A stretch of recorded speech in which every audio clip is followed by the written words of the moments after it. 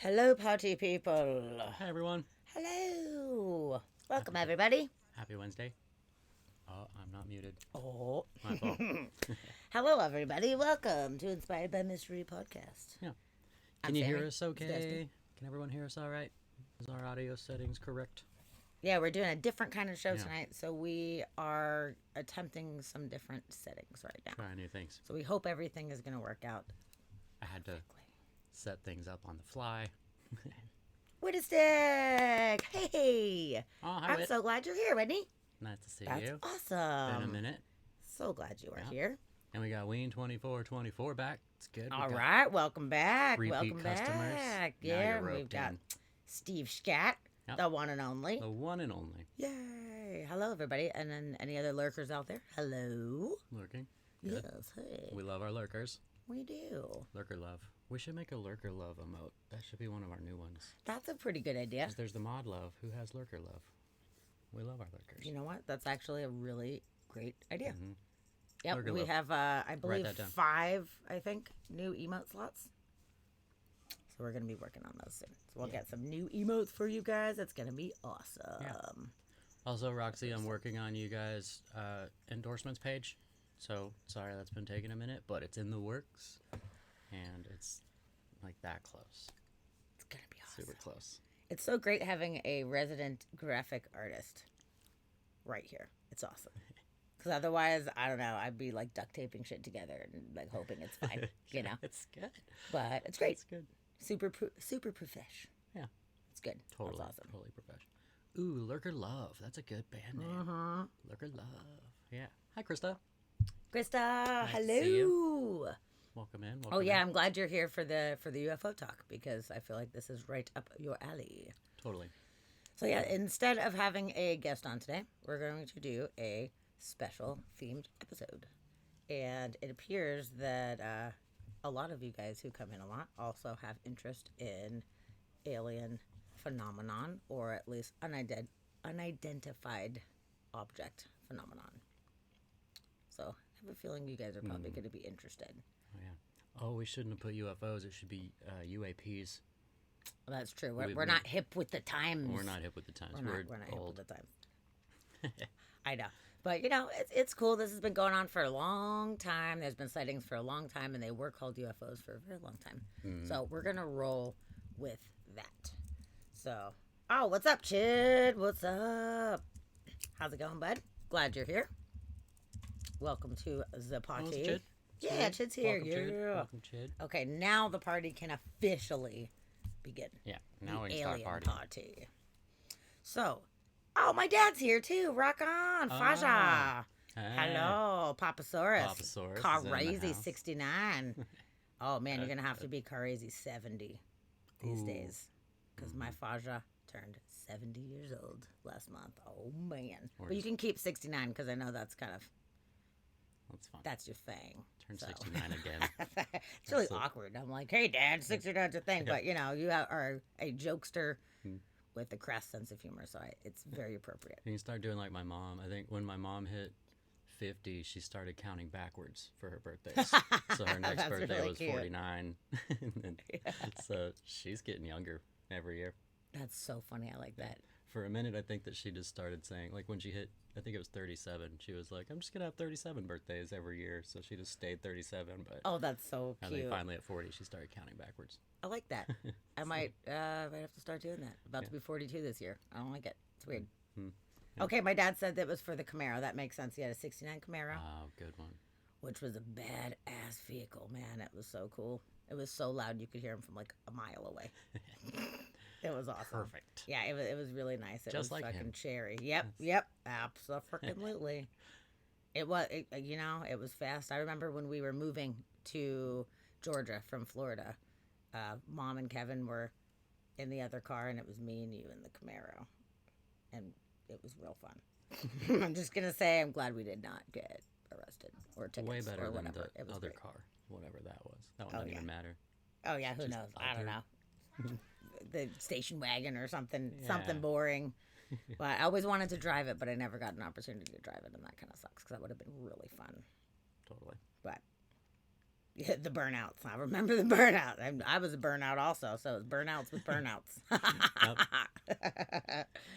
That was fun. And it's funny because my dad is a harmonica player, and he taught himself how to play the harmonica, which was great.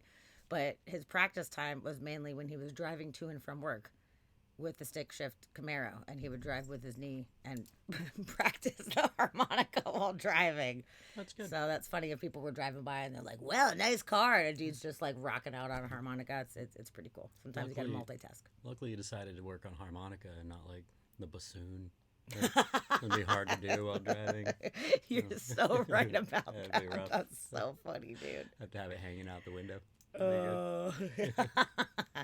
Yeah, he would get stopped by cops and he'd be like, "What did I do?" And they'd be like, "Hey man, so that's a nice car. Like, what's up with the car?" And he's like, "Are you serious right now? Like, I gotta go or whatever." Like, they weren't pulling him over because he did anything wrong. They just wanted to talk to him about the car. Like, what are you doing? They're like, "Are you selling it?" You just And he's driving like, this? No. Yeah, it's pretty funny.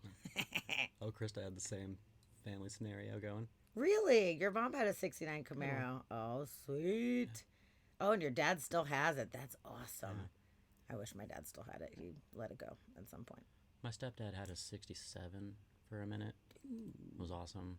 He let that go too. It's like, fine. Bummer, man. Yeah. Bummer. Actually, that one. So, living in Texas, and he actually lived in Lubbock, which is where ZZ Top is from. And if anyone here remembers ZZ Top, they were big car guys. And he actually came out of a store one time, and all of ZZ Top was standing around his car. And Really? yeah, and they were all admiring it, and they made him an offer on it. Really? Yeah, they wanted to buy his car, and he was like, "No, I'm not doing that." But ZZ Top made him an offer on his Camaro. So That's cool. awesome. I mean, if it's ZZ Top, I'd be like, "All right, 100 grand, It's and gonna it's be yours. You can pricey. drive it right now." Yeah, totally. That's really cool, though. That's a fun story. Yeah. That's pretty good. That was fun. That's I didn't know that ZZ Top was from Lubbock. Yeah, they're from, I think it's Lubbock, West Texas anyway. But I think pretty it was cool. Lubbock specifically. That's pretty awesome. Yeah. Yeah, those classic cars, man, they're fun. And if any of you guys held on to them, they would be worth even more right now. You know, like they're so rare at this point.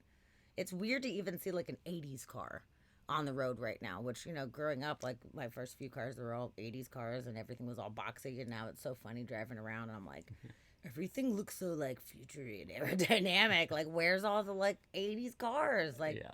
I don't know where they're at. All the 80s ones sucked anyway. Nobody wants an 80s anything. I mean, they weren't very cool looking, but No. it wasn't that long ago. You know, people had a bunch of classic cars back in the day. So, like, where's all the '80s cars? I don't know. A junkyard where they should be. JT, Oh, JT. what's hello. up? How's it going? Happy It to is have you. nice that you are here. Yeah. Cool. We got a good crew. coming Yeah, in I'm tonight. glad we got This is some awesome. nice folks in here right out the gate. It's awesome. Yeah. So, we are going to be talking about unidentified flying objects caught on video. We're going to be talking about sightings. We're going to be talking about disclosure. We're going to be talking about some of the most interesting stories of abductions and things as well. So, if any of you guys in chat right now happen to have any personal stories of any sightings that you have, I would genuinely love to hear them. And if you guys have any particular videos that you've come across or any articles or anything that you feel are relevant to it, we're happy to have everybody share. This is something we want to have a really good discussion tonight. So anybody that has input, we're really happy to have your input during this. Open chat tonight. Yeah, it's going to be good. Brian, you still have that 82 Bronco? That's still going? That thing was like... Oh, we said I had Oh, had. Oh, okay. I thought you were an saying you still had 82 it. Bronco. 82. Wow. Thing was exciting. It was good. Oh, man. That's cool, the rocks, that your mom had a Batmobile-looking Camaro. That's awesome, dude. Yeah. Oh, wow. That's really cool. Yeah, I feel like so bougie that I have a 2017 vehicle right now. Like, it just sounds ridiculous to me. Yeah. I feel like I should still be driving like a 1989 or maybe like a 91. No way. It just, I don't know. I don't feel like it was that long ago, you know? So, like, time-wise, it's weird, Guess so. you know? Because I started driving, I guess it was 97 when I started driving. So, like, you know, a 91, that was like 6 years before that was like new. Yeah. You know, so I don't know. Perspective is everything. As we Yeah. move along, I feel like perspective is everything. This is true. And I know you're a classic car guy too, and you, for about 3 weeks, had a really Yeah. cool classic I car. had an awesome classic car for 1 minute. I almost got to drive it. That was good.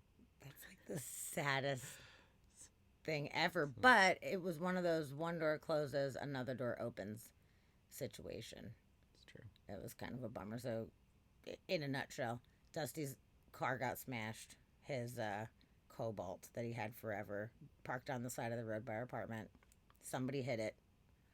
He was super bummed because now his car is totally fucked up. And, you know, he's like, what am I going to do? This sucks. He's always wanted a classic car. So I was like, get a classic car. I have a more reliable car at that point. So I was like, get what you want. So he went and got a Mercury Comet. Was it 71? I think it was 67. Okay. I believe 67 Mercury Comet. And it was super cool. But It was awesome. the brakes were not great. So he, right after we bought it, we like left it outside and he was going to get the brakes fixed soon. We were just kind of lagging on that. Just had to make my appointment to get the brakes fixed. Yes. And it was parked on the opposite side of the road because we're like, well, apparently cars get smashed on this side of the road. So we're not parking over there. You're going to park on the other side. And there was a line of like 30 cars. And we're in our apartment and we just hear this like loud, horrible crash noise. And Dusty looks at me and I looked at him and I'm like, there's no fucking way. Like the odds are, there's no way. If it hit somebody's car, it's definitely somebody else's car. Definitely. 100%. There's no way that it was your car as well. And we walk outside and what do you know? His brand new, to him, classic car that he literally drove from where we bought it and drove it one other time and realized, ooh, the brakes aren't good. I need to get brakes fixed. Yeah. Was completely destroyed. Totaled. It was totaled. It was ridiculous. And actually, I only had it for a week. It was 3 weeks after my other car got smashed. I believe it was like just less than a month after my other one got smashed. And had it for a week, and then it was gone. So like, sad. wow, okay. It was really a bummer. But super bummer. Cool thing that happened as a result of that, at that point, he's like, fuck it, I don't even want a car. I'm just going to take the fucking bus. I don't want it. And I'm like, I mean, you should probably have a car, dude. And he's like, I don't want one right now. Like, I'm just like too bummed out. Like, I don't even want it. And we had been talking about trying to get a house. And I was like, well, do you want to use the money that you get from the insurance? I think it was like $4,400. It wasn't even that much. Like, do you want to use that? And we can like put that towards a house. Like, it's not a lot, but it's something. So maybe we could do that. And he was like, yes, whatever. I don't even care. Let's go for that. That sounds great. And that's what started the looking for a house ball rolling. And we would not be in this house if it wasn't for that car getting smashed. Yeah. Because we wouldn't have even been able to Wouldn't start. have even started looking. Mm-hmm. That was good. So it worked out. For change. Yeah. At the time, it sucked. Yeah. It sucked so bad. It was so sad. But in the end, it worked out. So, you know, that's one of those, like, universal lessons that's like, even though something might be totally shitty at the time, you never know what kind of opportunities can come from something really shitty happening. In the moment, it's hard to, like, think about how anything good can come from something shitty. But sometimes it does, man. Sometimes it does. So we're sitting here in the super fun house right now talking to you right now as a result of that happening. Yeah. And actually, I felt really bad for the guy I bought the car from because he had it. I think he had it since it was new. Like, if he wasn't the first owner, he was one of the first owners, and it had it forever. And it was like his baby, and was finally like, I got to get rid of it. The wife is making me get rid of it. And I was like, oh man, it's going to a great home. I'm going to love it. It's going to be great. Smashed. And I was like, within like 5 fucking minutes. Yeah, so like I was like, oh, I hope he doesn't call me and ask how it's doing because he's gonna be super bummed. But so I'm just gonna let him think that, you know, I'm loving it. It's living a good life Right, out there, yeah. you know. Yep. Yeah, it does kind of seem like it sometimes that there's like things happen for a reason, and that's like a whole, you know, introspective conversation that could go for hours on that one. Like, do things happen for a reason? Are things planned out? Is there any order to anything? Is it just chaos? I don't know. But there are times that happen where it really feels like things are happening for some kind of purpose or whatever. And I don't know how that's determined, but Hmm. that was pretty awesome that ended up happening, because Okay, if we well. would have waited at all, we wouldn't even been able to afford a house at all, because the prices just shot up so much. So we were like, had to do it right then. we were As soon as we got in there. the house, we couldn't afford houses as soon as we got in this one. No, They it's shot crazy. up far too quick. And now it's like over doubled lessons learned. in the price. Like, it's crazy. So it worked out super awesome, but like, poor thing, you finally got your classic car, and it didn't work out so well in the end. But That's okay. I like the one I got now too, so it's doing good. yeah. Oh, you're putting your house up for sale, really? JT? Oh, really? Shit. All right. I mean, it might not be a bad time since all the prices are going kooky. Yeah. Right now, a friend of mine, actually, it was the guy that I interviewed last week, Christian Harris. He posted up that one of the reasons why he's leaving Colorado, and it was a rental ad that he had seen, and it was for a 3-bedroom, 2-bath house. It was like 1,700 square feet, and they're renting it out for $6,200 a month Wow. in Colorado Springs. Wow. $6,200 a month. Like, Yes. what the fuck? That shit's crazy. rough. Yeah, it's Oh, yeah. it's a blessing to have a house. JT, your relocation's going through, huh? That's what we did your card reading for, right? Wasn't that? Oh yeah. Wasn't your card reading pertaining to that? Oh man, you are moving to Atlanta. You're Oh, yeah. doing it. That's so cool. All right.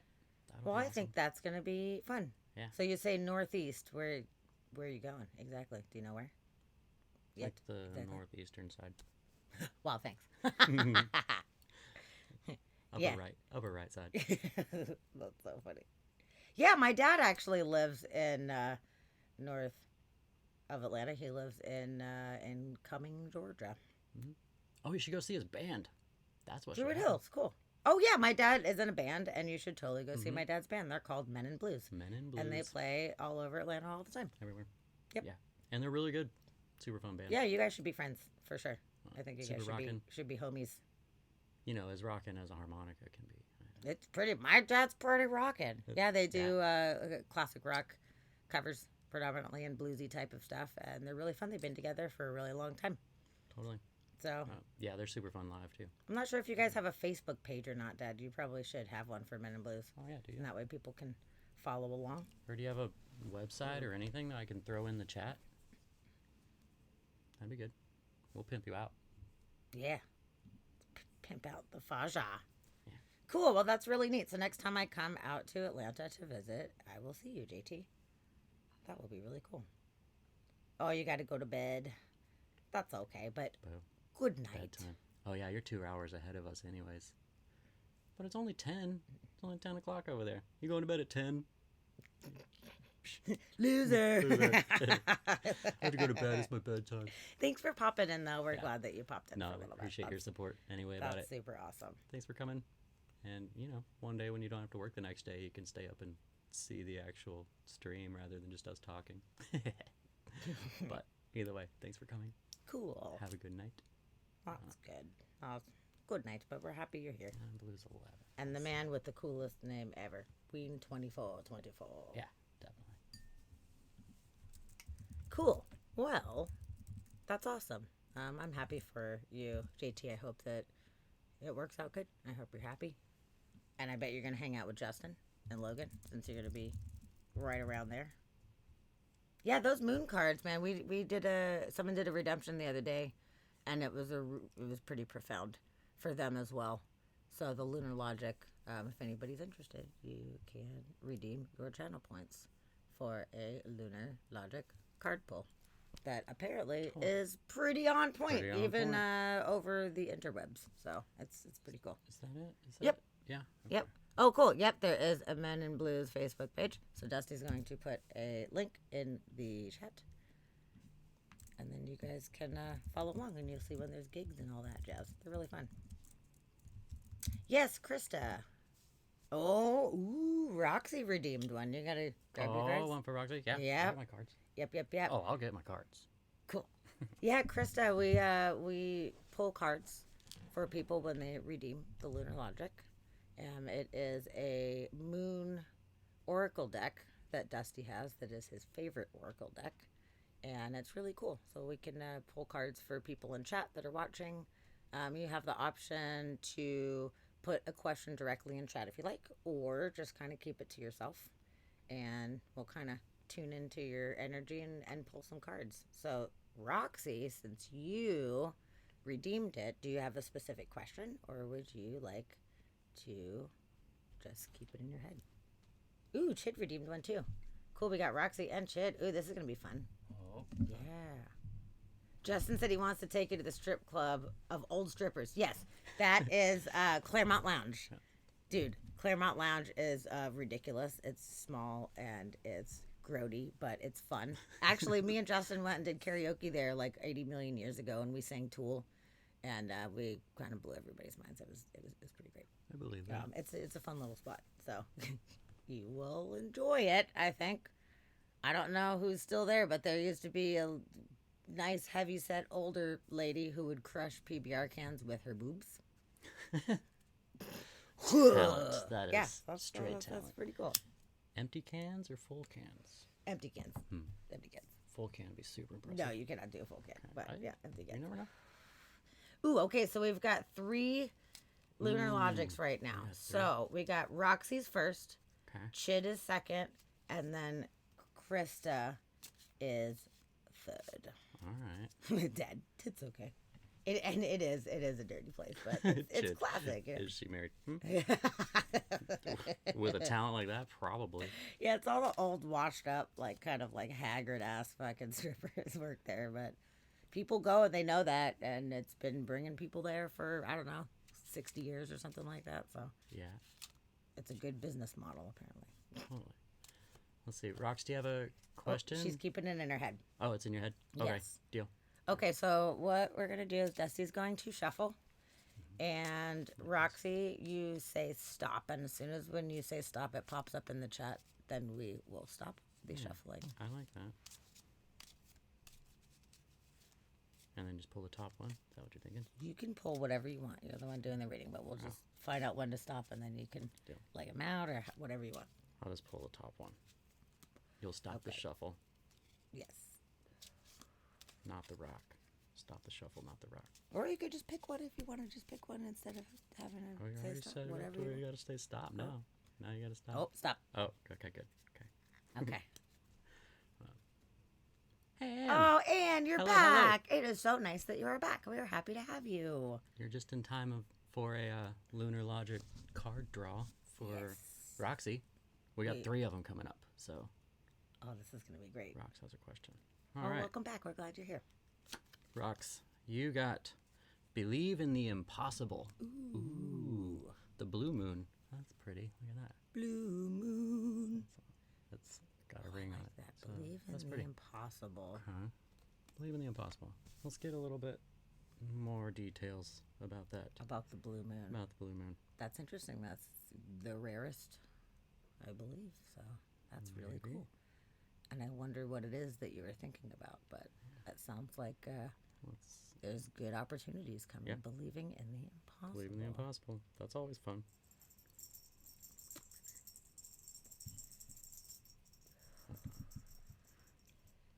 Yeah, JT, I would say it is where strippers go to die, where they don't have any other skills, so they still make some money, even after they're a little washed up.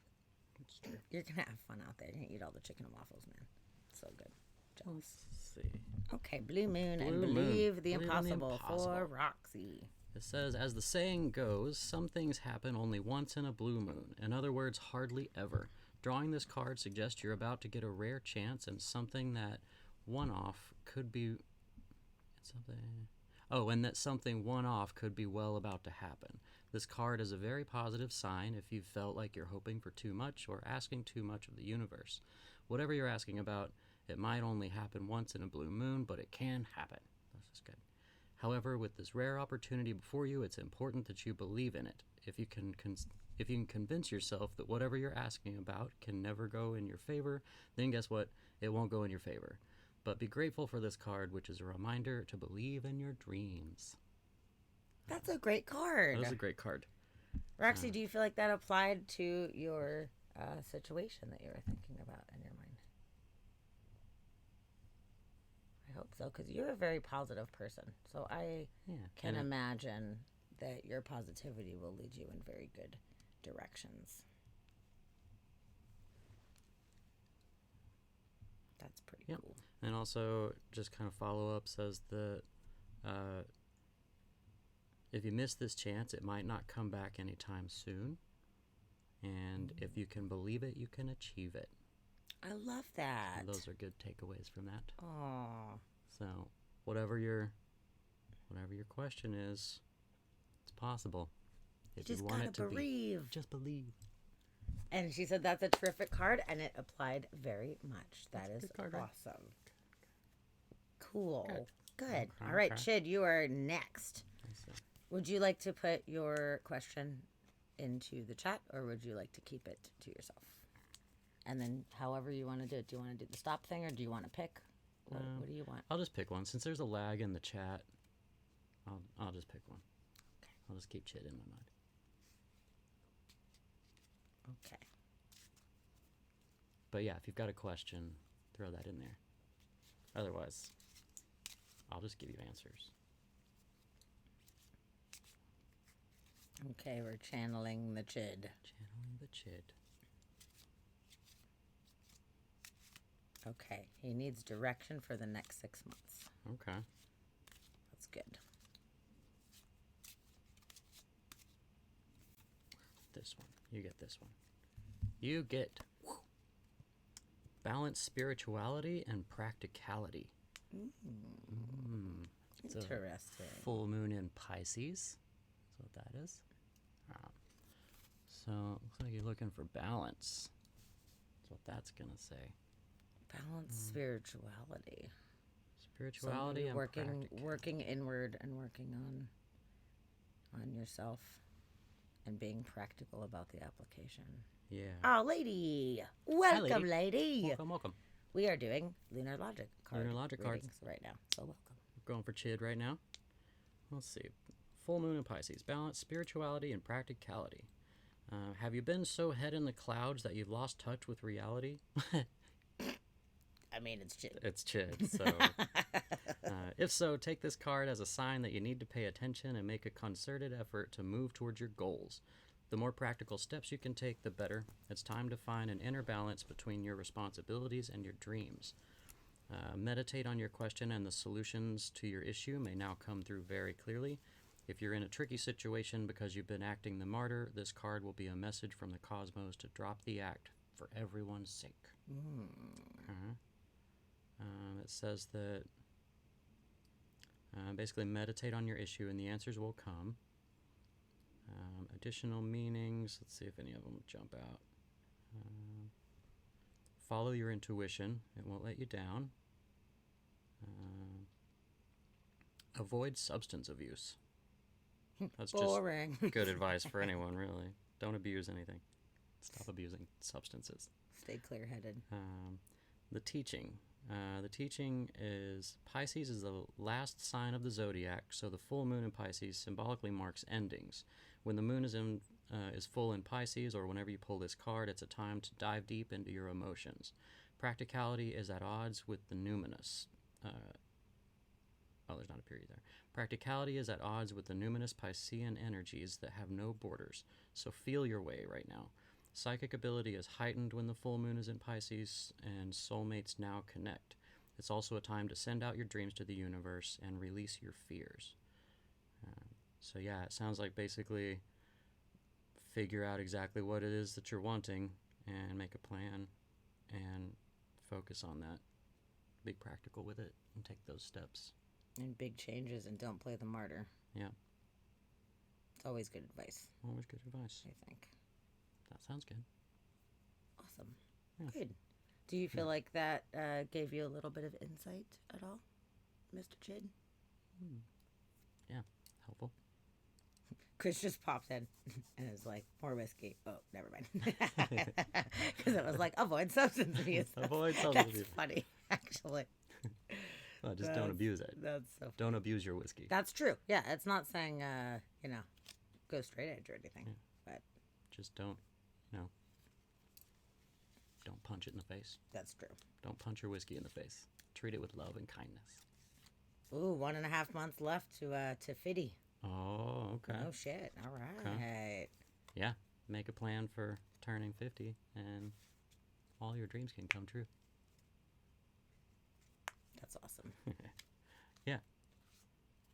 There Chris you go. doesn't abuse it.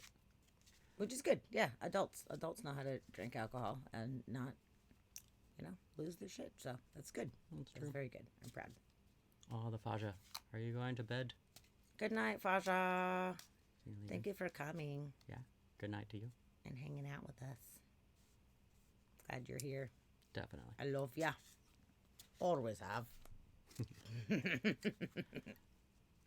And then, let's see, we had Krista next? Krista. Right? Yes, Krista. Okay. Do you have anything you would like to publicly put in the chat as far as a question, or would you like a general thing? Advice outlook regarding new endeavor she's working towards. Okay. Deal. Good. Okay. All right. Krista. Oh, hi, lady. I just saw lady said hello. Hello. Oh, yeah. You're late to the game. I missed that. Okay. Okay, Krista. All right. Channeling Krista. I love Krista. I wish you were here more often. Definitely. I love you. Whoosh. Oh, weird. Oh. You got believe in the impossible as well. You also got the blue moon. Wow, out of the whole deck Out of the entire cards. deck, you got blue moon. Interesting. Well. Who's shuffling these cards? What is it? Oh, wow. Well, I mean, we already know what that says. So, believe in the impossible. That's super cool, actually. All right, so a good positive card about if you believe it, you can achieve it. And not to miss the opportunity, because you could miss it and it could be gone. Yep. Ooh. Don't miss the opportunity. Wow, that's super cool. Yeah. I never would have thought that would have happened. That's really, out of pulling 3 cards out of the whole deck, 2 of the same. But that's great. Hopefully that is the most appropriate and applies to the scenario. Yeah. And I think that's great. That's pretty cool. Totally. That's awesome. Yeah, like Krista and Roxy are like moon buddies. Yeah. That's definitely. so cool. Yager, what's up? Hey, welcome back. Glad you're here. Sweet. Oh, that's very interesting. Yeah, that's super I interesting. like that. Krista, I hope that gave insight and gives you confidence to accomplish anything that you want. So whatever your new endeavor is, make sure you know, I know you're a spiritual person, so work on manifesting that. Hold that in your mind and make sure you're moving towards what it is that you're trying to achieve anyway about it. That's awesome. Yes, it is good news, and if you've been trying to bring it in, it seems like it's the good time. Yeah. Keep it going. Now's the time. Awesome. That's super That's cool. awesome. That was good. I feel like that is Such cool very cool. cards. These are such That's cool neat. cards. They are. And they're generally very positive cards. Like, I feel like they, even if they tell me what I'm doing is wrong, they come at it a very soft way, and they give me advice on how to move along properly. That's really But, good. yeah, they're very kind moons. My fairy oracle deck, it's not mean or rude. It's just very straight to the point. It just cuts right through, and you're like, damn. Yeah. Okay. Just very straight to the point, thank you for sure. for that. Yeah. You know, there's not a lot of trying to figure out what is it that the fairies really mean with these cards. It's like, What are you trying to say to me? it's pretty cool. Yep. Amazing. Definitely. I Super cool. love it. Very, very, Awesome. very cool. That was fun. Thanks, everybody. Yay. Good. I love that when people redeem those. It's so fun. And that was kind of neat doing 3 in a row. Yeah. That was good. Cool. That was a good kind of taste for one of my other streaming ideas. So I've been playing around with what I would stream, and art is one of them, but then streaming some kind of magic is another. And I was thinking with my casting stones, I would like to do castings. So I could do castings and read cards as well. That'd be for awesome. people. But I've been playing around with that, so that was a nice little taste of what that would be. Yeah. And, you know, Cool. these are just single card pulls, but I would do a full reading on things. So I love it. watching Plain Toast No Jam kind of inspired that. I love it. Aw, it's so awesome. We're evolving so much. It's so cool. It's really good. Yeah. Got a magic man over here. It's pretty awesome. Magic man. Awesome. Super cool. Cool. That was really fun. Yeah. Would you guys would you watch Dusty if he was doing that? That'd be pretty neat. Yeah. Come at me with questions. Yeah. But then I was thinking if there's only like, 3 people that come in there and they ask questions and then they're all done. I'm like, well, what do I do now? Like that takes up, 45 minutes, stretch it to an hour, get like an hour. Then I'm like, okay, well. Well, you are pretty everybody's questions. good at having a lot of different topics that you can draw from at any point, So you could talk about consciousness and science and That's true. music Just do live chat until and somebody else comes in, I guess. movies and everything. Yeah. Yeah. And then that could be pretty cool. Traveling. Yeah. Yeah. And then I thought about doing mixtures of my casting stones with the cards too, and that would give a longer reading for sure. Mixing the two. I think that would be great. Pretty cool. Oh, Chris says as long as you wear it cropped up. Oh yeah, well it's the And only he'll way watch to you do do anything. magic. I mean, it's either crop top or naked. That's the only way to do magic. So Oh my God, that would be really funny. yeah, if Logan came in, I was reading for Logan, I would definitely put on a crop top. That's amazing. Oh, really? Let's do it. We have to make that happen then. Yeah, that's the only way to Honestly, it'd read be for really Logan. fun if you did it in different costumes or onesies or something like that. The Godzilla onesie that I'll wear every day. Yeah. So Godzilla does magic. That's my stream right there. That's it. Godzilla does that. Yeah. Yeah, Dusty and I have a lot to chat about, I'm sure. It may make no sense, but what ifs? Yeah. If it makes sense, it's no fun. Oh, man. Shit, I want to hang out with you so bad in real Definitely. life. We're one of gonna- these we're days. gonna be hanging Man, we've got to do that. Now that traveling is opening up a little bit more and it's seeming like it's hopefully going to be stable as far as being able to go across the borders and stuff, I think that we need to have a hangout Definitely. sesh. I would love that. And it'd be really fun to do a party at some point for all of the mystery peeps to come out and all hang out with each other. Totally. That would be so fun. Yeah, mystery party. Oh, that'd be so awesome. So we might have to think about that. Think about how we can execute that properly. Yeah. That'd be really cool. That'd be super I fun. would love it. Yeah. Yep. We'll do it.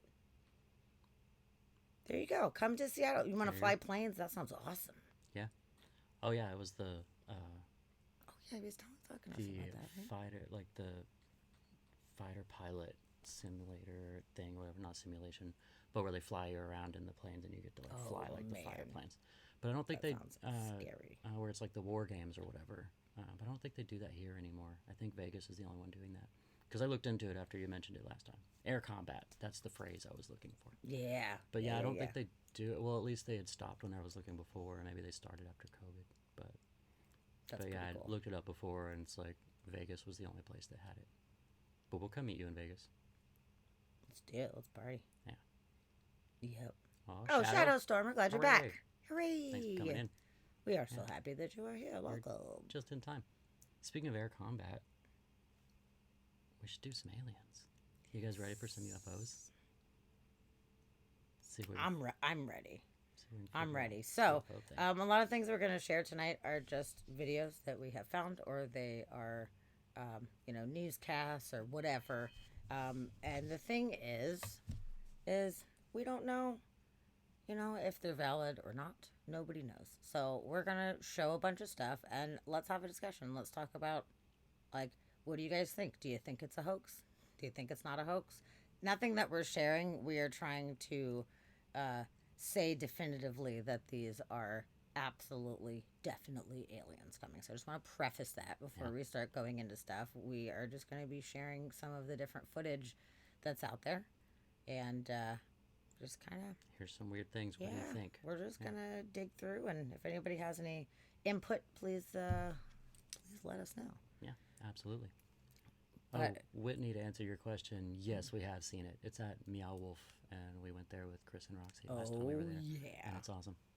Oh, man. Actually, let me pull up a photo. Yeah. Because it was so freaking fun. We had so was much super fun. fun. Okay, let me find... I'm on it. Hold on. Roxy, that was the one with the godhead, where it had like the one big head and like the mirrored room, and it had the 3D mapping on it. I think you guys stood in the nose or something like that. And actually, me and Chris of Roxanne Project here. This is Oh, us yeah, in there you front go. of it, flipping Yeah. each other off, which is awesome. I love that photo. That's so funny to me. It's great. And then actually, there's all of us.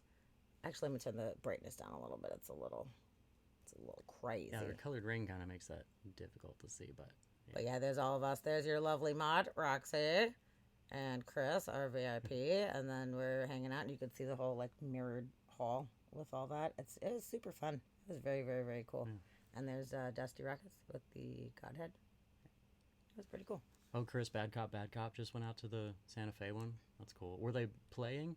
I was just telling Sammy today. I saw that the band Sleep is going to be performing out at that Meow Wolf, and I didn't know that they would do concerts out there. But I would love to go to a concert at Meow Wolf. Like, Oh yeah, that'd be so fun. how cool would that be? Whitney, it is it. So the Omega Mart is like the entry way area into the exhibit. Yeah. So you pay the fee, you go into the like fake grocery store essentially, and then inside of the fake grocery store, there are different entryways to get into the main exhibit. So we went through the beer cooler.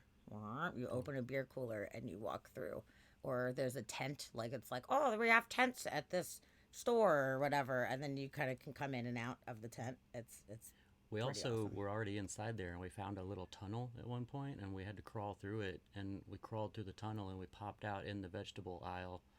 And we It were was just like, really "Oh, we're weird. back in the Omega Mart." Like, okay, It was didn't see that coming. really Yeah, super cool. Like that whole thing yeah, was it was so awesome. We had so much fun yeah, there. Like it was pretty much one of the best times I've had in a long time. It was totally, great. It was a big super cool. like magical playland for adults.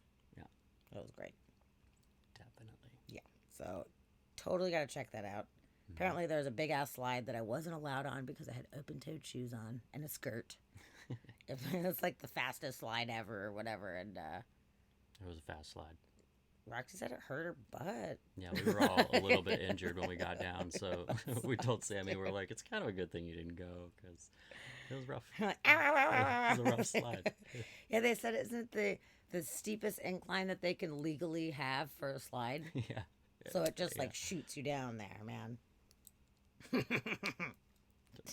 don't know about stubbing your toe, but if there was like little bumps in it where the seams were, so it's like you're like bumping. You're just like like all the way down. And I guess it's when you shoot out of the slide, I guess somebody broke their toe before they made this a rule that you had to have shoes on. Somebody like shot out of the slide and it broke their toe, so they were like, okay, so apparently you have to wear regular shoes. you're sliding So. wrong. If you break a toe, you did it wrong.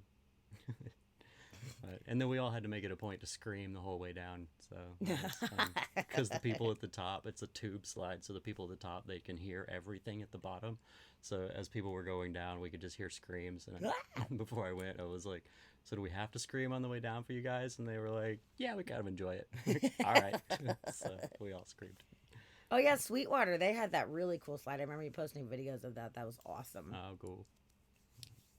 You kind of wish you would have worn sandals so you didn't have to go on the slide. Yeah, next time you know. The funnest slide ever was at the Game of Thrones Ice Hotel in Finland.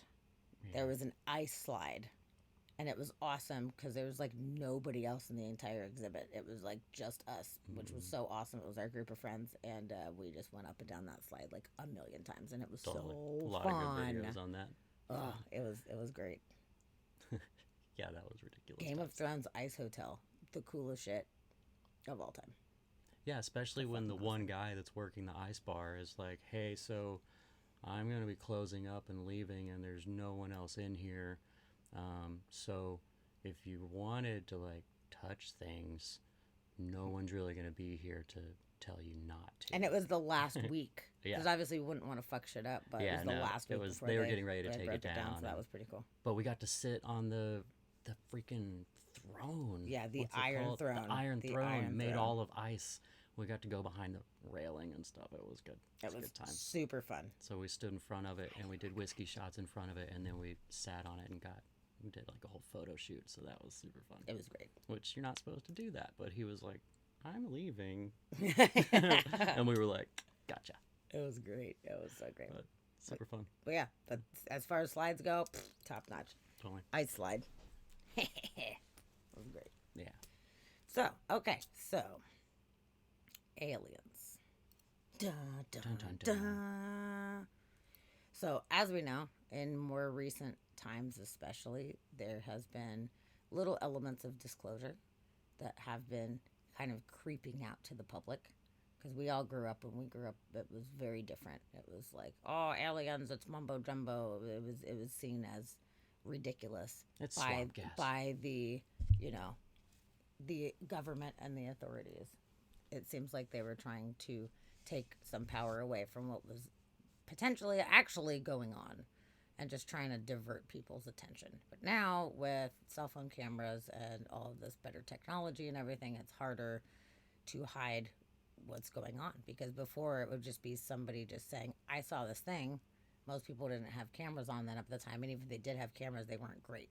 So it was a matter of taking people's word for it, and it was a lot easier to discredit people and make them seem like kooks or whatever. But I feel like now that it's easier to record these things, and there's a lot of mysterious stuff coming up, that now it's kind of like they have to come out and say something at this point. So there has been, over the past, I would say probably 10 or 15 years, there's been a lot more coming out, Yeah. which is pretty cool. Also, I got to say, on the flip side of the technology portion, so yeah, there are more cell phones and things that we can catch video and photos on, but it's also way easier to fake these things too. It's also true. So there's a lot more, even like accidental disinformation out there, just because people are making videos, whether it's for fun or, you know, to try and get people thinking it's real, whatever it is. There's a lot of stuff out there, so it's hard to discern what's real and what's not.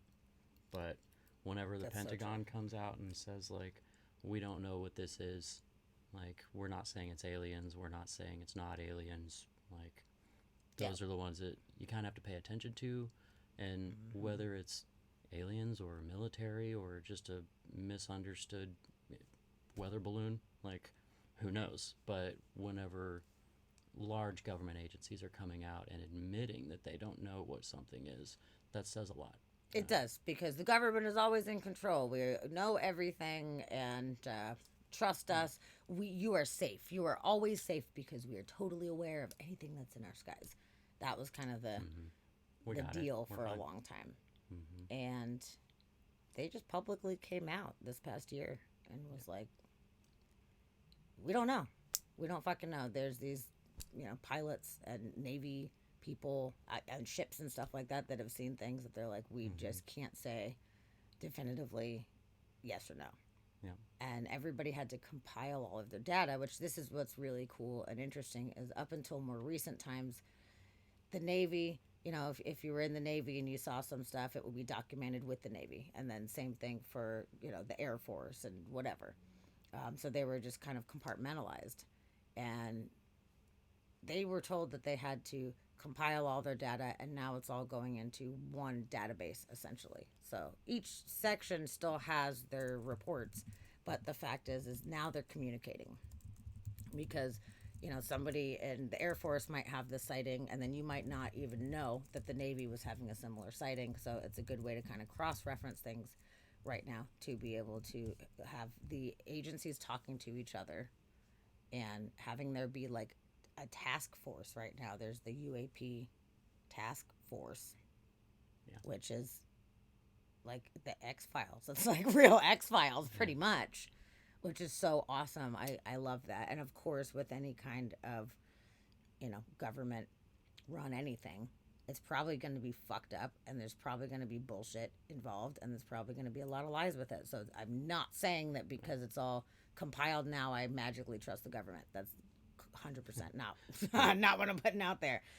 But just saying that it gives more credibility to the phenomenon when you have government agencies saying there's enough data that we have to work together and put it all together to try to understand it a little bit more.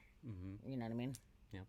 And then when you couple that with the disinformation press releases that have come out, or not disinformation, that was the wrong word, disclosure press releases and disclosure project, where generals and high up military and ex-military are coming out talking about things that they've seen and things they've had to do and projects that they worked on. Something's going on, like whatever it is, like whether it's aliens or it's another government who has things that we just don't understand.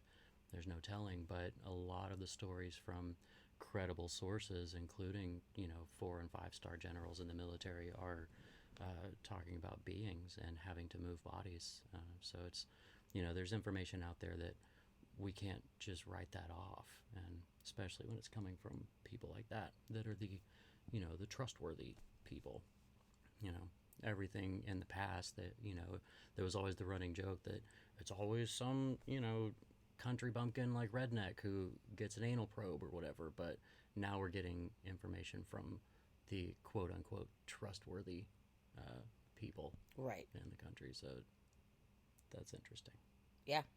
Yeah, it is. And, there's been so many secret things, secret little sections of the government, like subcategories for a long time. And they just kept it really quiet because they didn't have any answers. And you can't tell the people that you don't have answers. Mm-hmm. And they were trying. I mean, with Project Blue Book, that was a legitimate thing. That was, what was it, 50s, I guess, right? Late 50s? Yeah. 57. I think or it started something.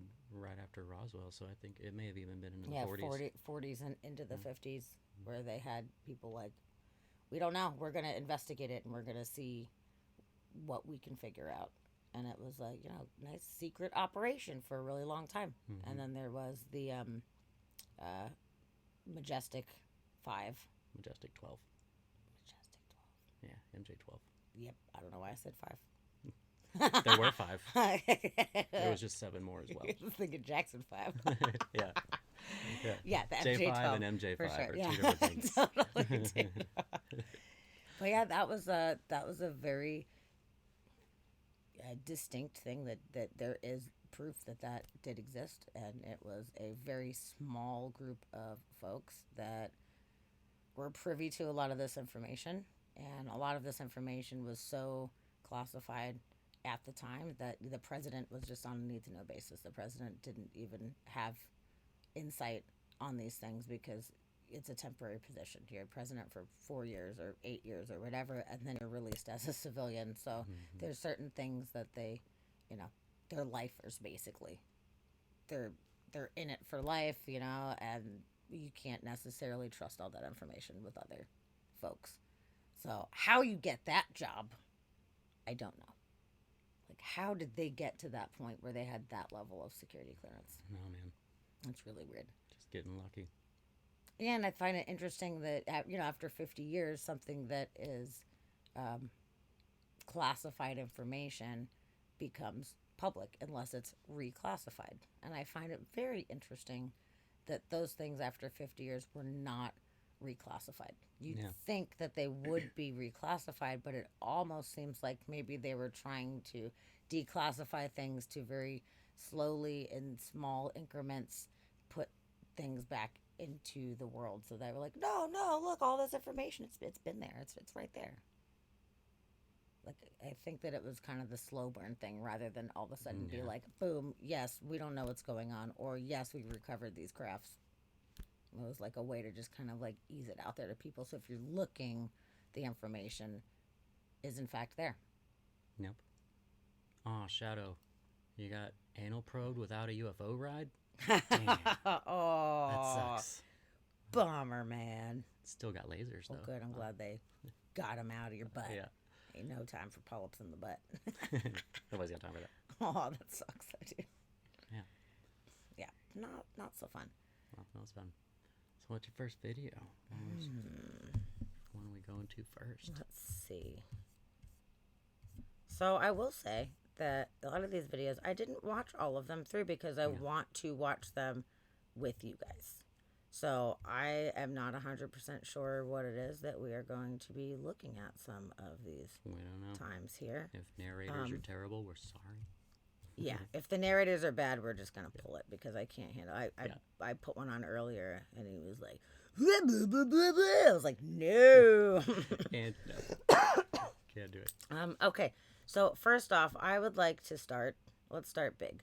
I want to start with one of the most highly documented cases ever that we know of. It is a very famous tale called the Phoenix Lights, which I would imagine a lot of you have probably heard about this because it was seen by thousands and thousands and thousands of people in the Phoenix area.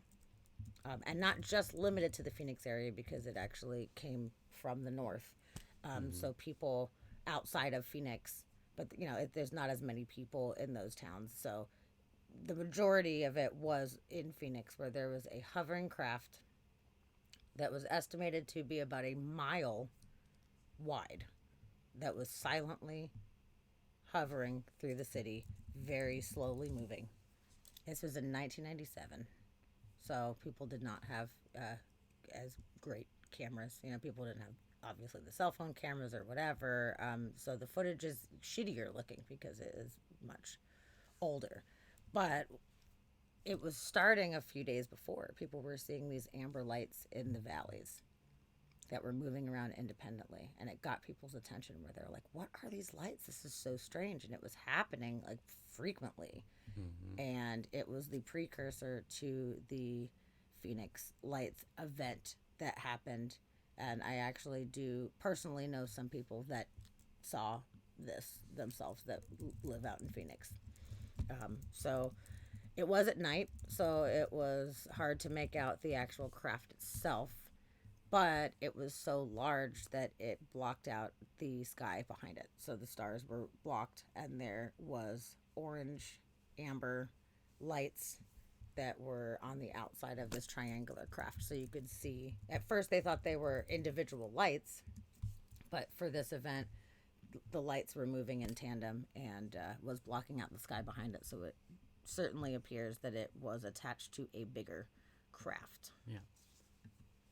So we're gonna set this up. And witnessed by thousands of people, like thousands of people. Yeah.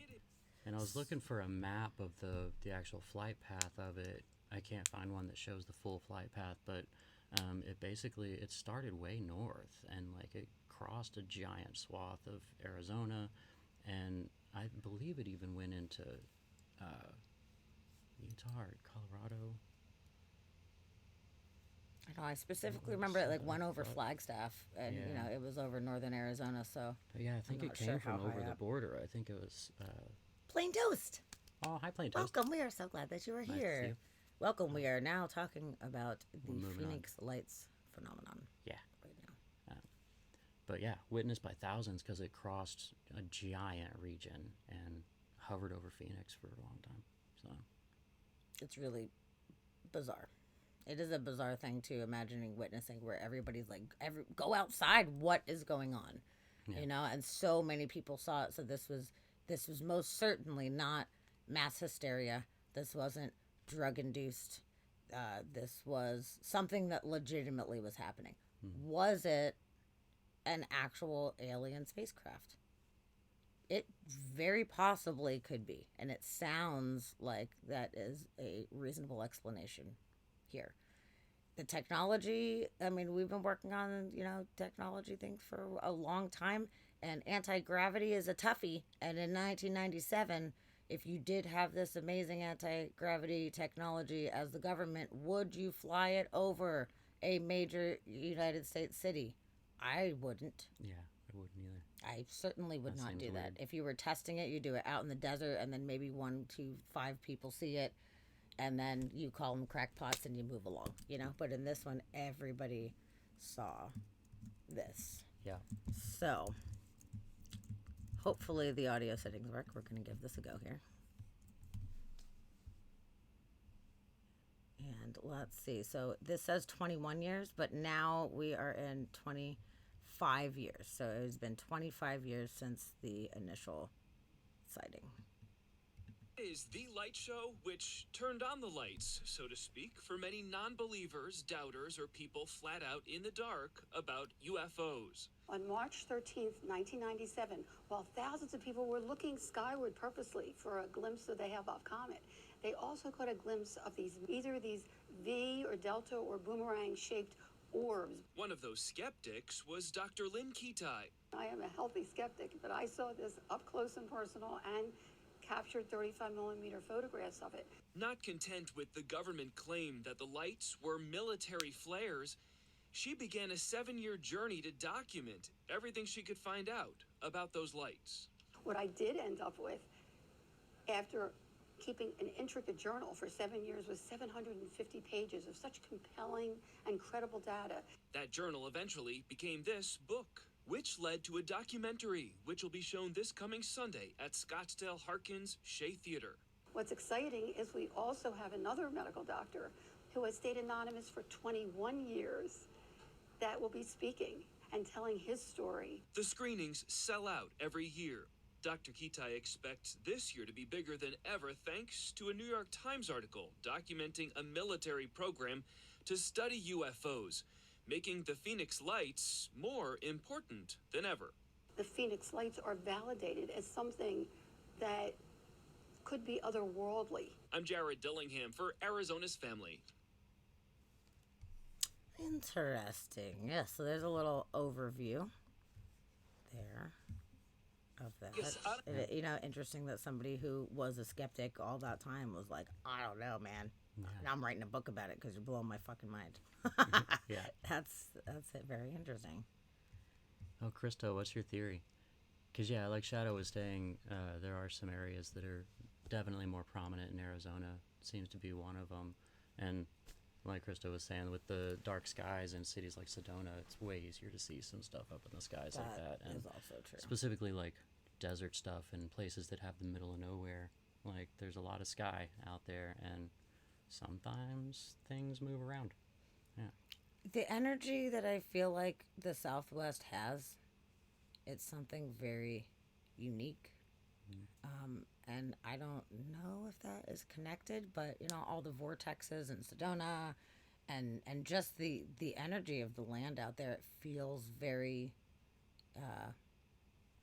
connected, I guess is the best way to put it. Arizona, it's like, as much as I love Washington for all the beauty that it has, Arizona is my favorite state in general because of the energy of the land. I feel this kindred connection with the energy of the land of Arizona so distinctly, and I can't even put my finger on exactly why, but it's very distinct.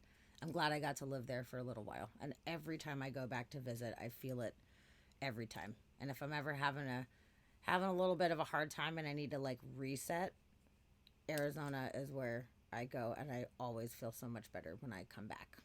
It's very sacred. It's a very sacred place to me.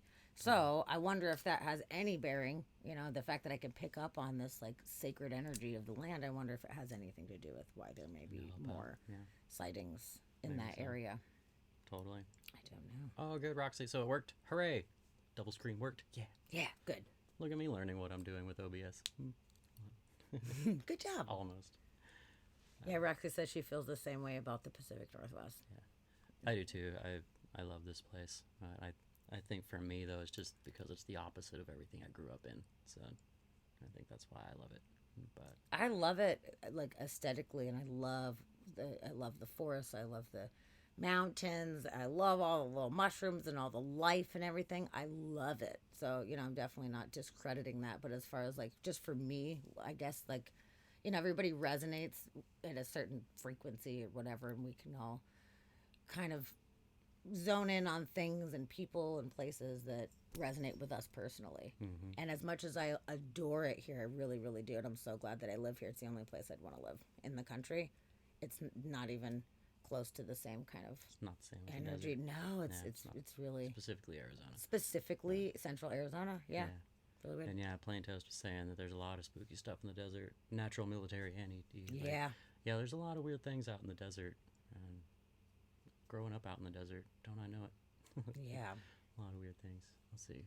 Krista, I think that the tribes there have been visited for eons. Historically, tribes in that area and a few other cultures collapsed simultaneously or have historically recorded instances of contact in the 11th century AD. The Fremont people, Mayan culture, and Song Dynasty China are what I've found so far. Interesting. Yep, I would Yeah. agree that there's a very good chance that they have been visited over time.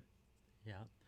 Yeah, and then the, what's that, the tribe that the Navajo were supposedly descendants of?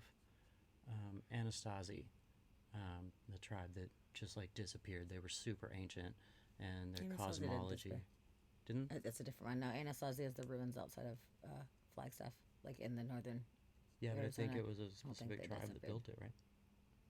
I thought they were named after the tribe that built it that disappeared. No, I think that's Oh, a do I have different that thing. wrong? I believe Oh. so. The Anasazi's legitimate, like, native people of that area, but Okay. I don't believe they just up to disappear. Oh, okay. But that's But okay. yeah, there's a tribe out there that was super ancient that disappeared. Now I'm going to have to look it up, what the name of that tribe was. But their cosmology had a lot to do with beings in the sky. Now I'm going to figure out what that is. Do it. Yeah, Krista says Anasazi is a broader and older group and also a tribe. Okay. And their ruins out there are absolutely amazing. They're so cool. But yeah, you're thinking that maybe the Fremont people, maybe some of the Mayan people were taken. You know, I wouldn't be surprised if that, in fact, did happen. So, you know, some of these people just came up missing. So you're right. Like, if people are just missing, I mean, it could have been genocide. It could have been whatever, you know, like migration or whatever. But it also could have been people snatched up, you know, over hundreds and hundreds of years, maybe watching the evolution or whatever. I don't know. But, you know, I could see how that area could have been touched for a long time, and maybe it was kind of seen as like a little beacon for whatever reason. Yeah. So it says the Navajo and Apache are both descended from the same group of Athabascan-speaking hunter-gatherers that scholars believe migrated from present-day Canada to the American Southwest sometime after 1300 AD. So Athabascan is the one, but I don't know if that's the tribe I'm thinking. I might be mixing stories, so forget what I said. So as far as Phoenix Lights goes, we do have another video here, and this is saying that is 22 years later. So this was a few years ago, about 3 years ago. This is a witness describing what they saw. Okay. So we are going to check this out and see what this witness has to say. News at 10, back with a story that's baffled people in Phoenix for more than 2 decades. If there were iPhones or Twitter back in 1997, the Phoenix Lights would have been trending for weeks. It's a huge story back then and Still continues to raise eyebrows today as the focal point of a list of documentaries and books. This Wednesday marks the 22nd anniversary of the lights that were described as everything from extraterrestrial visitors to flare and secret government aircraft, even a hoax. Team 12's Tricia Hendricks spoke with a woman who witnessed and documented the Phoenix Lights. Oh, this is that same lady. People were seeing these Oh. lights that either seemed to be attached to something or had a force field in between, because when they looked up, they blocked out the stars in between the lights. Dr. Lynn Kitai reflecting on what she saw back on March 13th, 1997. My dad's A string birthday. of lights shaped in a V hovering above the valley skies. Going through my mind, I was thinking, who are you? What are you? Do you know that I'm here? I'd love to meet you. For more than 2 decades now, countless explanations and claims have surfaced surrounding what she saw. I got it on 35 millimeter film. This is in the negative. It cannot be denied or to date, 22 years later, be explained. We're talking totally silent. At rooftop level, I love Uncle Scar. people Welcome. watched these phenomena just glide here. right over their heads. Authorities have said the lights were flares used by the Air National Guard, but many still believe this was a signal from another life form. I saw these things up close and personal. They were not flares. The lights in the sky still a mystery to many. Some people can't deal with this topic. some people don't want to, and that's okay. Lynn's mission is clear. She wants to make sure the world doesn't forget the Phoenix Lights. She even wrote a book, The Phoenix Lights, and produced an award-winning documentary of her sighting of floating orbs. People can make up their own mind. I'm not saying what these are. People that have an experience, a true paranormal experience. It's not a belief, it's a knowing. And as I tell everyone else, keep looking up. Oh, hi, If you'd Joe. like to watch the Phoenix Lights documentary, a special screening will take place We're on talking March about aliens 17th tonight. We're at learning the about Harkin the Shea Phoenix Theater. Lights. In Scottsdale, Trisha Hendricks, 12 News. Yeah, she's saying that, people were trying to write it off as flares, but you can't write that off as flares because everybody saw it, and Yeah. everybody was like, that is not a flare. They saw it from all different angles, and it flew over, like, the entire state. Flares don't do that. No. And the space in between the lights was black, and it was blocking out the stars. So the stars were disappearing as it flew over, and people could see this dark black structure flying Yes, over. So thousands it's like of people. Thousands and thousands of people. Like, you can't just be like, Flares, it's flares. pew, and they move, and then they burn out, and they're gone. Yeah. This is not a flare. And, for people that don't know, of course, they're trying to explain it in some way that makes sense to them. They're really trying to put the pieces together and have some kind of logical explanation. And I understand that, as we always should be searching for a logical explanation. But it's when people start saying stuff like, oh, yeah, it's just flares, or it's swamp gas. I'm like, listen, you're reaching. It's okay to say we don't know. Yeah. It's totally okay. But I think it is important from a scientific perspective to try to see things logically and not jump to conclusions, and to try to think of, okay, could it be flares? Well, okay, flares move around and they burn out. Okay, this is way longer. Not it. Take that off the table. Don't even talk about flares. Don't even talk about it at that point. Like, take 2 seconds. Yeah, It took next me like, theory. like 30 seconds to like go through the fact that like it can't be that. So I think it's important to have it be looked at from a more scientific perspective, and it's okay to come to the conclusion that we don't know. It is an unidentified flying object. Totally. Say, I don't know. It's fine. And there was even, when we lived in Colorado, there was a jokester who pulled a prank, and they tied flares to balloons, and they floated up. I think it was like 5 or 6 of them or something like that, and floated flares up in the air in the middle of the night, and they don't move in formation. They don't stay in the same place. Even if the wind current is moving in one direction, no. they don't do that. That's not how flares on balloons are going to work, So it looked trippy for sure, but it was real quickly written off as those are definitely just flares.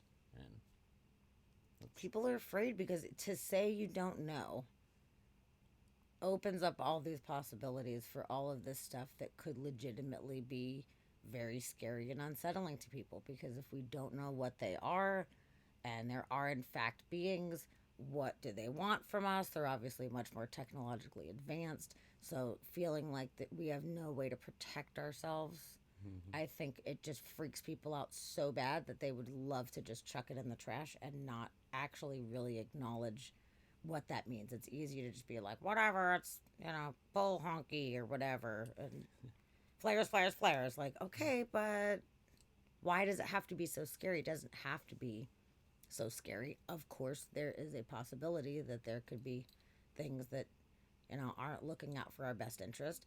But what are humans doing? A lot of humans are not looking out for other humans' best interest. Exhibit A, literally right now at this moment in Ukraine, like people are fucking assholes.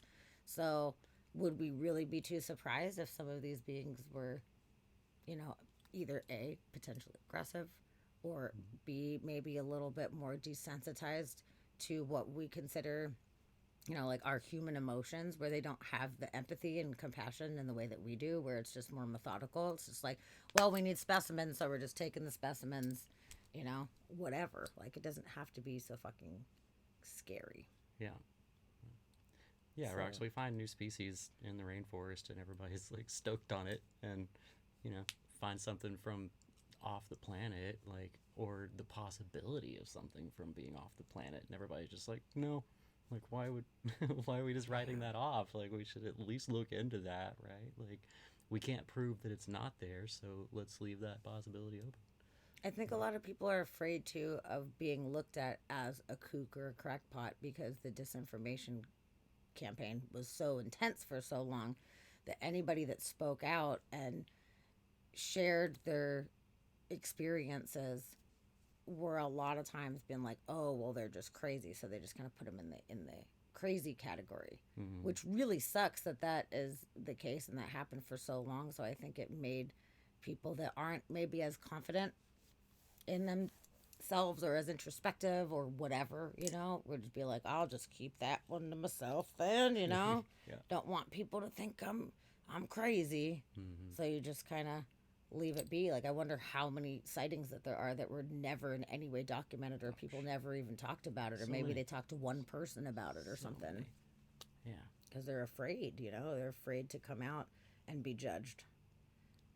And people like to not think about the scary bad stuff sometimes. If you ignore it, it doesn't exist. Yes, it's Totally. cognitive dissonance in a nutshell. Absolutely. It's so much easier Yeah. to just be like, nope.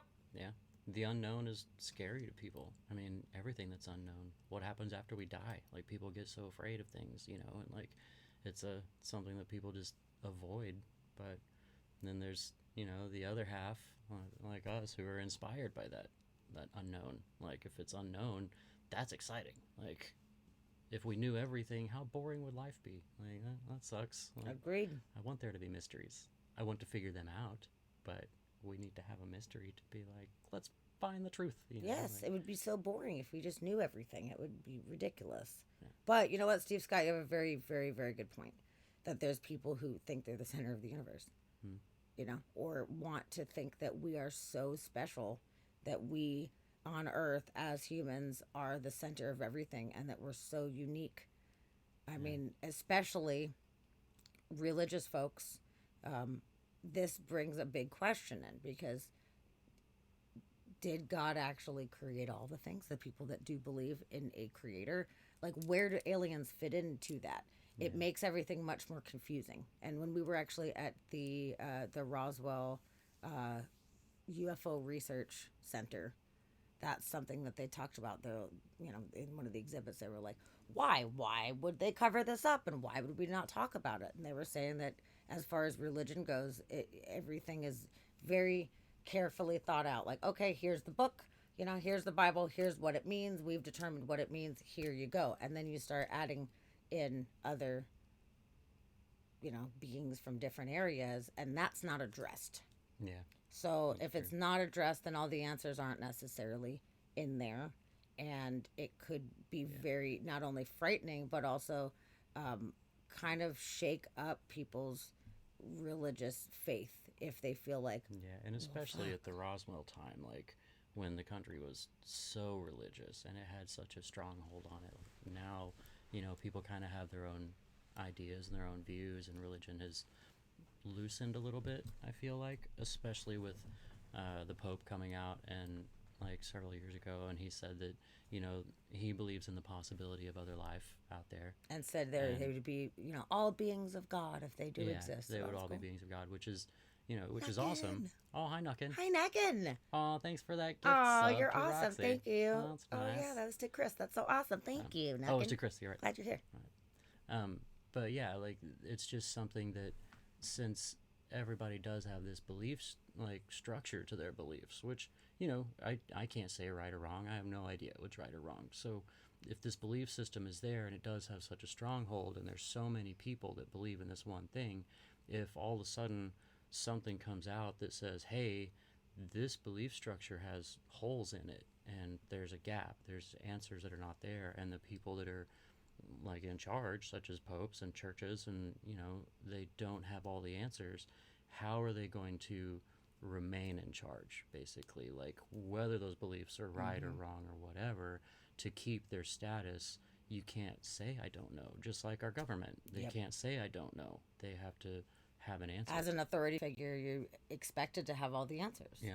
So And if until you the don't answers have are all there, the answers, then it creates distrust. Yeah. It's cracks in the foundation of what is there. And, obviously this does not go for, every religion or every religious person, but this is just like a generalized thing that it does put people's faith in question when it comes to that. So I think that Yeah. that's a big reason too, especially back in the 40s. It was definitely more of a religiously centric world that we lived in, especially here in the States. 1947, like Totally. misogyny, you know, like central going on, and like everybody just did what they did and everybody was following the path, and the man did this and the woman did this, and this is just how things were. You went to church and you did the thing and you were a good American, and now there's more options, we have more choices, we have more diversity, and I feel like that gives us more room to be like, don't tell me what I need to know or whatever. So I think it's making it maybe a little more comfortable for people to come out, because it wouldn't shake the entire nation to the ground. Yeah. And it would have. Totally. And yeah, Shadow, anything that shakes up the status quo, like you're gonna get pushback anyway about it. Just back in the day, saying that the Earth revolved around the sun, like you're shaking up the status quo, and Yes. I sentence thee to death. Yep. Absolutely. Yeah. And rocks. Yeah. I mean that's a really good perspective to have. Is that it's called the King James version. It has been edited so many times. So therefore, even if there's some nuggets of truth that are in there, or some really fantastic morals, or if the baseline even is rooted in fact at all, it got lost. There's parts of it that were thrown in the garbage can, and things were translated into ways that fit the system at the time. So it's good that you have that faith that you have, but you also understand that it's not a instruction manual on everything. It's not necessarily the exact word of God. Like, it's the word of all these people that have translated the initial text. Yeah. So It's an amazing write-up of a lot of historical things, and it should definitely be taken into account, but we can't just say this is like, like you said, this right here is all the stuff that we said for sure version of history. Like, we can't just do that, but we can't just write it off either, because it has been around for a long time, and a lot of these things have been proven historically that they did happen, and there's something that we should look into. But yeah, there's books that are missing. There's books that were just taken out completely. I mean, so we gotta take that all with a grain of salt. We The Dead must. Sea Scrolls, like the Book of Enoch, like there's a lot of stuff that's just not in there. Anything about Mary Magdalene, all that's gone. Like, yeah, it was like a pick and choose kind of situation. But I mean, regardless, I guess the point of the whole thing is it is absolutely terrifying to so many people what the fallout can be by admitting that we don't know, and admitting that there is potential threats from places that we have no idea where, beings that we don't even know what they are, who they are, what kind of technology they have. That is the epitome of the unknown. yeah.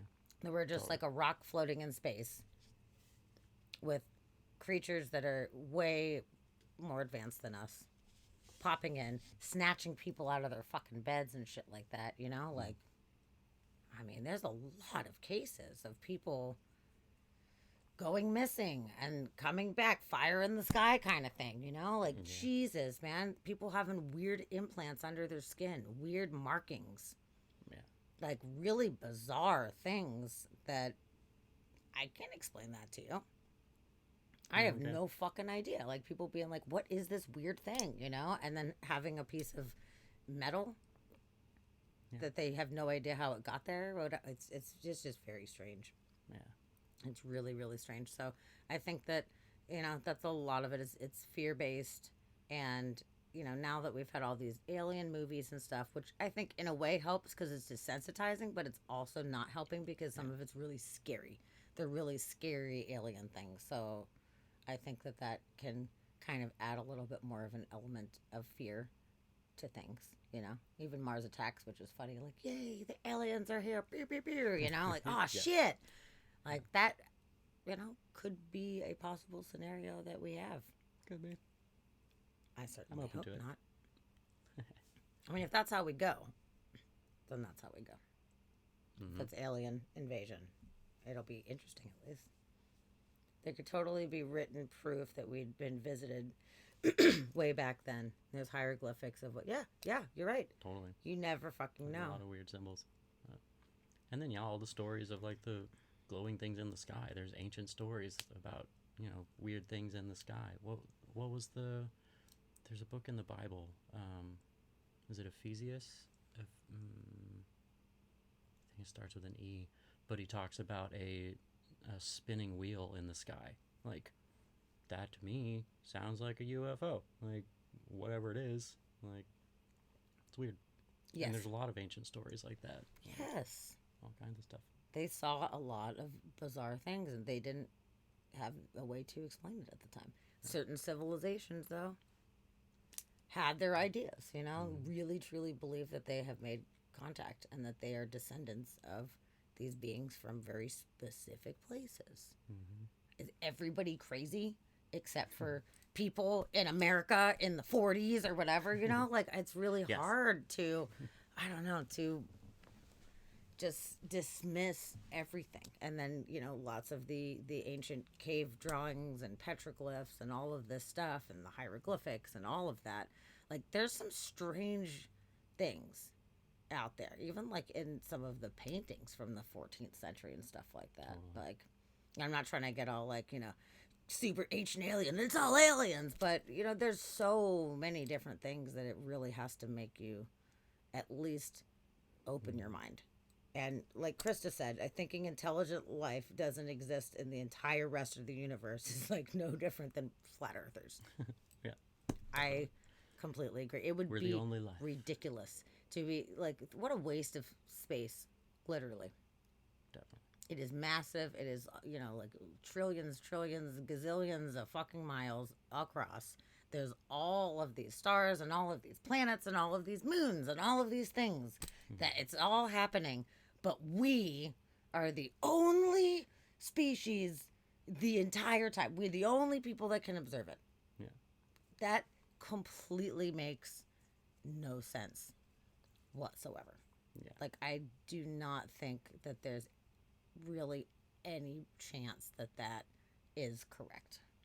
I don't think so either. I don't think there's any way that's possible. I don't think there's any way that's possible. Yeah, Chit, that one. Ecclesiastes. That one. Ecclesiastes? Yeah. I've never even heard that word in my life, but I like Yeah, it's in the middle somewhere. it. Is that like a person's name, or is that what does that mean? I believe to so, me? yeah. Oh. Yeah.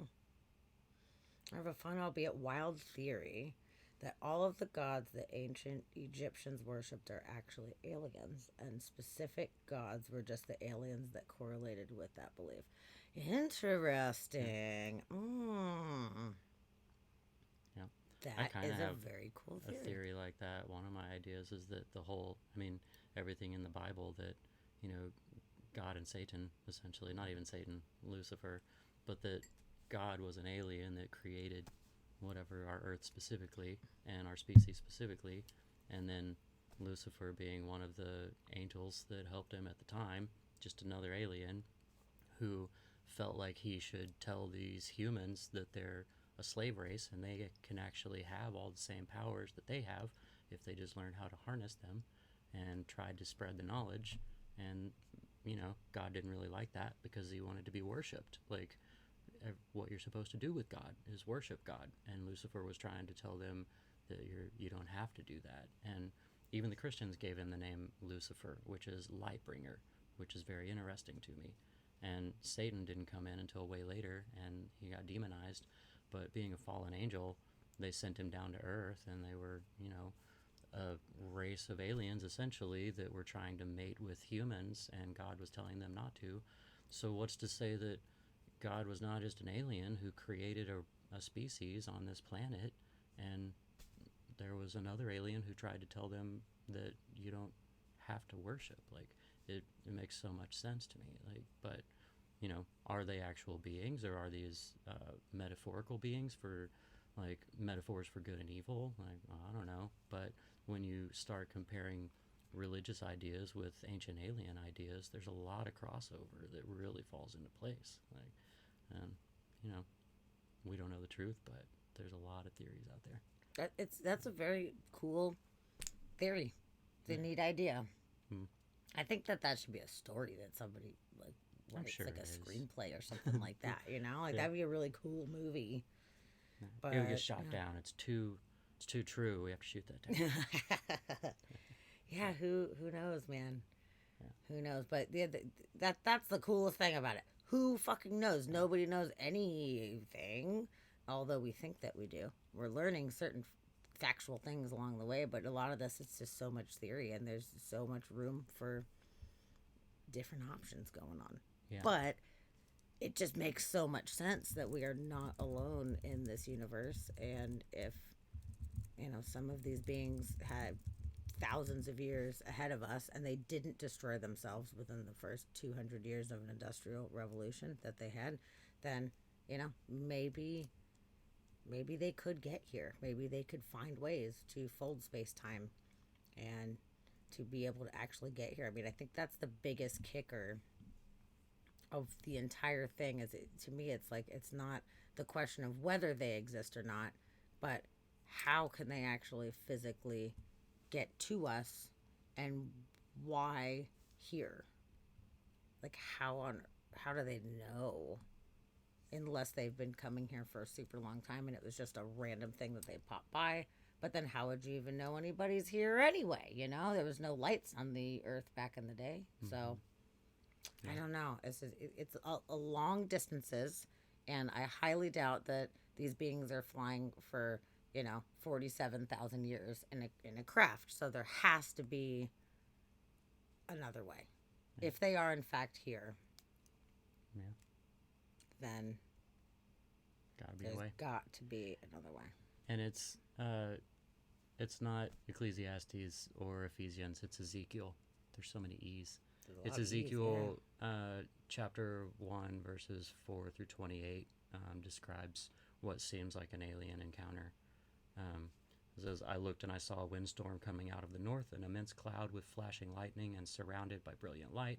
The center of the fire looked like glowing metal, and in the fire was what looked like 4 living creatures.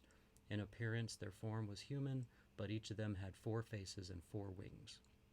Their legs were straight, their feet were like those of a calf and gleamed like burnished bronze. Under their wings, on their 4 sides, they had human hands. All 4 of them had faces and wings, and the wings of one touched the wings of another. Each one went straight ahead, and they did not turn as they moved. And that's just the beginning of it. There's a bunch. It keeps going. Like, it's a whole thing, but the whole description sounds like an alien encounter. And yeah, it's Ezekiel chapter 1, verses 4 through 28. Here. Yeah, immense cloud with flashing lights and surrounded by brilliant lights. Looks like glowing metal. Like, that sounds pretty interesting. Yeah, and yeah, there's a bunch of articles and stories about spaceships. There's actually an article just called the Spaceships of Ezekiel on Wikipedia, and it describes a whole bunch of this stuff. But yeah, Ezekiel saw some things and wrote about it. That's so cool. That's pretty neat. Yeah, who knows? Who knows? Who freaking knows? Okay, that was a good little tangent to go on there forever. That was great. That was fun. But yeah, I mean, Krista is saying, if they wanted to kill us, they may have done it already. Maybe. Also, though, they were checking it out, seeing if we would do good or not. And then if we did not do well and pass the test, then maybe it's just like, you guys are junking up the fucking solar system, man. Like, gotta go. We can't let you guys spread like a disease throughout the cosmos. You guys are fucked up and you're taking advantage of everything or whatever. Like, who knows? But I don't think it's ever too late for them to be like, no, we're not doing this. Yeah, no. And a lot of people with the abductions and stuff, they take that as being like an aggressive thing, like a hateful aggressive thing or whatever, which I don't really think it is. I think it's just like us with lab rats. We just snatch up these rats and we're like, okay, we're testing on you today. Yeah. Like, you're the lucky winner. And they're like, no, what the fuck? Like, and to us or to them, it's the same kind of thing where it's just like this big hand coming down and picking them up and doing these experiments on them and putting them back sometimes, or sometimes they stay in these other little tanks for the rest of the experiment. Yeah. You never fucking Yeah. know. Sometimes they never come back. Sometimes they never come back. You never know when you get snatched up. So, like, I feel like we're doing the same thing to all of these creatures. So Pretty much. I don't think it's Sounds like it. necessarily like aggressive or hateful. It just seems like it's scientific. Yeah. Oh, Steve, thank you for coming. Good night to you. Good night. Sweet dreams. We adore you. Beware of aliens. Deal. Guys, I asked Lucifer if he's an alien and he didn't respond. He's an alien. Definitely an alien. Yeah. No, yeah, Krista, for sure. Yeah, I don't think they're like out for blood like that. I mean, I guess there could be some that get here that would be, but no, I wouldn't really think that that would be the reasoning. Like, I feel like if there was any kind of like aggressive invasion, it would probably be either over resources, which would probably be a big part of it, or it would just be like, we're done with your shit. You guys are horrible. You know, like, we just gotta go. Next. Or whatever, like, or if maybe some kind of, I don't know, they need what we have or want some of the random technologies that we came up with that they didn't, or whatever. I don't know, but it doesn't sound like it would just be aggressive for the sake of being aggressive. Yeah.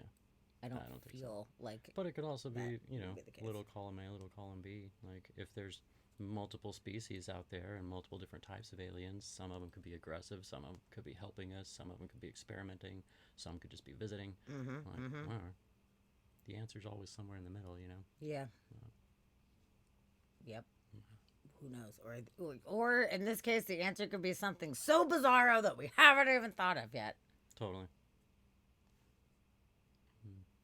And you know what? It's hard because we're sitting here in 2022 right now. The future. The future, you know? Like, it's the fucking future. It's crazy. Did you see this computer I have in my hand right here? Like, wowie. And we think that we're so fucking advanced, but when it comes down to it, like, there's so much shit that we have no idea that is going to be coming in our future if we keep going with all the smart minds that we have. And, you know, just the idea of being able to control things with your mind, like people flying these ships with your mind. Like, that makes so much sense to me. Yeah. It really does. It makes so much more sense than having to worry about mechanics and parts and all of this stuff. Absolutely. Yeah. I think it makes so much sense. Yep. Well, even Bob Lazar was saying that the ships he worked on were biocompatible and started up by the energy from touching it. Started up from the energy of the body. Yeah. Which Interesting. totally makes sense. And yeah, Krista, 100% that it's reverse engineered from the tech. I can't say 100% because I don't know anything 100%. 99.9%, I feel the same way.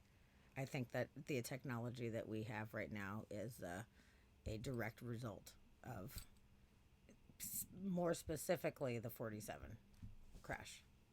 They're like, what the fuck is this? And they were able to figure it out because none of the stuff existed before then. And then it was like, bam, bam, bam, bam, bam, bam. Yeah. It makes sense to me. Definitely. What else we got? Okay, let's see. They've got...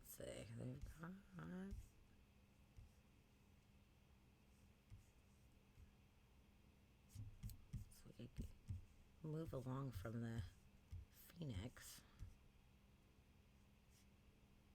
This one is a weird little short one.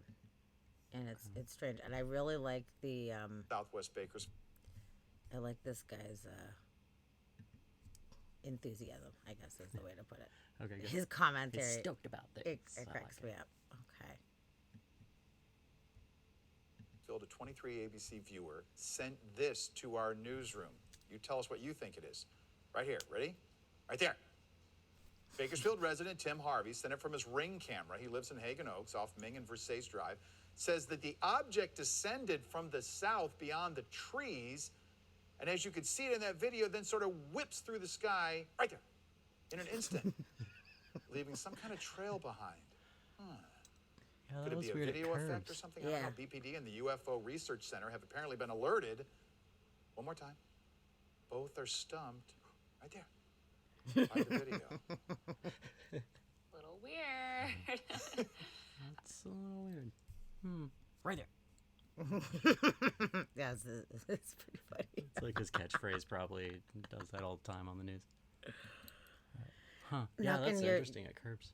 Yeah, it is. It's weird. It was not just a meteor that was just like whoop, going straight down. It adjusted course Yeah. one way or another, which I find interesting.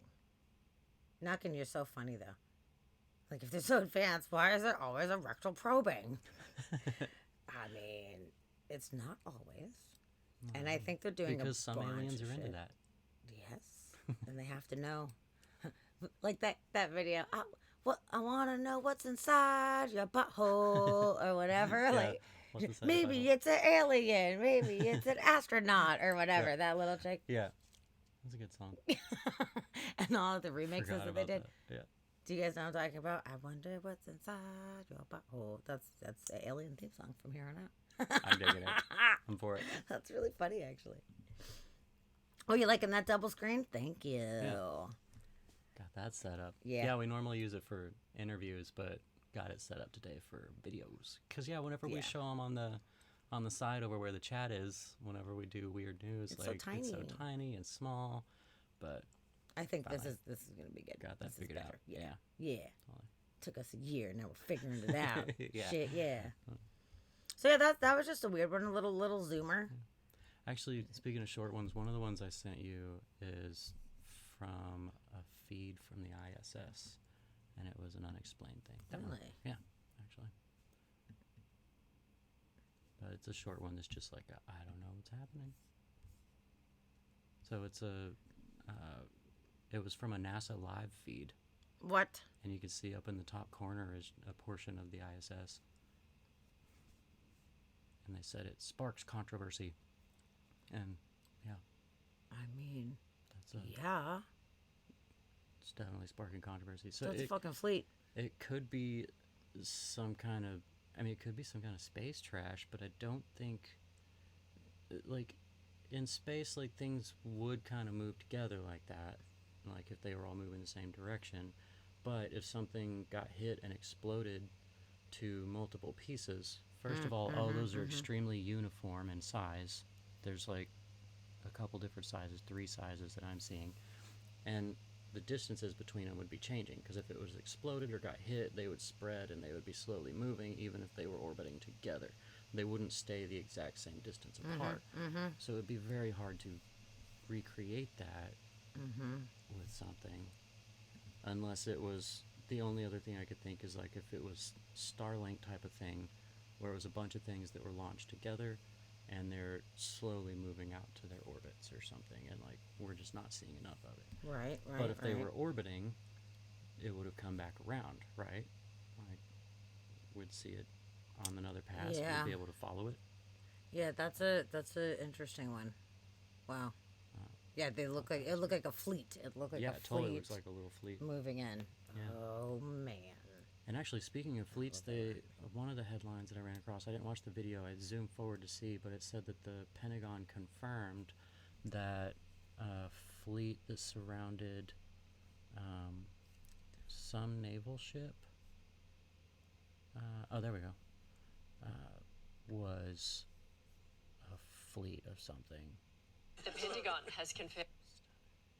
I wish it wouldn't auto. I know it The just Pentagon starts like has so confirmed- fast. Stop There might autoplay. be a setting that we can do Yeah, to make it maybe stop so. doing that. We'll figure that out next year. Nope. Oh, yeah, not that. I'll let you do that.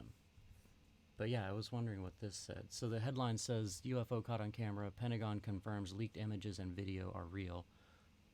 And then another one talking about the same thing said that a fleet surrounding a naval unit or whatever, a naval ship. Well, let's see what they got to say.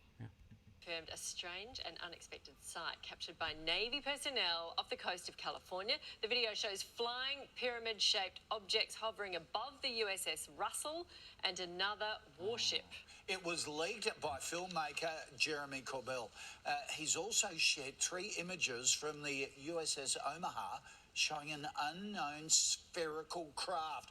The Pentagon has confirmed its Unidentified Aerial Phenomena Task Force, what a task force that is examining the footage. Creator and editor of ExtraordinaryBeliefs.com, Jeremy Roxy, that's Corbell, joins us crazy. now. Jeremy, incredible vision.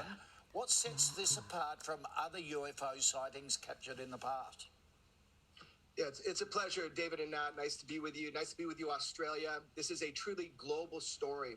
What separates this footage compared to other UFO footage you might see is that the U.S. Navy photographed and filmed these pyramid-shaped UFOs and transmedium vehicles. And as a journalist, I obtained and released some of this historic footage with my mentor in journalism, George Knapp. And this has now, as you said, been directly confirmed by the Pentagon. So that is significant in and of itself, how quickly they confirm that these reports are contained within their educational briefings for individuals in the military. What's a transmedium vehicle? Great question. So important. What they witnessed with the USS Omaha was an object that was able to break the air-to-sea barrier without destruction. So transmedium means it can move between air, space, and sea without destruction or impact. And that's what they're seeing with these true unknowns. So the US Navy, someone on a ship attached to the US Navy shot it, did they? Well, there's a lot of sensor systems on these ships, as you can imagine. I only released non-classified or unclassified imagery I was able to get my hands on, those videos. That's a hard thing to do. But of course, there are other systems that are completely classified. These are highly documented. Look, they're coming to our warships and surrounding them on a mass scale. And this isn't the first thing. This has been going on for a long time. You're just seeing an open government policy now to talk about it. The Pentagon is expected to release a report on its findings in June. But what do you think it's going to show? And will they be honest? Oh, yeah, this was before. So this new candor is astonishing. You know, after so many decades of outright lies and, you know, along with ridicule by world governments. I mean, the U.S. government, the Australian government, the UK, they're all guilty of it, and they all work together on this. But what we're seeing now is we're seeing changes in that environment, and that's what has started this congressional dig into this UFO topic and this, you know, report that we're going to be getting. Well, now, because of what I released with George Knapp, they've got even more to talk about and explain. So you're saying our government's been lying about extraterrestrial life along with the US government? Yeah. Whatever this is, whatever is represented by these advanced aerospace vehicles, I'm not saying it's extraterrestrial. I have no idea. That would be our government's position to tell us. But they've been lying that this has been happening. And so now the cat's out of the bag, toothpaste out of the tube. We're seeing a different type of attitude of world governments. And frankly, it's good. We have a right to know and a need to know as public in America, Australia, and around the world. Yeah. We will keep in touch when that report comes out in June. We'll talk to you again to see what it reveals. It's something up there. Yeah. Thank you for joining You'll us. see more on my social media soon, this week. Yeah. Okay, that's a tease. Yep. We'll follow you now. Thank you so much for joining us. We appreciate it. So great. Yes, Australia. Nice. Thank you so much. Okay. Yeah, and it could totally be military for sure. And because the stealth fighter, there was so many different reports on the stealth fighter, and I do think a lot of it's military. I mean, just between Lockheed Martin and Skunk Works alone, there's all kinds of research and development programs out there that, you know, we have no idea about. Absolutely. And actually, one of the CEOs in Skunk Works was quoted as saying that we already have anti-gravity capabilities. Whether or not they have it to a point of being able to use it for ships like this, I don't know about that, but he was like, yeah, we've already got it. So, which I would not be surprised. Oh yeah, there's definitely I don't know, man. There's a lot of shit that they have that we don't even know that they have, and I know that they're not going to come out and say that we have it. But it's definitely a bunch of shit. Which is kind of freaky. At the same time, it's a little freaky. Yeah, that's true. But, ooh, okay, Roxy sent a video. Cool. Okay. So let's look at Roxy's video. So this is the video. It got ominous music. At least you can see it. Okay. Yeah, actually, in response to Roxy's story, about them cutting feed and going away. There was a documentary I watched a while back, and it was a guy that was he was like just a hobbyist in his garage, and he had a satellite, or had access to a satellite from his job, and he started working with VHS tapes whenever they were brand new, and he was like, oh, I can record things, this is cool. And he had access to a satellite so that he could pick up on different feeds all over the place. And the International Space Station, or not, it wasn't the space station at that time, it was just specifically astronauts, but he was able to pick up their feeds, and he was just recording what they were talking about, and had all these VHS of all their conversations. And then he released a documentary of all the weird things that he caught them talking about, where they would cut their public feed, but he was able to just keep recording because he had access to this satellite that could do it. But that documentary was super interesting because it was astronauts talking about things that they were seeing, or things that they were, working on something and trying to find something. But the guy's like, yeah, I don't know which one it is. There's a bunch of things moving, like a bunch of really interesting conversations. But, and then some of the footage from the space shuttles and the space station specifically are really interesting. Some of the I've leaked seen some footage is weird ones trippy. too, where we're like, I don't know what that is. That's just like a live feed, and then you could hear what the astronauts were saying and stuff. And you're like, okay, something's happening. Yep. I'll see if I can figure out what it was. It was years ago. Was that one on Secret Space? I think that was... Secret Space is the one that had all of the ISS footage and stuff. Secret Space is a good one. I'll actually just drop that documentary link in here. That was definitely But pretty good. the one with the guy and the VHS tapes, that was specifically a I don't remember documentary on its own.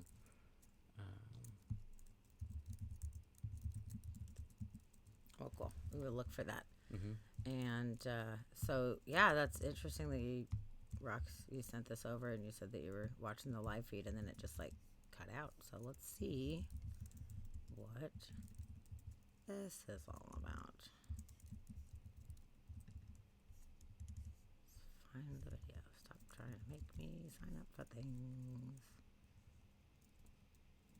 Okay.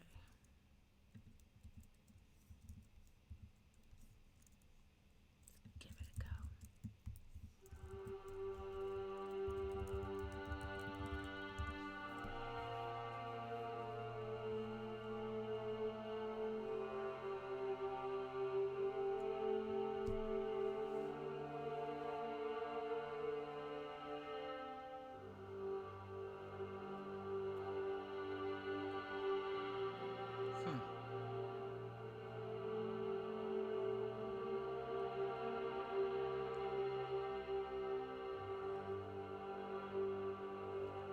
Actually, I think this was in one of the videos I sent over.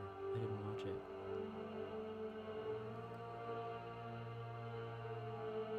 Reminds me of the one that was in Secret Space that showed something coming in, and then it showed like a pew, and then it moves out of the way real fast. Yeah. Like it looked like it got shot at. Similar type of thing. Yeah.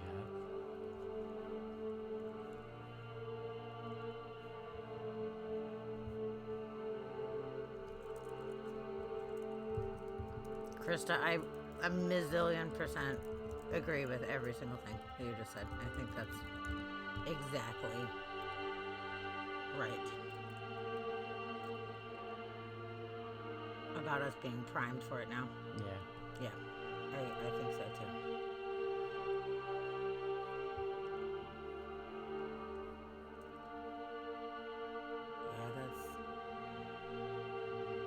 Yeah, it is bizarre for sure. I mean, a lot of the astronauts have reported seeing strange things up there. John Glenn, too, right? Was it John Glenn? Yeah. That's weird. That's a weird one, for sure. It says it could be a meteor. Like, I don't think that... I mean, meteors move really fast. And the only reason that they would be reflecting light is if they happen to be in the perfect position with the sun right on it. And I don't know. I don't think that's a meteor. Because that's big. I mean, comparatively, like that's a pretty large object. So if that was a meteor and it was that size, we would have a problem. Yeah. I feel like. And it's barely moving, which is weird. Wow, that's crazy, Rex. So you were watching it like live when it was happening, and then they made a clip out of it afterwards? Oh, no way, really? Whoa. Technical difficulties. We're having technical difficulties. Are we, though? Are we? Interesting.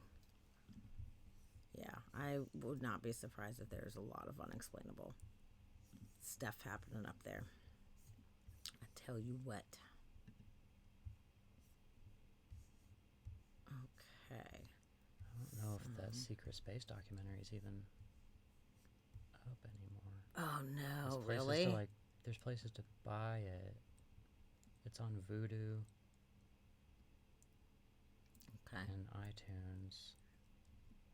There's got to be like a way to like pirate it or whatever. It Probably, was yeah. really good. It was pretty good, and it brought up a lot of things, and I felt like a lot of it had a pretty good foundation. They gave a lot of information about a lot of different things, Nazis and the NASA and the science programs and everything. Like there's a lot. A little bit of everything. Okay, well let's check out this one here. We start with a mysterious flying object on the island of Kauai. Yeah, so mysterious it sent military jets scrambling to figure out what it was earlier this week. As Manola Morales tells us, witnesses say it's still not exactly sure what they saw. Photographer Abe Kowitz took this picture on Monday after he saw his neighbor gazing up with a puzzled look. The Princeville resident didn't quite know what to make of it. This is this big, bright star, but it's still sort of daylight out. That's what it first seemed like. But I'm like, it's bigger. It's not getting close to dusk. We shouldn't be seeing any stars this time of day. That's when I got my camera. Kowitz is used to pointing his camera toward the sky, but this was unlike any he's ever seen. Celestial events. I love to photograph. I something love to hanging photograph from the it. moon. So it was easy to that one focus in on does that. look like a weather I was balloon. like, it's probably a planet. And then when I took a picture, I'm like, no, it's not. That a might actually be He a says weather balloon. things got even like stranger when realistic. people saw military jets flying and heard sonic booms over the area. Kauai is home to the Pacific Missile Range. Major General Kenneth Hara sent out a tweet saying, in accordance with Homeland Defense procedures, Pacific Air Forces launched tactical aircraft to intercept and identify the object, visually confirming an unmanned balloon without observable identification markings. Not surprised that it was being monitored. And I guess if the military figured out what it is, they don't want us to know, or they actually don't know what it is, which would be surprising. Hara's tweet adds, as part of our normal daily operations, we closely track all vessels and aircraft in the Indo-Pacific area to protect the U.S. homeland. Manola Morales, Yeah, KHON2 that News, looks working for Hawaii. balloony. Yep. Yeah, it's got something hanging from it, and it even comes down to a point. Mhm. It looks like a weather balloon. No, that makes sense. I think that was not. But it was mysterious at the time. If they didn't know, mysterious flying object alerts military aircraft. That's fair. That's not like aliens. Obviously, that's a fair assessment. That's all. We've got some radar confirming. Videos recorded by U.S. Navy personnel have added a new layer of evidence to the current national debate about UFOs. For the first time, radar images recorded inside a Navy ship have confirmed the presence of several unknown objects that swarmed around the ship for hours. I-Team reporter George Knapp here with a story that broke today on Mystery Wire. Thanks, Brian. Over the past 3 years or so, the public has been able to see several astounding images of what certainly qualify as UFOs during encounters with the U.S. Navy. There's no question that the Pentagon has censored data to go along with the photos and videos, but none of that information has been leaked or otherwise released. That is, until today. Krista, you're so right. For Yes. 2 long hours on the night of July 15th, Thanks, 2019, the crew Sweet of dreams. the USS thanks, Ted. Omaha I hope you have a detected great on game multiple sensor tomorrow. systems unknown Definitely. I hope you got, objects like, that so many surrounded holes the in ship ones. as it All the moved holes. through ocean waters I hope you west get of the San lowest Diego. score ever. One of the objects, Love you. a self-illuminated sphere at least 6 feet in diameter, flew alongside the Omaha for an extended period and was observed through a thermal sensor in the ship's combat center. Filmmaker Jeremy Corbell released the Navy video weeks ago and says similar events were reported by 8 other Navy ships in the same area over 3 days. Mark bearing range. There was numerous warships that are having similar it appears to be coordinated interaction, and this whole series was within this kind of, I'd say, circumference of 100 miles, and there was up to 50 to 100 contacts. In the last 3 years, the Pentagon has reluctantly confirmed the legitimacy of UFO images captured by Navy ships and air crews, including these photos taken off the coast of Virginia and the better-known videos, the so-called Tic Tac incident and the gimbal. But other than the images themselves, there's been no release of sensor data to buttress these cases. There is now. Well, if you can write a general lat long where we're at, and the number of contacts you got, get the course and speed meters off. Over a period of hours, crew members on the USS Omaha, which is located in the center of this radar screen, monitored the approach of the unknown objects, as many as 14 at one point, all around the ship. 2 different radar systems watched the objects and estimated their speed. Track 781 just sped up to 46 knots, 50 knots, closing in. Oh, actually 38 knots. That was pretty much perfectly 000 relative, right? Yeah. Corbell obtained the images from sources he declines to identify.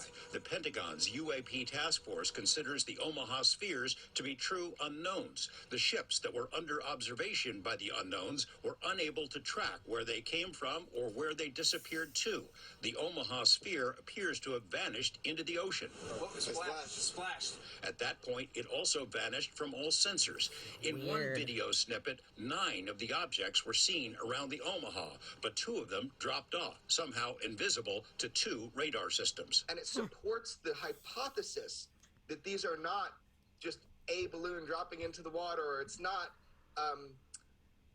something that is easily explained. These are true unidentifieds in mass number, and we'll talk more about that. But that's what we're showing people, where you have radar data that goes with FLIR data, what everybody has been belly aching for. So here you go. If these are foreign-made high-tech drones, how do they fly with no wings, rotors, or detectable exhaust? Do they possess some sort of cloaking ability? The sensor data, combined with the video images, raises difficult questions. These are unidentified. We don't know what they are. Everybody tries to corner me in saying they're aliens or something like this. I have no idea. Maintain track as best you can. George Knapp, 8 News Now. The video of the radar screens consists of 4 clips that were spliced together to show that this went on over a period of time. Today, less than 4 hours after that video was made public by us, a Pentagon spokesperson confirmed it is legit, that it was recorded by Navy personnel and is in the hands of the UAP task force. That's the unit created to prepare a report for Congress that is due next month. Interesting. So they're documenting it. Good. It's out there. It's out there. It's confirmed. It is confirmed. But yeah, to drop into the ocean, I find it so interesting that some of these are just said to just drop into the ocean. Like they can go into the ocean so they can withstand the pressure of the ocean, which is that's a big deal. I mean, who knows how deep they're going or whatever, but still, like, you don't have to go that deep to get a lot of pressure. Yeah. So I find that very interesting. And I know that there's some theories that there's, crafts already under the ocean that are kind of popping up. So they're not necessarily all coming from space. Some of them are coming out of the water, which has got to make you wonder. There's a lot of shit going down that we don't even know. Yep. And yeah, the ocean, we have no idea what's in the ocean. Like they always say, we know more about the surface of the moon than we do what's under the ocean. Mm-hmm. Who knows what's under there? We can't see it. It's dark. Nope. I mean, there's been a lot of like, not lidar. What is it? Sonar. Sonar, yeah. To be able to map the ocean floor, and there's been a lot of mysterious things found. There's a lot of bizarre things that they found that they don't know what they are, or if they do know, then they're not talking about it. Okay, so this one might be a similar type of video here. The U.S. intelligence community on Friday released tic-tac. a long-awaited report on what it knows about UFOs, or unidentified flying objects. Some of the more than 100 instances it studied could be explained by atmospheric occurrences, foreign adversary actions, or other phenomena. But most of the incidents defied explanation. One person who knows that well is retired Lieutenant Commander Alex Dietrich, a retired Navy fighter pilot. Alex Dietrich, welcome to the NewsHour. So tell us what you saw back in a training mission in San Diego. So in November of 2004, off the coast of Southern California, we were preparing for our deployment, running training exercises, and when we launched, anticipating going to a particular airspace and running these training exercises, we were interrupted for a real-world intercept. We were vectored to try to get a visual tally on something that another ship in our carrier strike group was picking up on their radar. So we followed their vectors, and we ended up getting a visual contact. There were 4 aircrew and 2 aircraft. So each aircraft is a cockpit with a pilot and a weapons systems officer. And so among the 4 of us, we picked up this visual tally on this UAP, this unidentified aerial phenomenon. And what did it look like? So we describe it as looking like a tic-tac. It looks like the little breath mint in larger scale, but white, oblong, no apparent flight control surfaces, no apparent visible means of propulsion, and it was maneuvering in a way that we didn't recognize, that we couldn't classify, we couldn't identify. And what do you think it is, looking back? Oh, I'm not qualified to make that analysis.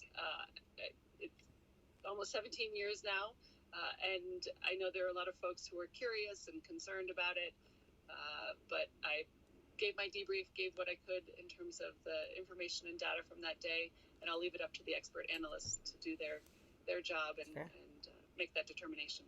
The report uses this language that there are UAPs who, quote, appeared to remain stationary in winds aloft, move against the wind, move abruptly, or move at considerable speed without discernible means of propulsion. Does that sound about like what you saw? So I can't speak to what the winds were on that particular day. I don't know that we noted them, but it certainly did behave in a way, maneuvered in a way that we couldn't explain, and we couldn't anticipate its next move. So normally when you're looking at another aircraft, we do a lot of BFM or aerial combat maneuvering, where we are looking at turn circles or turn radius and anticipating the next move of our adversary, or if we're scrimmaging with each other. And in this particular case, it just broke the mold and kind of blew our minds in terms of the way it was maneuvering. The report talks about how maybe the number of people reporting these incidents is actually low because there was a stigma attached to reporting. Did you ever experience that? Was there a stigma when you reported, and or did people respond to you strangely when you talked about it? Sure.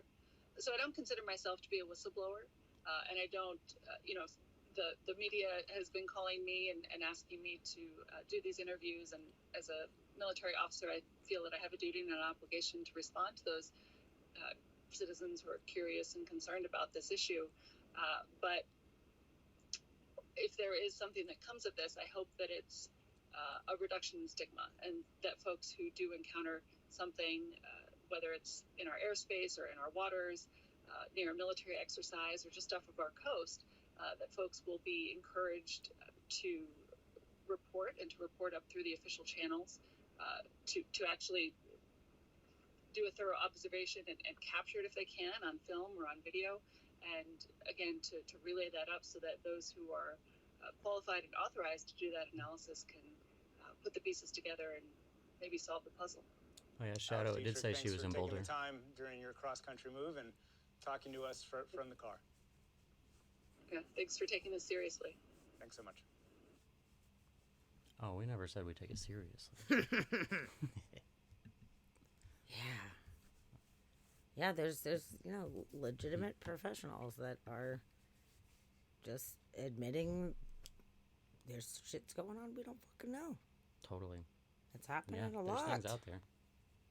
And I'm glad that the Whatever it stigma is changing at this point, because now it's being more widely recognized that there's just shit that we can't explain right now. So thank goodness. I'm glad people feel more comforted to be able to come out and say something. Because it's important. Finally. It's important because, how many people didn't say anything for so long. So many people. I'm sure so many people. Yeah.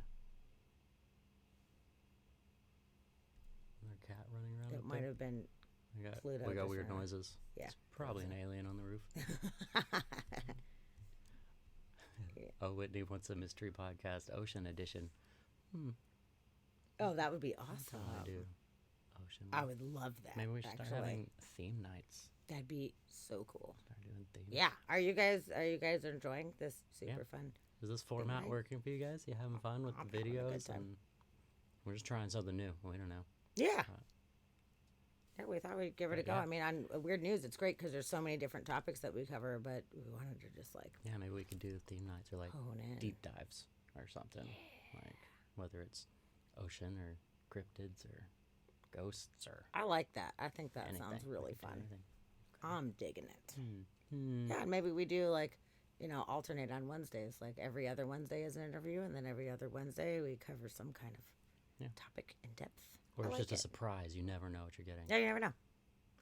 But something's happening. At least something will is happening. You know, at least we can count on that.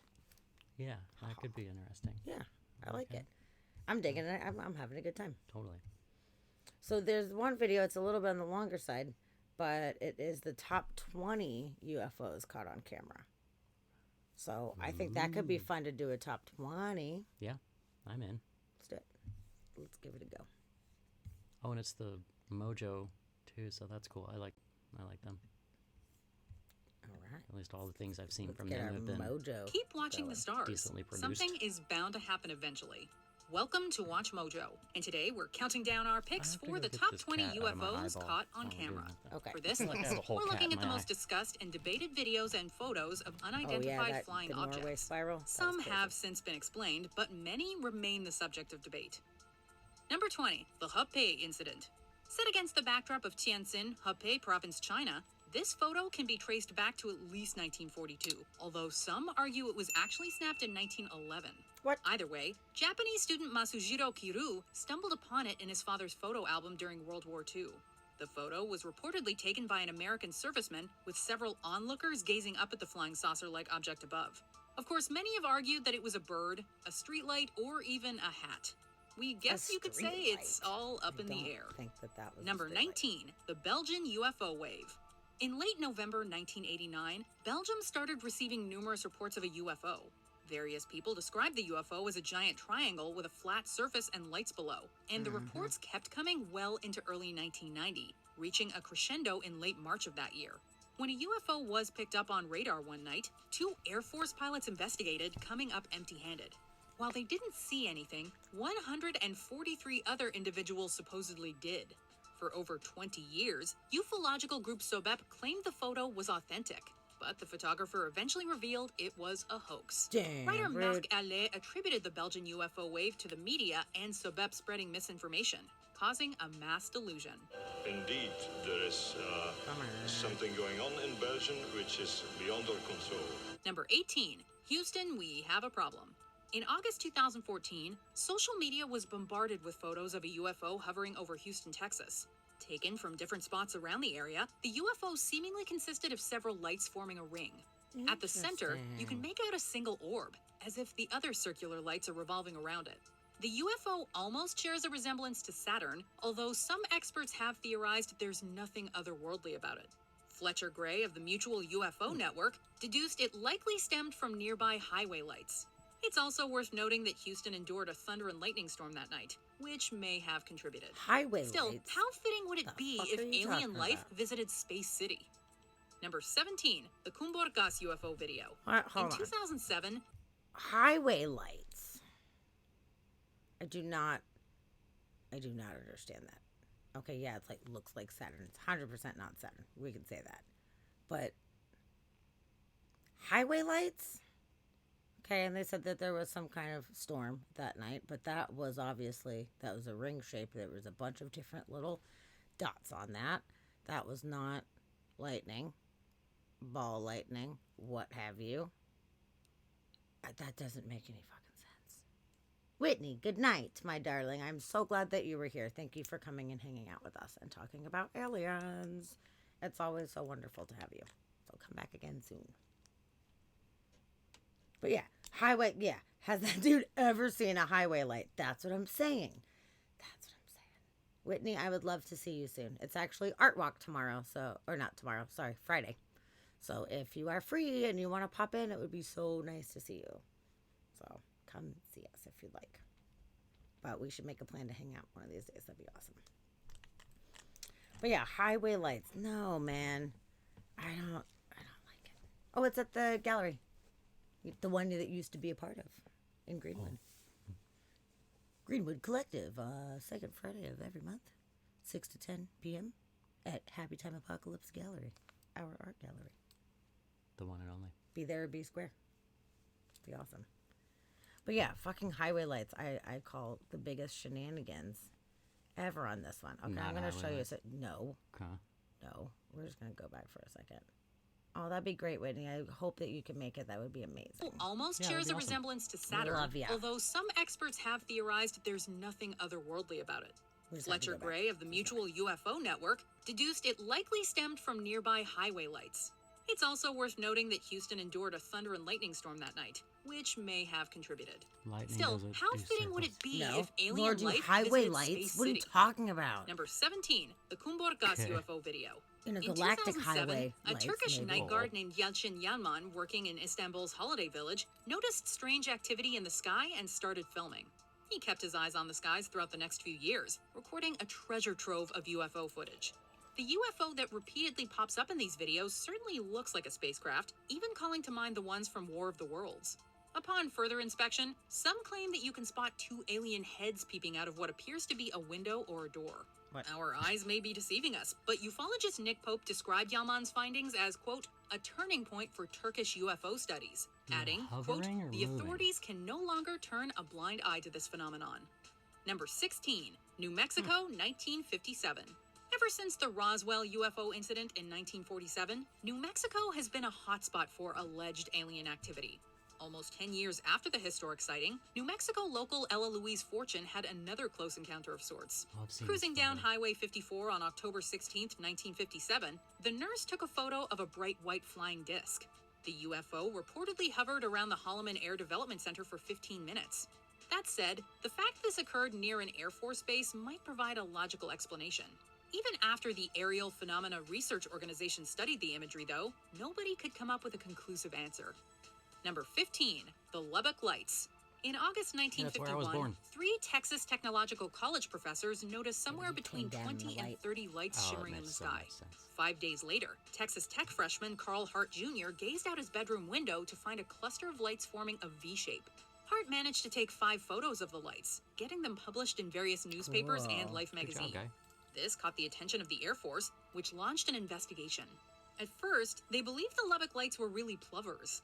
The Air Force eventually announced that it wasn't a bird or a spaceship, but a, quote, easily explainable natural phenomenon, without unveiling what the phenomenon actually was. Well, that's not suspicious at all. Number 14, Totally an Salem, easily Massachusetts, explainable natural 1952. phenomenon. As if being the We're not site of talking about infamous it, but- witch trials wasn't bad enough, Salem was also invaded by aliens at one point. Okay, maybe we're exaggerating just a tad, but this was definitely a weird occurrence. On August 3rd, 1952, a U.S. Coast Guard looked outside a lab to find 4 large, vibrant lights up above. The 21-year-old guard snapped a photo through a window, and people have been making calculated guesses as to the exact nature of these objects ever since. Flying saucers? A witch's spell? Lamplights? In any case, Salem just got even eerier. Number 13, ISS Light Beam. In 2016, a video surfaced on this is the one. YouTube from NASA's live feed of the International Space Station, seemingly showing an object making atmospheric entry. The feed was then suspiciously cut off, although NASA claims that this was due to technical difficulties, and the object was likely debris or lights from Earth. However, a subsequent video from the same feed showed what appeared to be a similar object departing Earth, followed by a bright golden beam of light. Is this a UFO leaving the Earth, making the jump to hyperspace? These are real images from the International Space Station's live feed. They show a spherical object leaving the vicinity of the Earth and traveling upwards. As the object disappears, a beam of light shoots out. This wouldn't be the last time that conspiracy theorists gravitated towards the ISS. In 2020, the feed captured another object moving over Earth. It was later reported that this was a retired communications component being jettisoned, although we're definitely keeping a close watch on the ISS. We discard of our trash and equipment that's been put through its paces and is now retired.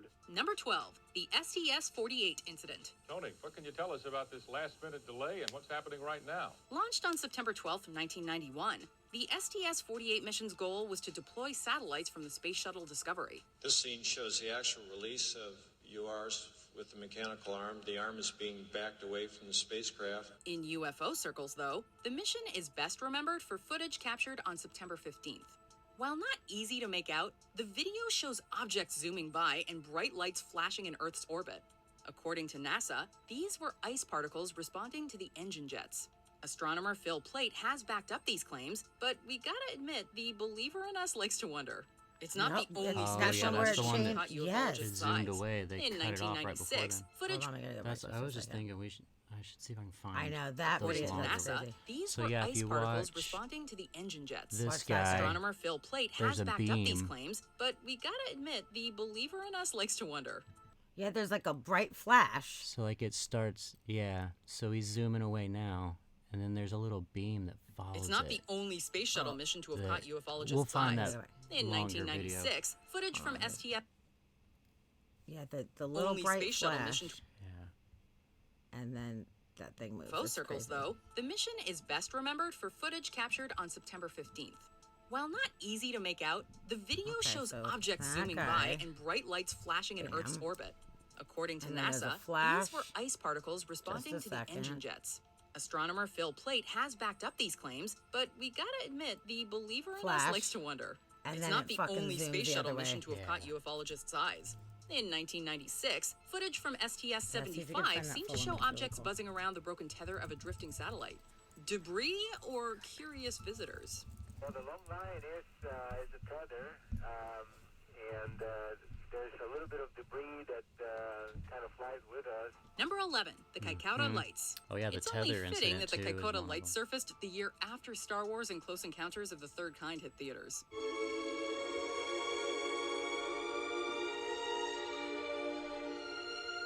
New Zealand's Kaikoura mountain ranges caught the media's attention on December 21st, 1978, when a cargo plane crew observed house-sized lights flashing around the aircraft for several minutes. Thousands of UFO documents have been released by the New Zealand Air Force.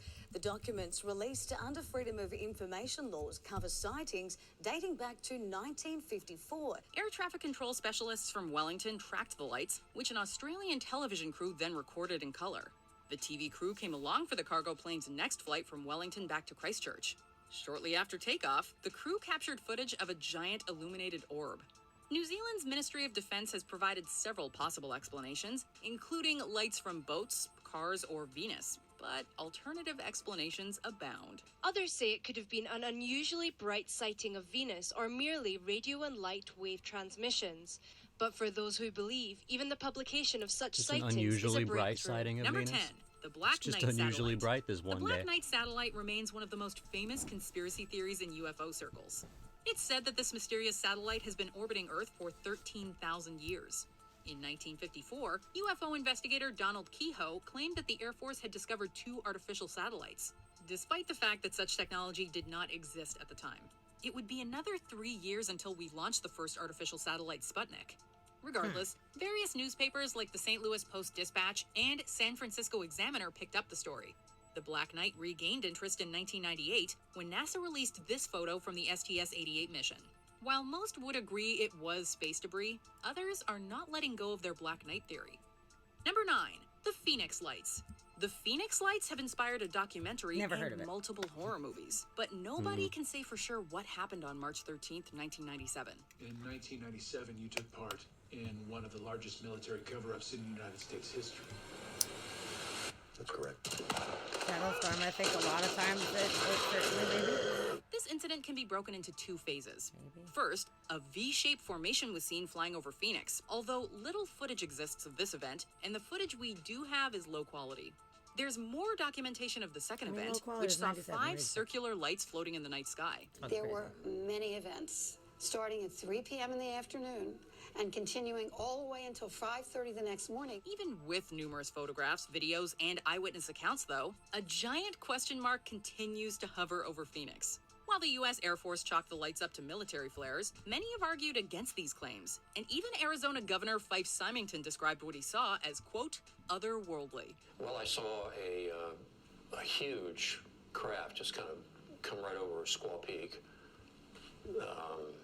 That was, it was just breathtaking. Number 8, the Chilean Navy. The Chilean government agency which investigates UFOs or unidentified aerial phenomenon has declassified and released never-before-seen video from 2014 showing a mysterious flying object of which they suggest could have been a UFO. A little speck can certainly stir up a lot of speculation. Well, if In it's moving around, 2017, the Chilean speculation. government agency tasked with examining UFO sightings released footage of a flying object that defied explanation.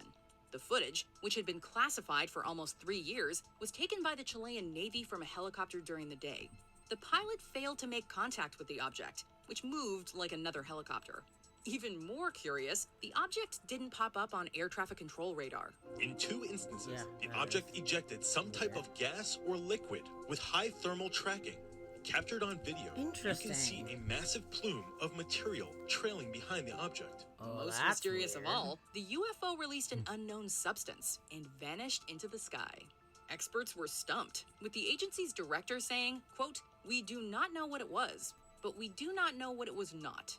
Well, that's reassuring. After an extensive study, the Committee for the Study of Anomalous Aerial Phenomena agreed it had all the characteristics to be classified as an unidentified aerial phenomenon. Number 7, And the plume Battle coming out from of Los behind it Angeles. is some kind of This incident took exhaust place or in something. February of 1942, 3 months after the Japanese bombing of Pearl Harbor. Receiving word of another possible attack, air raid sirens went off around Los Angeles County and the area endured a blackout. Throughout the night, 1,400 shells were fired into the air. 5 people died as a result, and property damage was significant. Although it reportedly turned out to be a false alarm, the LA Times published a photo of the air raid with searchlights directed at what looked like a spaceship. While the photo was touched up, this didn't stop ufologists from holding it up as evidence.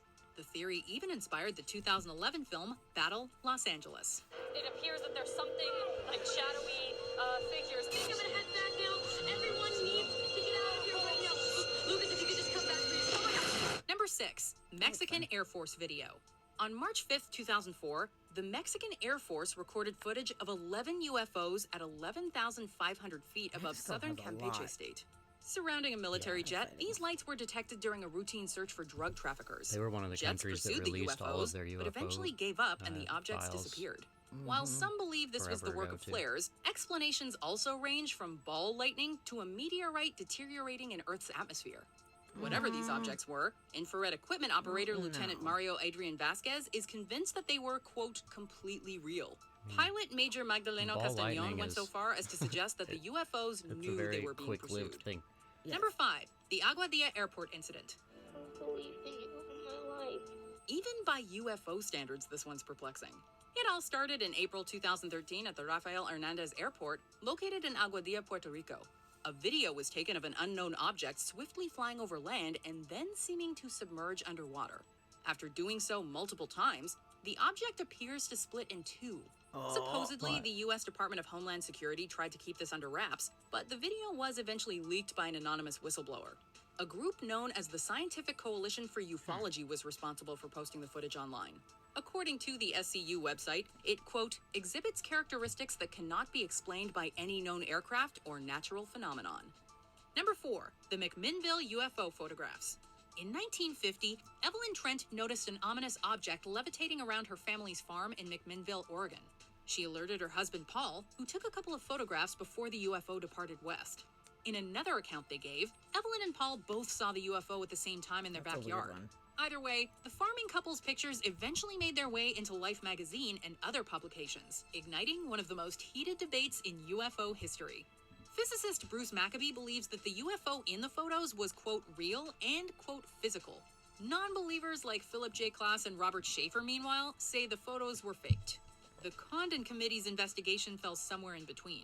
Whatever you think, few UFO sightings have inspired this much analysis. Number 3, go fast. Our top 3 UFO sightings are actually part of a package, although each has a distinctive signature. Pentagon has now declassified 3 videos showing Navy fighter pilots interacting with unidentified flying objects. Watch. Filmed by the U.S. Navy and published online in the late 2010s, they were declassified and officially released by the Pentagon in 2020. Released under the file name Go Fast, this video was taken over the East Coast in January 2015 by an FA-18F Super Hornet during the USS Theodore Roosevelt UFO incidents. The footage was captured using Raytheon's Advanced Targeting Forward-Looking Infrared Pod, or AT-FLIR. And just as entertaining as the footage itself is the fighter pilot's comments. While the audio is somewhat hard to understand, you can certainly grasp the astonishment they experienced while watching the object. Oh my gosh, dude. Wow, look at the fly. Number 2, FLIR 1. It's a clear blue sky. Damn, glad you're back, There's JT. no wind. Hey, You see welcome this back. tic-tac. It's just this white object that's randomly You made it moving just in around. time for the top 3 of the top 20 It makes the UFOs hair on the going back of camera. your neck stand up a little bit. Also released by the Pentagon, FLIR 1 was filmed on November 14th, 2004, around the San Diego coastline. Like Go Fast, this video was also taken aboard a Super Hornet using AT-FLIR. The footage was captured during the USS Nimitz UFO incident, in which the Navy had a radar visual encounter. The video centers on a dark round object that suddenly moves slightly to the left. After lingering a little while longer, the object quickly darts even further until it's completely out of sight. Commander David Fravor can't tell you exactly what the object was, but he recalls that it, quote, accelerated like nothing he'd ever seen. There's no propulsion, there's no wings. It rapidly accelerates and disappears. Like, poof, gone. Weirdest thing I've ever seen in my life. Pretty weird. I chased a UFO. Before we continue, be sure to subscribe to our channel and Like ring and the subscribe. bell to get notified about our latest videos. Of course, you before you have get the to option number to be one. notified for occasional videos or all of them. If you're on your phone, blah, make blah. sure you go No, into I'm your glad you're back, settings and JT. switch on That's awesome. notifications. Number 1, Gimbal. Rounding out this trio of UFO videos is Gimbal, which the Navy captured the same year as Go Fast. My gosh. They're all going against the wind. The wind's 120 knots from the west. Often getting mixed up with the USS Nimitz UFO incident, this sighting actually took place aboard the USS Theodore Roosevelt by the coast of Florida. Out of the 3 videos, the object in Gimbal arguably looks the most like a flying saucer. Before you jump to any conclusions, skeptical investigator Mick West has called all 3 of these sightings into question, believing the gimbal object is just a plane. Well, if there's like a thing, it's rotating.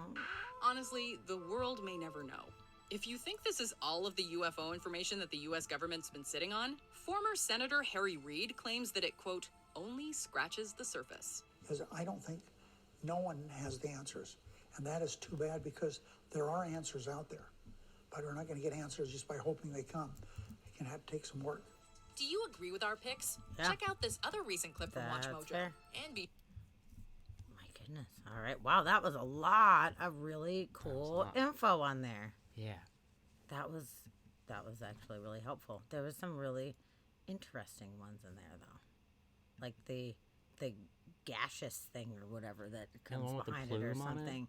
Yeah. That's strange. To me, that says man-made. Like, I would think military something if it's got a plume, because it looks like some kind of exhaust, like something that we would be powering one of our craft with. So, I don't know. I mean, maybe not, but that's what I would think if there's some kind of exhaust plume coming off of it. Maybe, but it was so like Be spherical. sure to subscribe Oh, and ring the bell. It didn't appear that it had, like any kind of normal propulsion or wings or anything that we would have. No, but if it was an experimental craft that we've got where, we are working with experimental propulsion systems. There's Oh no no, time. that makes Keep me. watching. God, it keeps happening. I'm sorry. Yeah, that's very strange. Did you have one you're going to? Okay. No. I just sent you the two of the best like NASA ones. So the tether incident, and then the one where the thing gets shot at. Ooh, okay. So I sent 3 videos. The first one is like fantastic. a full like analysis, but I don't think we need that one. It's longer. Okay. So I think You want these the- bottom 2 are going to be the best one. Okay, let's do this one. This will be fun.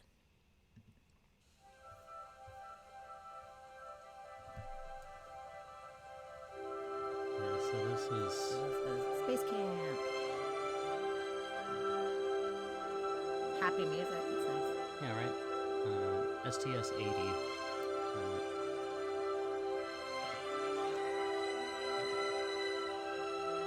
I will zoom in. It's a little longer, but it's like the full. That's like 3 thing. minutes or so.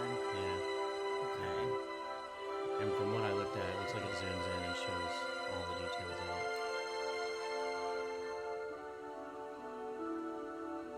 Okay, a little orb floating by. Just an orb. I know, the music is so nice. So like, we're having a nice time right now.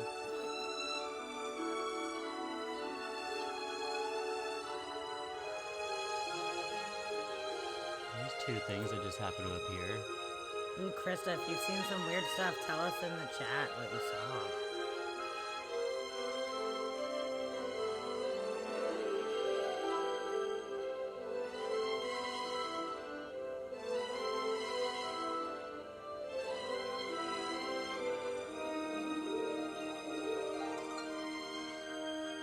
So that thing just kind of floated in out of nowhere. And then there's all these other little dots. Yeah, what are they're these like little guys. wiggly dots. Those are weird. It does totally sound Spielberg. It totally does. Very Disney. Original soundtrack by John Williams.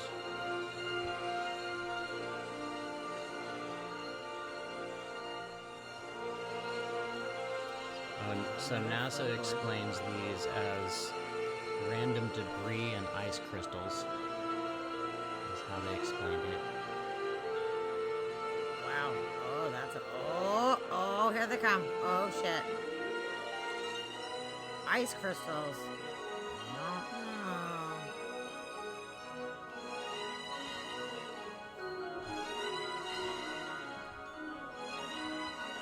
That's a bunch of... Whoa! Look at that guy right now. Holy shit.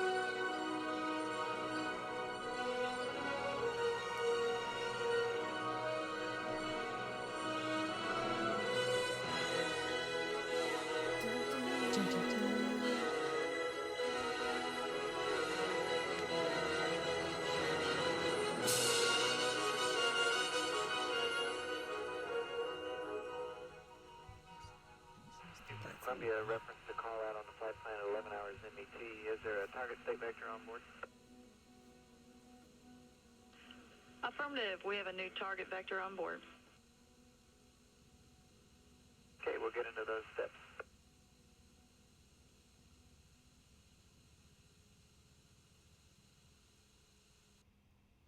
What?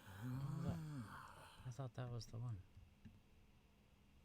That was really cool, though. So many of them popped up. Oh, my goodness. Wow. That was pretty crazy. I mean, ice crystals? Do you think that that could be ice crystals and random debris? I mean, I guess it could be. I know the lightning looked cool under the clouds. That was really awesome. Yeah. But I don't know. Those things seem to just pop up and hover there, and it looked like a bunch of them were in a line. Yeah. So I don't know. I'm skeptical. I mean, I'm not an ice crystal specialist, but No. I wouldn't think that. Oh my goodness! Yes, Yager. Thank you so much. Thanks, Yager. Thank you for tipping us. We Thanks for have a that tip. new Captain Generosity. Woohoo! Hooray! I dub you Captain Generosity, Yager. Thank you so much. Yes. You are fantastic. Thank you. That's awesome. We really I appreciate that. And it's awesome. Now we got that gift back with the pyramids. Yeah. It's freaking awesome. I love See it. the fun GIF. Great. Thank Thank you so much. But yeah, what a strange thing. I don't know. I feel like that's probably not ice crystals. I'm just gonna go ahead and say I don't think. What do you guys think?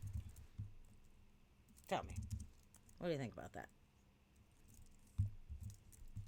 Because I'm not sold. That looks like some shit was going down outside in the space right outside of Earth, and it looked like something came through, and then after something random zoomed in is when all these other things started popping up. Yeah. And then since there's been so many cases and videos of things splitting, I mean, those are really far apart, so it wasn't like it just split right next to whoop. Yeah. But I don't know. Yeah, I don't know. That's kind of weird. Well, okay, stuff just burning into the atmosphere, that is going to be a very short-lived thing. You're going to see something come through, and then it's going to burn up, whoop, and then it'll be gone within a couple seconds. That, they kept coming and just sitting there. That light was just sitting there. So I don't know. Yeah. I don't know if I would jump on board with burning up, but it is very weird. Okay, not a scientist. Yeah, I don't know. So some of them looked a little ice crystal-y. Potentially. Says Roxy. Who the fuck knows? Maybe. That was a cool video, though. That was really neat. So we have another one. This is also NASA one. So let's give this one a go. The tether incident. Yes. Columbia and the satellite now 77 nautical miles apart. In that call reporting that the crew can see the tether and see the satellite. It's beautiful. Oh, Jesus Christ. What? Yeah, what? Excuse me. What are all those floaty things? This view showing...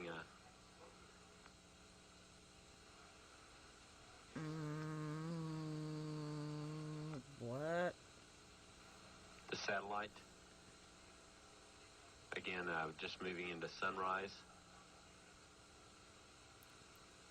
Yeah. 81 nautical miles now from Columbia. Oh, Shadow, thanks for that heads up. Get to the charger. Yeah, charge it up.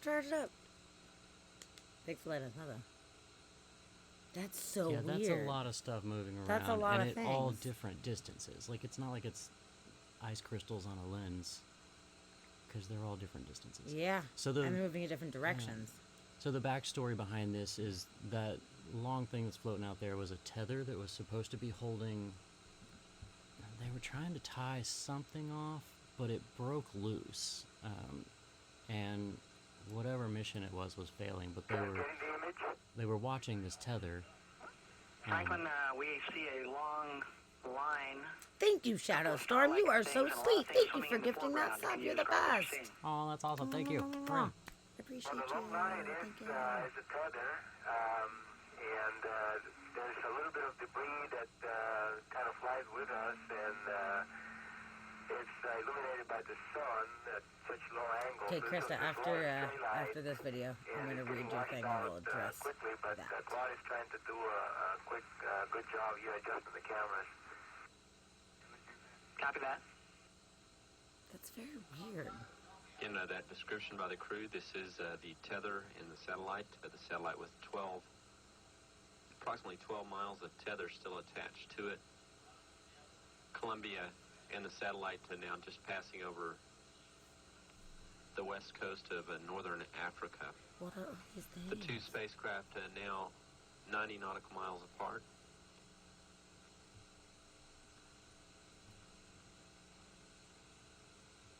Controllers for the satellite did have communications with it during the close pass between Columbia and the satellite.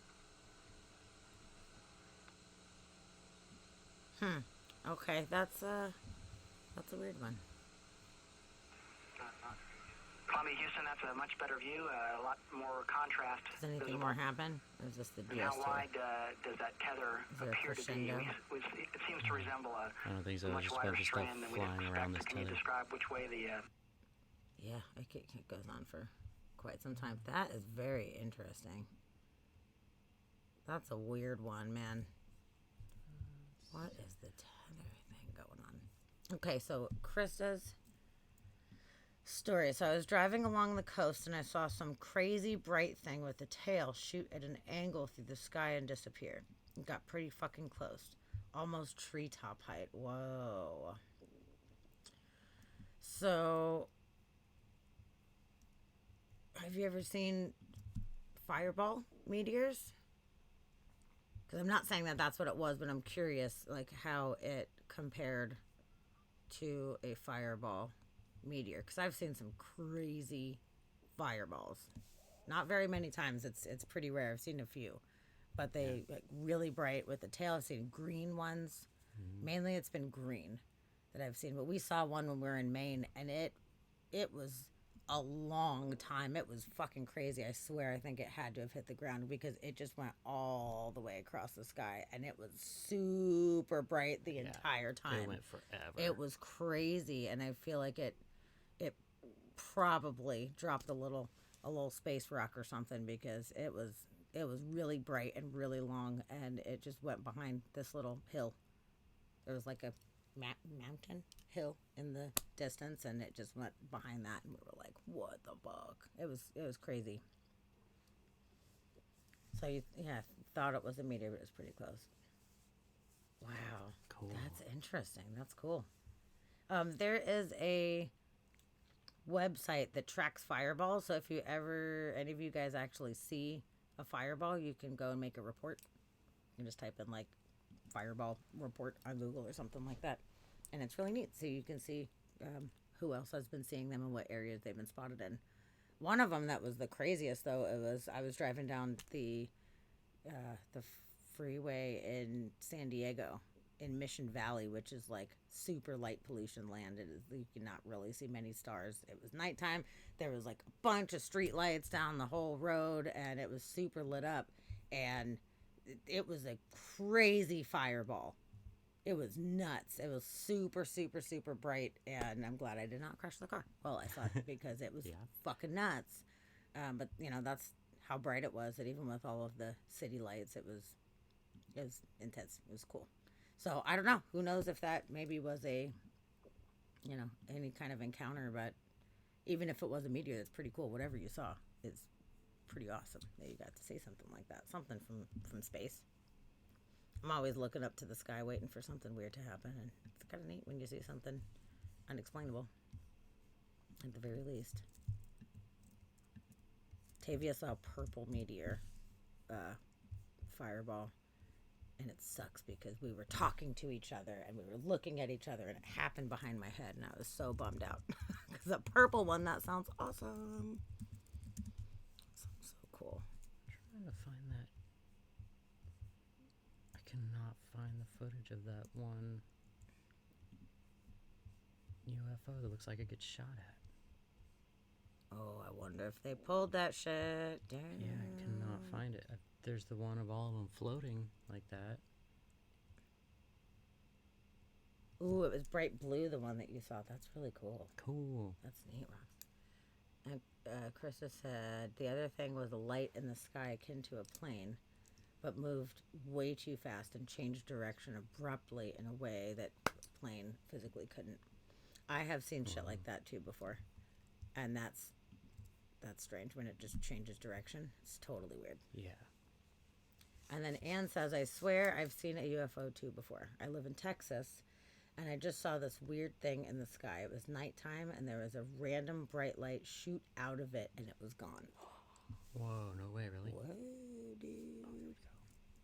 That's pretty freaking crazy. What part of Texas do you live in? That's interesting that a light shot out of it, and then, boom, it was gone. Yeah. Weird. Interesting. That's so neat. No way. Yeah, it sucks that some of these things happen so fast, because even though we do have cameras, it's hard a lot of times when shit's just like bam bam to capture these things. Yeah. It's too bad. Okay, there's that one I found. Okay, Dusty found this. It's labeled as harp shooting at a UFO. Snake Eater Guy. Snake Eater Guy. That's an awesome screen name. I love it. Thank you for following us. That's fantastic. Yeah. Snake Eater Guy. There's got to be a backstory to that, right? There's got to be. Maybe. Maybe. That Or maybe not. Maybe it's just, what 3 random words can I make a name out of? I like it. Snake Eater Guy. I'm into it. Gotta be a backstory. Okay, so kind of near San Antonio. Okay. Okay, San Antonio region. Okay. I was just curious, just to have a little frame of reference there. That is, that's a weird one. Seeing the light shoot out of it like that. That's trippy. Okay, here's the one. Speaking of shooting lights. Oh, fuck you. I understand. Stop. I understand.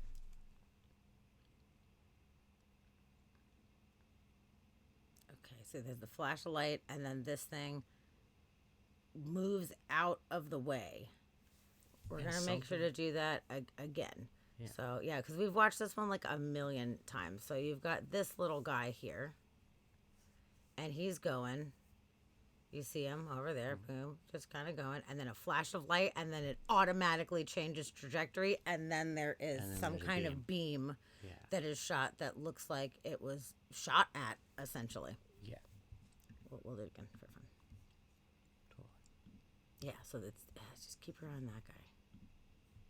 And this one, I just don't know. I wonder what on earth is going on. Yeah, I don't know.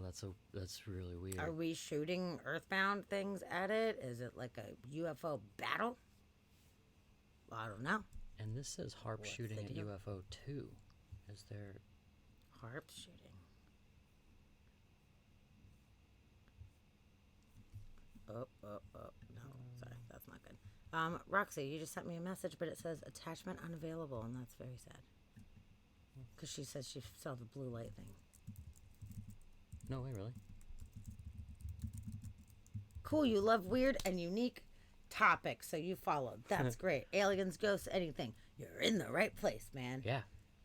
Yeah, we're inspired by Mystery Podcast. And on Mondays, we do Weird News, where we cover a bunch of weird shit that is happening around the world. And we are extremely sarcastic and talk a lot of shit about it. It's a lot of fun. It's really interactive with the chat. And then on Wednesdays, we normally do interviews with various interesting people. But we're going to start doing this kind of thing where we just focus on one subject. So it'll be interviews sometimes on Mondays, and sometimes it'll be us covering a topic. So aliens are the topic. Well, actually, I would say UFOs are the topic. Let me change that. Yeah. We did talk quite a bit about aliens. Yeah. But we're focusing on the unidentified objects Today, now. UFOs, UAPs. Yes. Try and stay official over here. Yes. Ooh, we got a lunar logic. JT wants a lunar logic. Okay. Okay, Snake Eater guy, you are new here. So in our redemptions, just so you know what we're doing here, is with channel points, we have a lunar logic redemption, which is Dusty has a fantastic oracle deck, which is a moon-based oracle deck. Hold it up to the camera. Dun, dun, dun. So there we go. And they have a lot of really fantastic cards and moon art. Cards. And with your channel points, you can redeem. So JT just redeemed. Totally. And would you like to keep your question to yourself, or would you like to put it out into the chat? It is up to you. Let us know. Real quick before we do that, I sent you another link that's a zoomed out version of that one, and you can see where the beam comes from. Oh, shut up, really? Yeah. No way. You can see it start down on the earth. Okay, she's going to keep it to herself. Oh, yeah, Snake Eater. We got some of the nicest chatters for sure. We do. We have the best chat ever. Everybody's amazing. I'm glad that you're here. I'm glad you're a part of it. It's awesome. Yeah. Thanks for popping in. Did you just find us, like, if you're just randomly searching, or... Yeah, how'd you find us? Yeah, tell us. How did you come across us? Yeah. And are you a streamer? Yeah. Do you actually eat snakes? I also And do you eat snakes? Curious. Yay. Okay. So, yep. JT said keep it to yourself. Okay, keeping it. Okay. Yep. Deal. So we're gonna do a little reading, and then we'll do the zoomed in version. Do you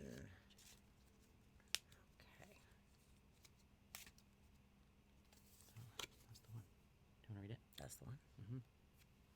Okay, JT. Your commitment is being tested. Interesting. And it is the first quarter moon. Here is your card. Your commitment is being tested. I wonder what the commitment refers to. First quarter moon. Let's see. It says there could be some challenges coming your way, but they're just the universe's way of testing you. First quarter moon calls for you to face any hurdles with confidence. What do you actually think is possible? If you believe you can do it, then you probably can, which has been a theme for the night with these cards. If you spend your life affirming that something is too big for you to surmount, not summon, those letters, the kerning is terrible. If you believe it's too big for you to surmount, it probably is. If you believe your dreams will come true, they will. Showing some commitment now will help you move forward towards your desired outcome. What you believe to be true is true for you, so believe in yourself. It says also that the answer to your question is yes, but not yet, and that you're halfway to your goal. You still need to put in a bit more effort. And also sometimes we just need to realize how much we actually want something, which is interesting. It says, in the teaching, it said, in the lunar cycle, the first quarter moon comes between the new moon and the full moon. It's a time when the sun and moon are at a hard astrological angle to each other, and this can prompt a small crisis. No matter when you pull this card, you need to see any dramas as a stepping stone to where you want to be, which is what we were talking about earlier. It can also be a time when you need to stay strong through a storm. Okay, and interesting because she is about to move, so halfway to the goal. Yeah, it's like you're halfway to the goal. Yeah. But how committed are you? How committed to this move are you? Doing it, apparently. If that's what you're thinking about. Yeah, who even knows? But could be. She did say, "Fuck yeah, I knew it." So no, I think it struck a chord there. Yeah. Hopefully that was a little bit insightful and helpful. Yeah, that's a good one. Awesome. Interesting. Some reoccurring themes with these cards tonight. Yeah. Good lunar logic. Yeah. Oh my goodness, you, Snake Eater guy, is from Greece. Oh, no way, really? That is awesome. Please tell me where in Greece that you live. We love Greece. We love Greece. We love it so much that our original plan was to move there in 2020, which we obviously made that plan before 2020. And we see how that worked out, which is not at all, unfortunately, yet. Yeah. Not yet. So it is still the plan. It's pushed back a little bit. Now we're kind of reevaluating some career choices and working on, being responsible adults and making sure our house is good to go before we move. Yeah. But it worked out it for is the better. Plan. Yeah. It did. It worked. We were really disappointed because we were really excited to move to Greece. And unfortunately, it didn't happen. But I think maybe in a way it was good too. It gave us more time to prepare. And then when we get there, we will be better off, prepared for it. Yeah. It is good. It'll be less stressful when we move now. Yes. So we're either planning to move to Athens or to Crete. We love the Hania area a lot. I like Hania a lot. A lot. Yeah. So it just kind of depends on how we're feeling at the time. Athens, near the center. Awesome. Nice. Oh, man, we fell in love with Athens immediately. Yes, we love it. We got there and we went into our Airbnb. We dropped off our bags and then we walked outside. And within 10 minutes, we were like, we love it. This we're like, we love it. This is fucking amazing. City. Loved it. It's so interesting. I'm in a travel group called Girls Love Travel on Facebook. And there's so many people when they ask about, I'm going to Greece. What should I do? So many people are like, oh, you only need like a day or two in Athens. It's like a crummy city. It's like not a great city. And I'm always like, excuse me, what are you talking about?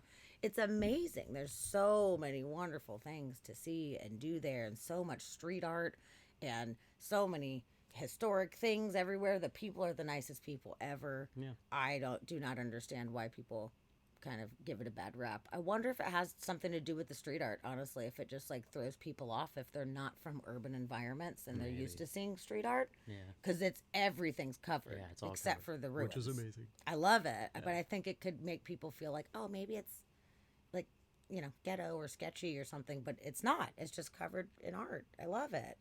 Yeah. I love it. For work, Athens, the rest of Greece, or Athens is greater than the rest of Greece for relaxing and a nice view. Every island is greater than Athens. Yeah, fair enough. That's totally and that's fair. kind of our battle. It's like, do we move to this big city because we're both city people and like go and stay there, or since we're getting older, do we go somewhere that's a little bit slower and a little bit more relaxing and like, you know, do we want to hang out on a beach? And like I go back and forth on it. Honestly, I really would rather be in the city of Athens at this point.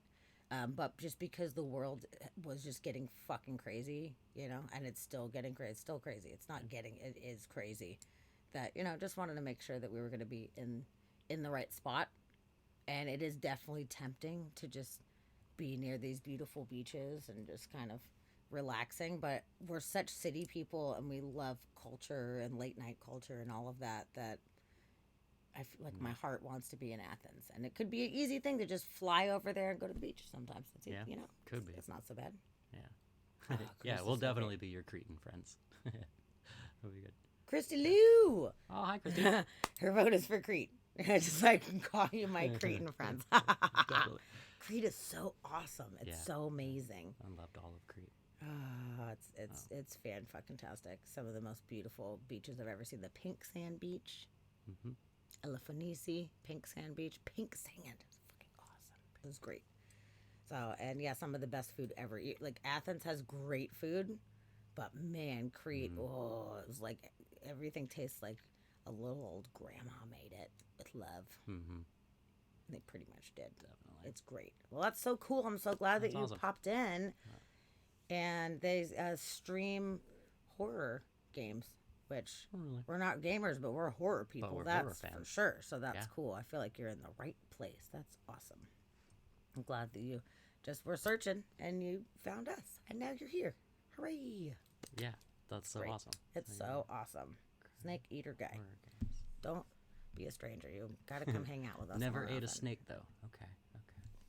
Well, okay, so this one day. You said the zoomed in. There's a zoomed in version or something. It's a zoomed out version. Zoomed out version. Yeah. So we watched the close up where you can see that little dot they just circled was the one that we were watching. Okay. But in this one, you can see where that beam comes from.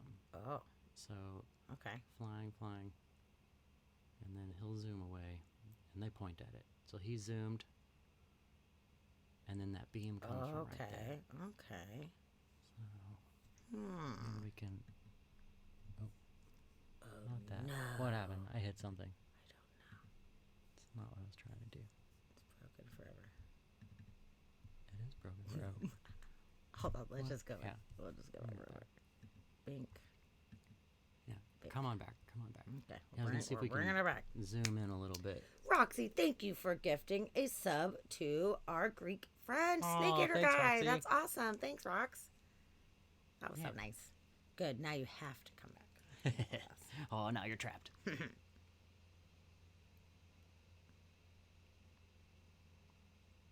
sucks. The resolution is like so fucking shitty. Yeah. Boom. Yeah, you can see it comes from that one little spot. Comes from like a little spot. But I don't know. weird. I'm skeptical where it's like Harp is shooting the laser, and I don't quite. I would not just attribute it to Harp right away. Which it yeah, if I any wouldn't of you just say guys, Harp. Harp is the weather modification. Yeah, they have a whole Group bunch or of whatever. But I would not just automatically say that beam was a fucking Harp laser. I don't know. I don't know what it was. I have no idea. I guess, but yeah, it's weird. It is weird that it changes direction so fast. Like that flash of light comes and then it's like, no, like it just books it. Yeah. That's a weird one. Super weird. And on one other version, there's audio from the astronauts at that time. So. Yeah. And yeah, there's another one. That's what legit. This footage. So we saw these clips on that documentary called Secret Space. And now I'm looking for it, and I can't find it. There's two other ones called Secret Space that have different, it's like subtitles to them or something like that. It doesn't look like the same ones, but there was multiple of these footage like this, and these were the two best ones. But there was also one where you could hear the astronauts talking about, they were supposed to be, their mission was to dock with, or like they were going to be grabbing a satellite to fix it, or they were docking with another module or something like that. But the pilot, you can hear the pilot talking to ground control, and he's saying, okay, like, where's my target? What am I looking for? And ground control describes it, and this woman is like, yeah, it's right there in front of you. You should be locked onto it. And there's a bunch of things moving around, and you can hear him just trying to not be like, there's aliens everywhere, but he's like, yeah, it's kind of confusing. There's quite a few things moving around out here at the moment. I'm having trouble discerning which one is my target. And they go back and forth for a minute while he's like, I don't know which one I'm supposed to be aiming for. Like there's a lot of moving targets right now. Yeah, a lot of moving targets. It's interesting. But yeah, that documentary, I was just looking for it, and I might be able to find one, like, you know, a pirated version somewhere if I did some deeper digging, but it was just on YouTube where we had watched it before. Yeah, and it was a long time ago. It was back when we lived in San Diego, and we left San Diego in 2010. So it was actually, I remember we were in that apartment, so I think it was probably 2010 was when we had first seen it, and I don't know when it had come out or something like that, but I mean, that's a good 12 years ago that we first came across it, and now it's missing, which is interesting. But it was saying some of this footage is like from the one that we watched before with all the different points that were moving was from 96. Okay. So they're older footage, which is why they're so grainy. Right.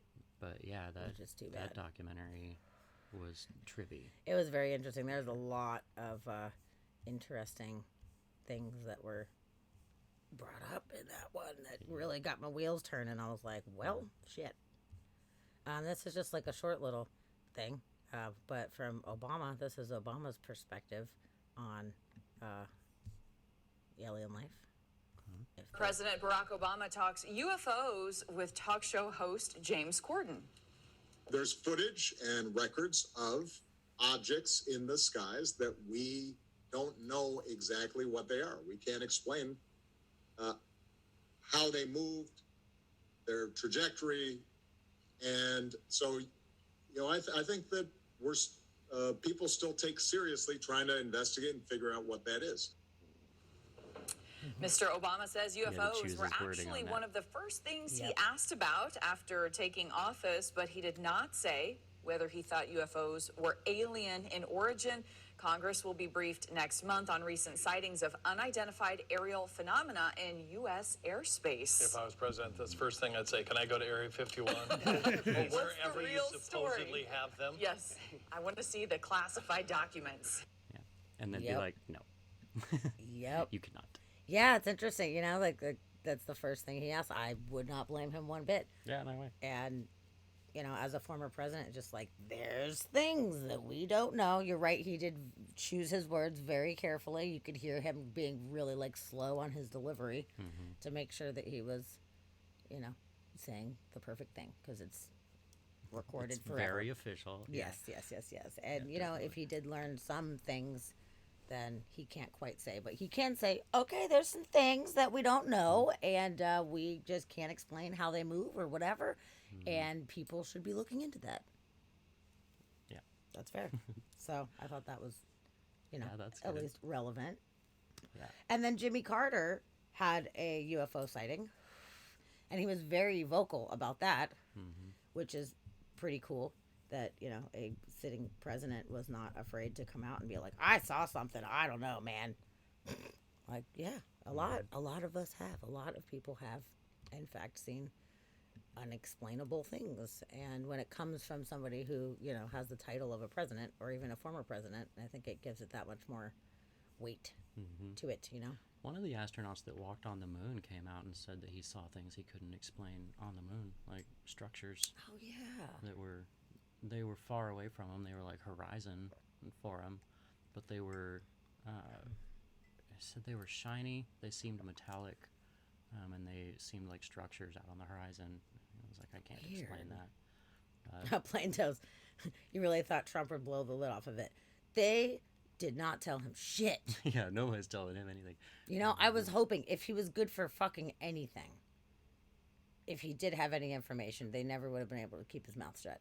So that would have been cool. True. But you know what? I don't believe anything that he fucking says. Yeah. So therefore, I would have had to take that, you know, into question anyway. But I bet they knew that we can't tell this guy fucking anything that we want to keep under wraps at all. Guy's got a big mouth. Yeah. Good night, Yager. Good night, Yager. Thank you for being here. It is so nice that you have been coming by more often. It was always so nice to have you. And thank you so much for the tip, Captain Generosity. Captain Generosity. Yeah, Yager. I'd like to say good night to Captain Generosity. You're awesome. Yeah. Yeah, kind of what I was hoping for. I was hoping for something. Yeah, something. Would have been good. You know, even if I would have been like, I don't know if I trust what the fuck he says. Like, with something like that, you know, like maybe, all right, he's not good at keeping things to himself. So there were a lot of theories coming out that Hillary was actually being primed to be the one to disclose to everyone. And then whenever she lost, it was unexpected. And they were like, well, we're not letting this guy do it. But that could make sense. Yeah, I who knows? Who knows? But I'm pretty sure that nobody wanted to trust him with any information. Or if they did, if he did know anything about it, you know, there's some serious rules about that. So, I mean, he's not great at following rules. He makes his own rules. But I don't know. I wonder if it got spooky. Because that's, like, seriously, like, classified stuff. But, I mean, at this point, it's not really in question to a lot of us that there is things going on. And then, you know, Area 51, that whole situation. I mean, it's pretty obvious that something was found and something was hidden. And there is very limited people that know about it, which I understand. You know, if you were trying to keep it under wraps, you can't have a lot of people knowing about it. And at this point, unless it's like common knowledge out there, then it still needs to be coveted. It's still coveted information. But as Krista said earlier, I think it's like we're being primed a little bit, little by little, desensitized to the point where eventually it's just going to be like, yeah, you remember we put this footage out there forever ago. Like, Pentagon totally has these task forces. Like, yeah, obviously, duh, you know? But I think the older folks, whenever that time comes, are going to be like, you guys lied through your teeth for so long about this. But I think it's just little by little, where you can't just, like, drop a bomb at once. You have to, like, give little tiny pieces at a time. So it might be a very well thought out process that they are doing as far as disclosure goes. And maybe they're allowing certain things to come out from other people as well, like Dr. Greer, Stephen Greer. Steve, man, if you guys have not seen Unacknowledged, there is a documentary called Unacknowledged, and then there's a follow-up to Unacknowledged called Close Encounters of the Fifth Kind. Not the fourth kind, the fifth kind. And Stephen Greer is a very highly respected person who was a medical doctor that, for whatever reason, was brought in a long time ago into some secret projects that were going on that were dealing with alien things, and he has come out and has shared a lot of his information about it. And he does not come off, at least to myself in any way, as a crackpot or as somebody who's trying to get media coverage or sell books or whatever. He has a lot of very detailed information about the things that he's went through, and said that he feels like it's his duty to share this information with the public. So, yeah, actually, on that, it's really long, so we won't watch it, but he actually held a press conference at the National Press Club in 2001, interviewing all kinds of military personnel and government personnel about what they had experienced. It was called the Disclosure Project, and to me, disclosure already happened. Like, everybody came out and was like, yeah, there's all these things, like, we've dealt with bodies, we've dealt with craft, like, they hide it, they cover it up, and all these people came out and publicly said it in this press release, and you heard nothing about it in this press release, or like in the media. Like, no one talked about it. There was no newspaper article about it, and like nothing. But yep, it was just I'll drop a link to it. It's on YouTube right very now. Quietly presented. So, and I think it goes back to what I was saying before. I think it's just kind of this thing where they're letting these things come out little by little and not blasting it out to the public immensely, and then just being like, well, the information, it's been there. So if you're willing to look for it, it's been there all along. We are of no fault. So the Disclosure Project, that's and it's Stephen Greer. Pretty good. Yeah. But Unacknowledged is fantastic. It's a fantastic documentary, and he's very professional in his presentation of everything, and he explains from the inside what it is that he witnessed and how profound of an experience that the whole thing was. Mm-hmm. And then the follow-up to it, this is where it takes a bit of a more metaphysical turn, I would say. So it's basically about communicating with these beings telepathically, saying that we have been visited for a very long time, and he has the physical, quote unquote proof of this happening, but also that there has been communication and that they have been waiting until the point where we are more evolved mentally to be able to handle it, because a lot of the human race is completely resistant, or they are not in touch with their connection to just the literal universe to be able to communicate on this level. So apparently there are certain groups of people that are more in tune, that they have been having these communications and actually summoning sightings. So it's called CE5. There's like a whole network of people that are a part of this, and they will do meditations and actually call these sightings in. Yeah, essentially summon them, which I think it's Whitley Strieber is the one who was doing it forever ago, and he was kind of saying that he could call in a UFO whenever he wanted. So I'm wondering if it comes from the same type of techniques. And I wonder too. He's one that, he was like an abductee forever. He's been on coast to coast forever. He's like real famous in the UFO scene. But he ended up coming out saying that he could manifest a UFO for anybody that wanted to see one. Like, he could call one in, and was able to do it for a bunch of people. And I wonder if it's the same type of thing. I wonder, yeah. But real quick, oh shoot, we got Wiccan and Bingebox in here. What up? Hello to both of you. Hello. Wiccan, hello. It's been forever, man. It's been too long. Oh, I'm so glad you're here. And Bingebox, so glad that you're back tonight. Yeah, I was thinking about you absolutely. earlier, and here you are. I summoned you, just like we are summoning the aliens, apparently. Just like summoning UFOs. Yeah, so we're doing something kind of weird tonight. Normally we do our interviews, but we're trying something new. So tonight we're focusing in on UFOs and having UFO conversations.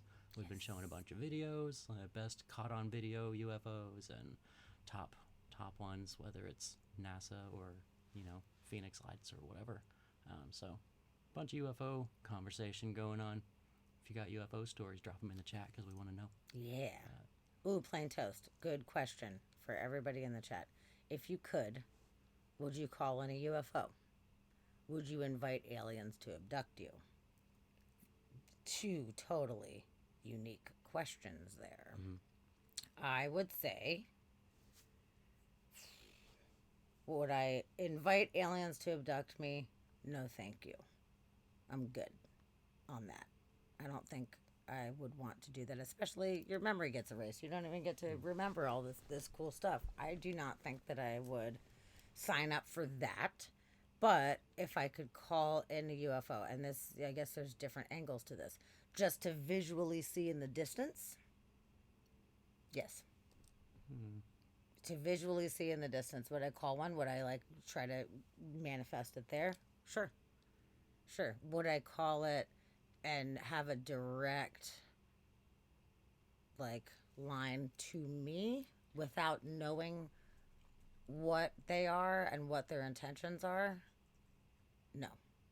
I believe there's different species of aliens out there, and if I had some kind of idea which they were, if I could tap into a specific race of alien, then sure. But just rando, hey, any aliens? I feel like that's like doing the fucking Ouija board, which to me is a fucking no-no, because I had fucked that up back in the day. You're like, is anybody out there? Anybody? And then sometimes you get fucked up shit coming through, man. You can't just be like, is there anybody out there? Mm-hmm. Unless you're Pink Floyd, then by all means. But if you're not Pink Floyd. I feel like we have to be very careful and mindful of anything that we call in, whether it be spirits or whether it be aliens or whatever. Like, I think that we need to be mindful. Yeah. What do you say? I'd try to call them in to see them all the time. As far as abduction, I have called for that and tried, but it comes with stipulations. I don't, like, first of all, I want to remember it. Second of all, I don't want it to be frightening. Like, it shouldn't be in some kind of sleep paralysis. It shouldn't be something like that. But I would be open to it if it was, basically, I, like, try to put out there that it would be on my own accord. Like, if they just appeared in front of me and they were like, do you want to come with me? Kind of like what Wiccan was saying. Yeah, I do. Like, I'll definitely go with you. I don't know what's going to happen once I get on the ship or whatever, but I would have to go. I would have to do it. Would you? Yeah. Okay, what if... Okay, we're going off the cuff here. Okay, The Last Starfighter, which is one of my all-time favorite movies. I love The Last Starfighter from the 80s. If you haven't seen it, it's fucking great. In that scenario, where you have a alien named Centauri that comes down and says, we need you to come help fight these bad guy aliens. Come join us and come fight.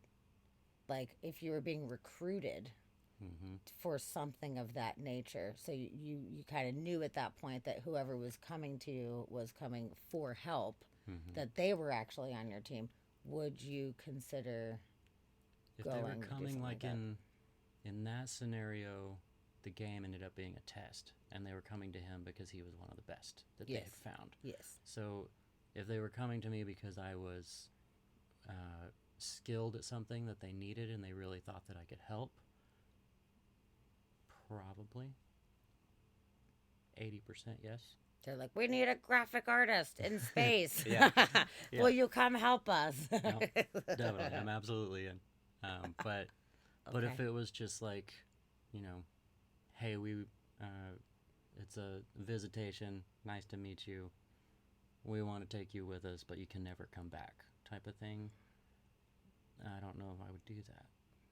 I don't know if I would choose to never come back. Because what if their planet sucks? What if it's Mars, and now I gotta live on a fucking desert planet forever? I don't want to live on a desert planet. I grew up in the desert. Fair. That sucked. Okay. Yeah. Thank you so much for the follow. Physics. Physics. STEM. Physics. In the right spot. Thank you for Physicist following Ben. us. Sorry, our lettering on that was I know, it's hard really to bad. see. We're both like, what does it say? I know, and I got the progressive Physicist lenses Ben. on. I gotta have it the right way. Yeah, thank you for that follow. Awesome. That's awesome. We're happy you're here. Happy to have you in. That is fantastic. But yeah, if it was just like we want to take you with us, but you can never come back, I don't know if I would do that. But yeah, I do want to cruise. I want to go on a trip. Like, take me somewhere. Let's go. It'd be terrifying.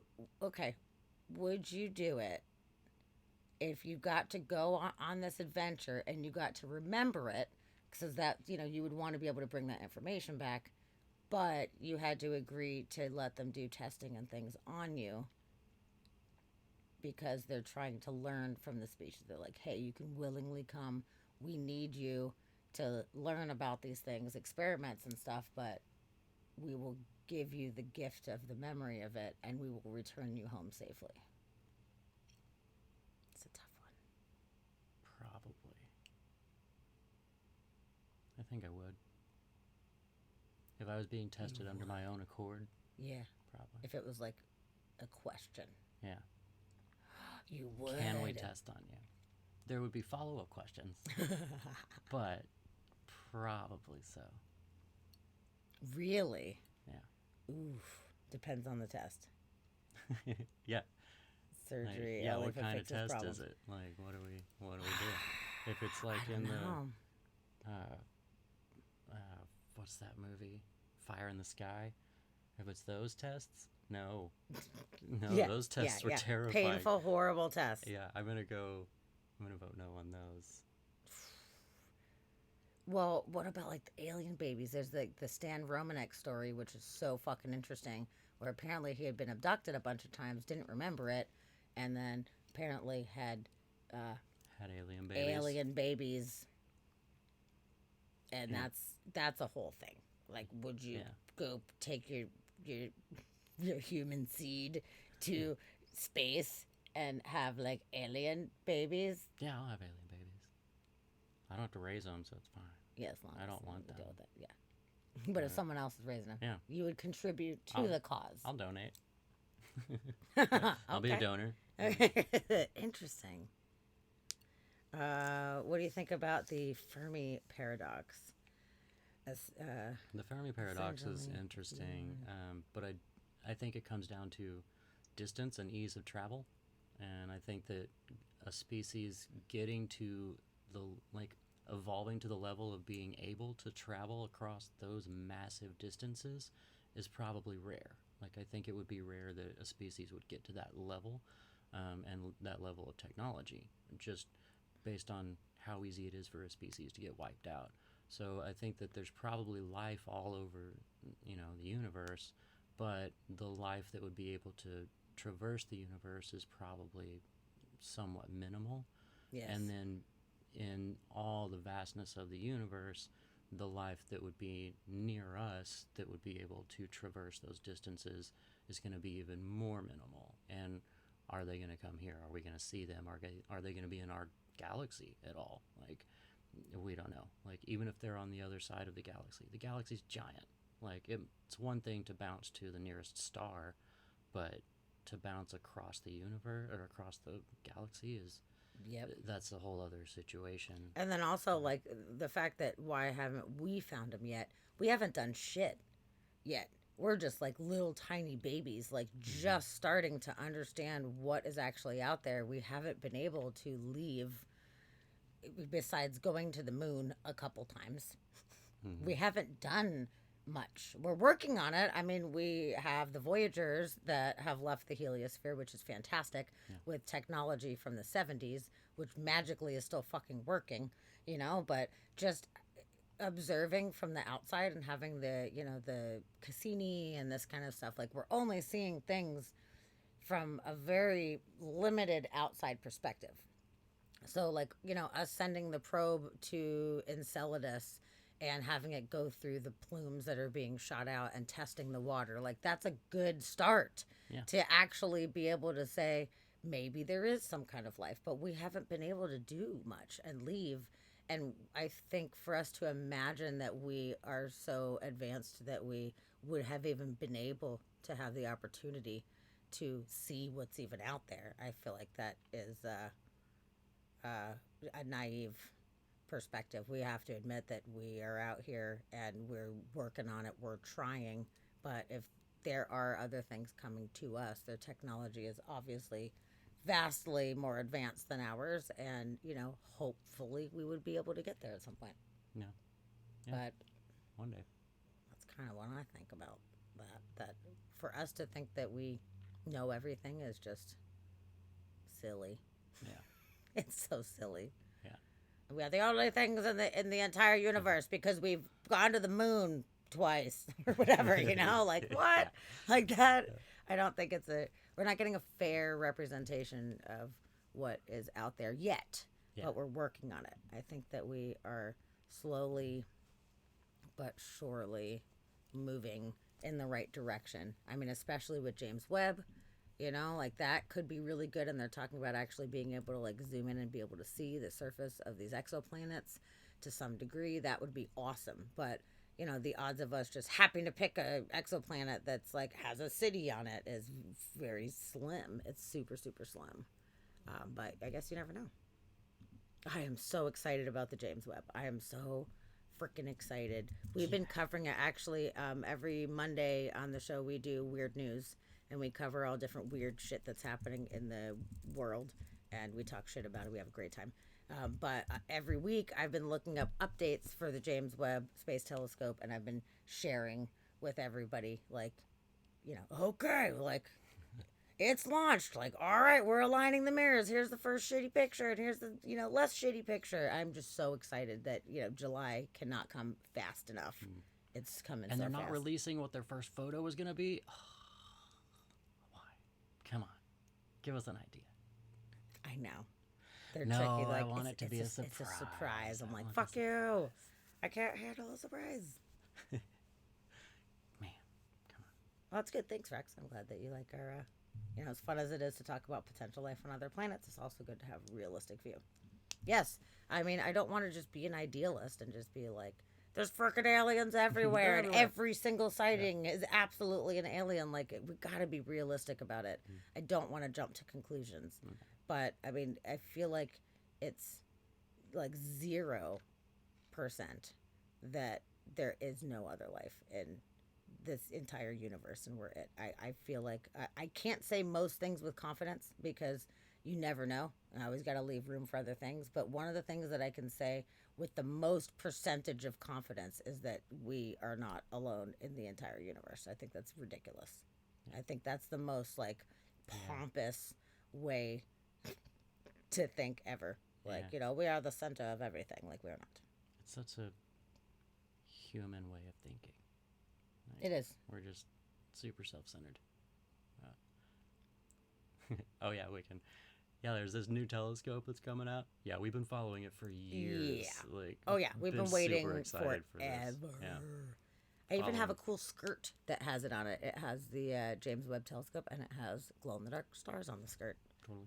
That was an emergency. I was like, that's an emergency. Purchase the skirt right now. Like, we're all about it, man. We're all about it. Okay, there's... Nice. You follow another physicist on Twitter talking about the data coming from the telescope. My field is fusion, so I don't do astro, but it's super interesting. Interesting. Nice. That's really, really cool. Fusion, huh? That's also interesting. Fusion. That's awesome. Wow, so we have an actual real physicist in here. Real That physicist. Is fantastic. Who I just saw on his stream was playing Mega Man. That's awesome. That's super cool. Oh, wow. That is awesome. I'm very glad to have a smart fellow come into We love our chat with scientists us. around here. We love do. Science. We're all science nerds. But we're also fringe believers. Yeah. We're more fringe. Open-minded. Open-minded, but not jumping to conclusions. I think it's important. The early bird idea. So that we're just kind of ahead of everyone in our sector. Which we could be. But, you know, there's no telling. And it's also interesting that, you know, Mars is a dead planet. So what was going on Mars before it died? Like, there could have been something, but I'm sure it wasn't, you know, human level of life, but they've already found, you know, the signatures of life there, so there's probably something, whether it was bacteria or insects or, you know, a weird looking cat, well, I don't know, but yeah, the fact that we've gotten to this level is probably a miracle, especially because, you know, humans have only been around for a short time and we've gotten to this level of intellect, but really the dinosaurs were around forever and never got to this level of consciousness, or maybe they did, but it wasn't the level of problem solving and that humans have, you know. But if there is life out there on these other planets, like, maybe it's just extremely difficult to get to this level of knowledge or this level of awareness of who you are as a species and like this level of evolution. Like, we got to keep that in mind too. Like, there was a long time of life on this planet before humans ever came around, and this never happened before, you know.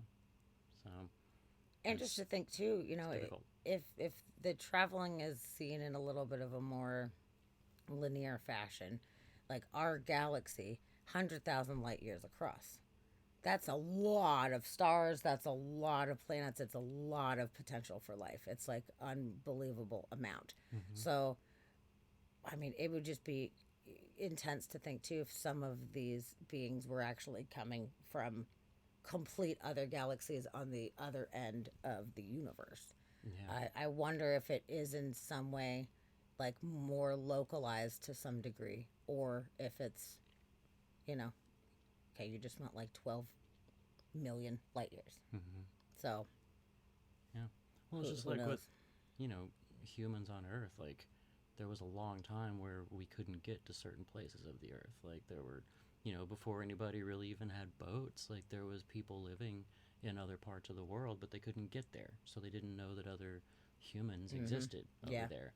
And then we got boats, and we got over there, and we're like, oh, no way. There's people over here, too. And they look weird, you know? Like, they're different colors. They're wearing different things. They have different languages. Like, that's alien. Sure, you would think you're the only person on the Earth if you're out in the jungle and you've never seen another human besides your family in your tribe before. Yeah. Yeah.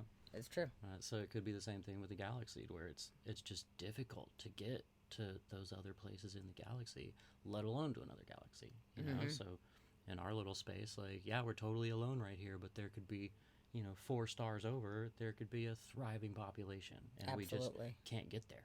Yep. And that is close, galactically speaking. It could be very close. But still so far, way too far for us, since we do not have the technology to be able to go that fast or go that far or what have you. I mean, we're so limited right now. Yeah. Rocket fuel can only take us so far right now, We're doing pretty good. I mean, not even that long ago, we didn't even have planes, Like, we went from, like, planes to landing on the moon within, like, was it 50 years? Yeah, it was, like, right at 50 years. So, it's pretty awesome. Like, we're doing pretty good, but when we think about it, like, 200 years ago, 150, 200 years ago, the world was dark. The world was quiet.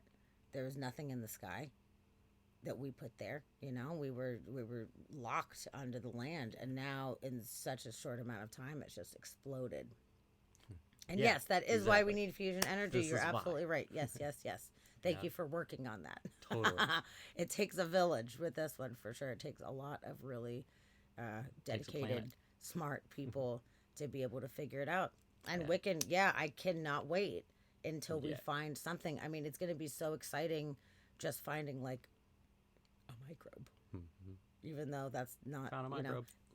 Life, like, we think of it here, but that's still life. I mean, even us just confirming water on Mars, that was awesome, because for the longest time they're like, nah, it's just carbon ice or whatever that's at the polar caps, and we've never seen water anywhere outside of the planet.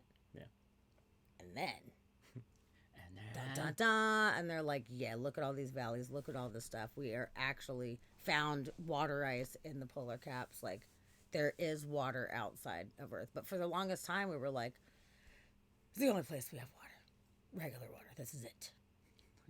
This is obviously it. Like, no, it's not. We're learning so much more. Exoplanets, what a perfect example. It was theorized before whether exoplanets existed or not.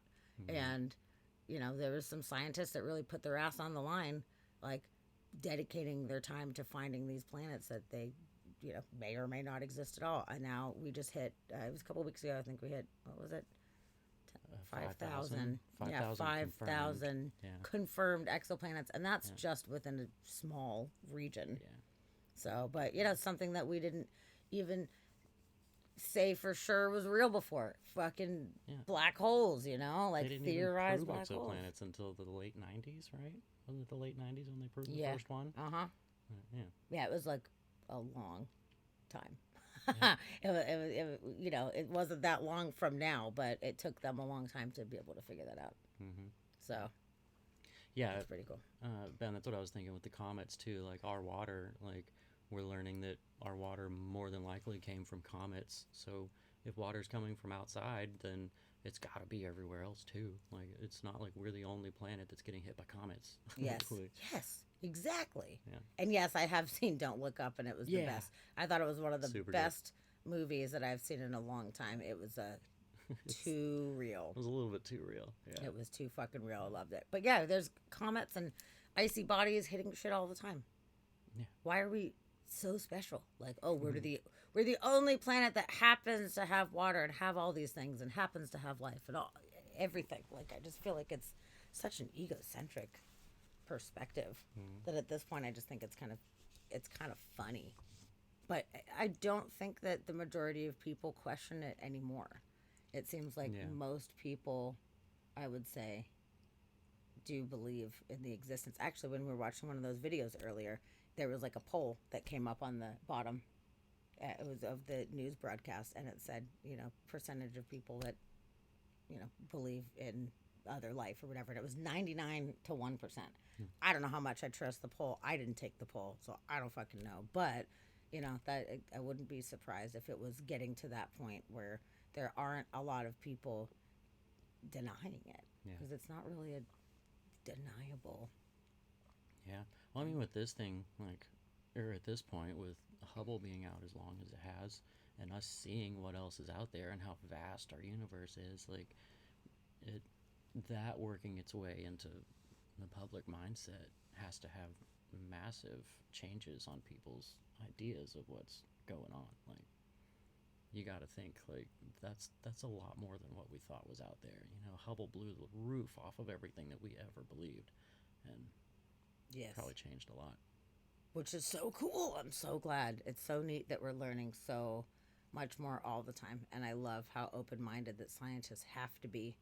You know, a lot of people just think, you know, scientists are such skeptics and they're so hardline, and some certainly are, but in order to be a good scientist, you have to have an open mind to some degree, because otherwise, what are you even doing?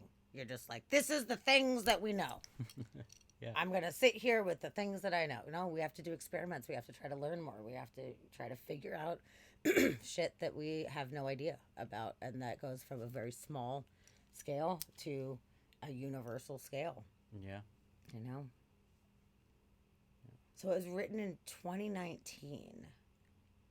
Yeah, I didn't realize that either. Really? That's interesting. Yeah, we were talking about that movie and Wag the Dog, I think should be required watching in school. Like, those are like documentaries on how the world works, the world and government itself. Like, they're both extremely on point. God, Wag the Dog is so good. I had heard so many people talk to me about it for years, and I just had never got around to actually watching it. And we finally watched it. I watched it a few years ago, and it blew my mind. If any of you guys have not seen it, you absolutely should see that movie. Definitely. Yeah. I don't even want to give it away. It's basically... It's the dark truth of how things work and how you can manipulate entire populations of people if you need to. Yeah. Yeah, or if you decide to. Not even if you need to. If you just want to gain something. Yeah, try to get this guy reelected, and they just made up a whole entire crazy thing. So, Dustin Hoffman killing it, you know? Yeah. Oh, you watched Wag the Dog about a week before 9/11. Oh, and for a couple of days I thought it was a hoax. Yeah. Look, well, this is obviously made up. This didn't happen. You never know, man. Yeah. Yeah, it's super interesting. Yeah, that was a great movie. Don't Look Up was great. It was really, really cool. Definitely. I loved it. We should watch another UFO video. Let's do it. Yeah. Okay. You got one? What are we doing? I don't know. Okay, there's this one. This one was not super exciting, but I felt like it was at least worth. Well, was there more super exciting?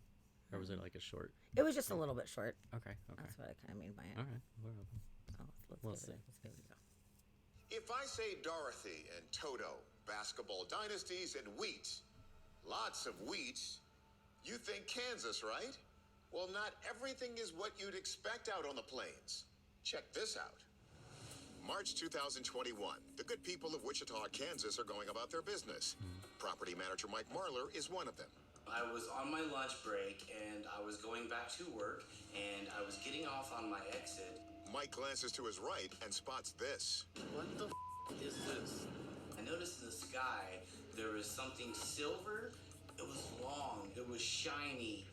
It was moving very, very fast, so it was very challenging to get a really good angle. What is it? We slow it down and zoom in, but even then it seems to race out of frame. And then in a matter of seconds, it just disappeared. When Mike posts the video to social media, he learns that dozens of others saw the same object. UFOs in Kansas are nothing new. In 1972, one of the world's most famous UFO encounters occurred in Delphus, Kansas, witnessed by 16-year-old Ronnie Johnson on his family farm. UFO landing? All of a sudden, a large object descended and began hovering over his backyard, and then disappeared, but it left burn marks on the ground. Ronnie's mother took a picture of this strange circle. We call it a physical trace case. We also know that there was a slight increase in radiation around the area where the UFO was compared to soil further away from the site. Did the people of Wichita witness something similar? There were a lot of eyes on this one. So unless we're dealing with a massive hoax, the video is real. And given the Sunflower State's history with UFOs, it's worth asking our experts if this is proof of an extraterrestrial encounter. or a case of mistaken identity. Our aviation analyst, Tim McMillan, first tries to determine where Mike was when he spotted the object. As they were filming, they passed several street signs. And so that allows you to narrow down exactly where they are and what direction they're facing. McMillan uses the location and timestamp on the video to compare it to the flight data from that day. He zeroes in on one craft that is occasionally mistaken for a UFO over Wichita. The NASA Super Guppy is a very odd-shaped, wide-body cargo aircraft that can even be used to transport the space shuttle. There was one in Wichita that day. The Super Guppy can carry up to 26 tons of payload. It looks like a cross between a cargo plane and a Zeppelin. NASA itself says it's often mistaken for a UFO, especially when its reflective metal catches the sun. And it frequently flies in and out of Fort McConnell, right near Wichita. Yeah. But when you look at the flight radar data from that particular day, the Super Guppy was actually several hundred miles away to the southwest. So we can say with absolute certainty this was not the Super Guppy that was being filmed here. With all the military bases in the area, McMillan thinks it might have been some sort of test. Could this be some type of drone testing here where we're testing autonomous drone in-flight refueling? But McMillan can't be sure, and Mark D'Antonio thinks it looks too square and thin to be a normal plane. It almost looks like it's kind of waving a little bit in the wind. So the next question is, could it be one of those advertising banners that's towed behind these light planes? And the answer is that theory actually matches this the best. But McMillan disagrees and points to his research on flight data that day as proof. There isn't anything in that vicinity that's showing up on that flight data. Whatever aircraft it is, it's not operating a transponder, so it's not going to be a civilian aircraft. It's not going to be a commercial aircraft. Okay. So, what do we think? The Guppy? A banner? A top secret craft? Or none of the above? Without more evidence, we're going to call this a genuine UFO. But please reach out to us if you have any more information. Mm-hmm. Okay. So it wasn't like a really in detailed sighting or whatever, but it was strange. Mm-hmm. It was a strange one.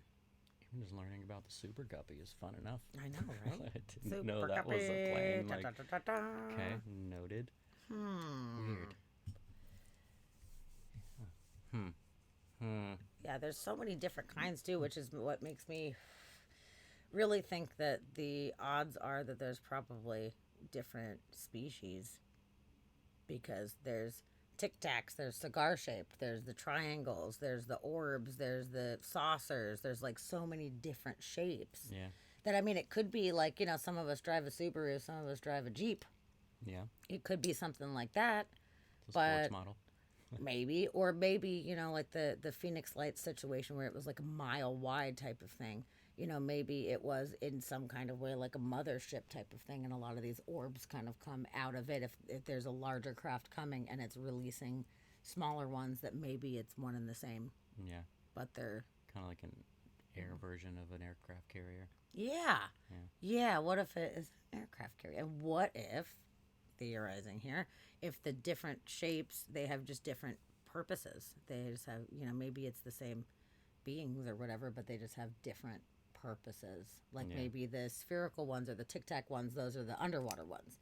And maybe the saucers, they're not going to go underwater because they're not set up for that or something. So I wonder if there's a little bit more each one has a different purpose. Variety. I don't know. Or is it just, is each one of them some kind of technology made by a different species? I don't know. Yeah. Wicked. You're so funny. Baby Cletus just got born. Yeah. Welcome to the world, Baby Cletus. That's so funny. Maybe. I mean, there's the one guy that was trying to prove the Earth was flat by building his own rocket launcher, or his own like rocket, oh you know, my and God, launching that was himself. so funny. Yeah, maybe they're going airborne. Yeah. Just doing whatever. It could you be. never know. But yeah, there's definitely been a lot of sightings that have been, you know, proven to be bullshit blimps, or, you know, that weather balloon, the one that looked really like a weather balloon earlier, like a lot. But the one in this one that was interesting was the kid that had the one land behind his house and it left the little rings. Yeah. Like, that was super is the interesting. We should have a longer story about that kid. Mm-hmm. Well, also like the Stan Romanek situation, which if any of you guys are interested, actually, you know what? I have the trailer. I pulled the trailer up, and before we start talking about it, I'm going to play this trailer. It is, good idea. It's so interesting. The story is really, really, really interesting, and I don't know. I feel like it feels pretty legit. It goes down some really weird tendrils, I guess, but it gets really weird. But it feels pretty legit to me. So interesting at the very least. Yeah, it is. I cannot tell you who I am, but I can tell you that your perceptions of Stan Romanek and his experiences are real. The interesting thing is that Stan has no idea who he really is, who he really is, who he really is. If I thought Stan was lying about any of this, making any of it up, I would have walked away faster than anything. Love or no love. It's easier for her to deal with this than it is for me to deal with it. I get scared, freak out, and run around like a little girl, and she's sitting there trying to figure out what's going on. I said, you do not lie, or you do not to me. Your experiences are real. I have a lot of proof for it. Therefore, you're okay. So on a scale of 1 to 10, with 1 being insignificant, 10 being the most significant ever, where does Stan's... 9. I mean, I think one thing that they give is a sense of credibility. These equations are beyond what he could come up with on his own. Stan is being used to give a message also. I mean, he's being used to say it's real. I knew she was real. I knew she existed. And in some ways, I prayed that he never found her. For 6 years, I worried. What would happen to me? Beautiful blonde hair, and she's just clinging onto my leg like, please, please don't let me go. And I realized that these kids are mine. It's a bizarre trailer. It's not actually walking me through the story. It's giving me little weird parts of it. It's strange. It's not giving away anything.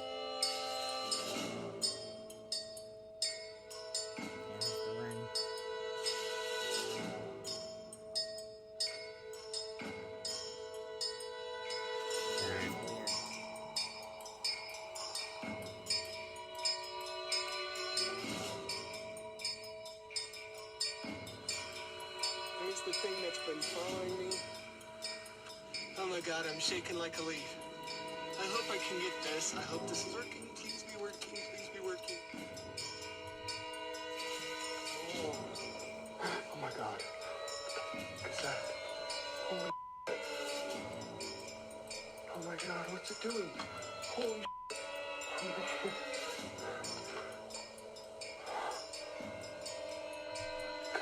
Oh my God, I can't believe it. Where'd it go? Where'd it go? Where'd it go? Yeah. That guy's story is so freaking intense, Yeah, dude. it's a crazy story, man. It is super crazy. And yeah, he's got stuff on video and like all the sightings and everything that he had. Like he was seeing UFOs all the time and like able to record them and had people with him when he was seeing them. And it just became like a thing. And like it got deep. It really does. It's crazy. oh man, it's such a cool documentary. It gives you a lot of really interesting information on this one, but he had some serious I mean interactions. He apparently was being abducted on a frequent basis, and there was stuff being seen around his house all the time.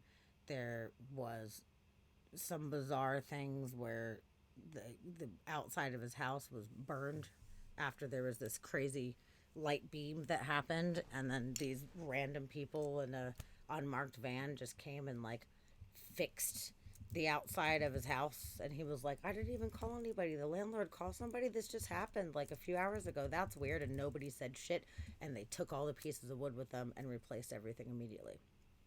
And he has no idea like who knew about what was going on. I mean, it's pretty deep stuff. So anybody that's really interested in this thing. It's called Extraordinary. And Dusty's going to put a link in there, and I believe it's on Netflix, actually. And it's a fucking wacky story, but I don't know. I don't feel like it's just put on. I really don't. I can't say that I believe everything 100% with my core of my being, but I will say that I don't know. I think there's something to it. It's pretty crazy. Yeah, it seems, at least legit from his point of view. Yeah, and his wife too. His wife, like, the shit that she had to deal with is pretty nuts, man. But yeah, all the weird little markings that he had on him and everything, and then the phone calls that he started to get. He started to get some crazy phone calls, man. Yeah, anybody that's interested in this subject matter, my goodness, watch this one. And then, just decide what you think about it. And, come back and tell me your thoughts on it. God, we should do like a movie night type of thing. I feel like we should do. Just fucking put that shit on and just eat some popcorn and hang out. That would be really good. Yeah, maybe we could do that sometime. Oh, it's on YouTube? No, I just put a link to the trailer so everybody can find it. Oh, gotcha. Okay. I think it was Netflix that it was on, though. Yeah, I'm pretty sure that it is. Oh, man. Yeah, it'll spook you guys out. It's a spooky one. Yeah, definitely. For sure. Yeah. Rox, you wanted to sleep tonight? What? No. Good luck with that. Yeah. Speaking of sleeping tonight, I'm sure some of our folks might want to sleep at some point. It's like almost midnight. I'm fine. You want to keep rolling? You want to wrap it up? I'm going to have to get to sleep fairly soon. But yeah, probably be better to start wrapping things. Good. Does anybody have any stories or any thoughts on the subject that you want to share? Is there anything that you want to bring to the table before we do wrap it up? Because this is good. This is a good discussion tonight, and I definitely want to hear everybody's 2 cents on some of these things. So feel free to put in the chat if you have any thoughts, comments, concerns, what have you.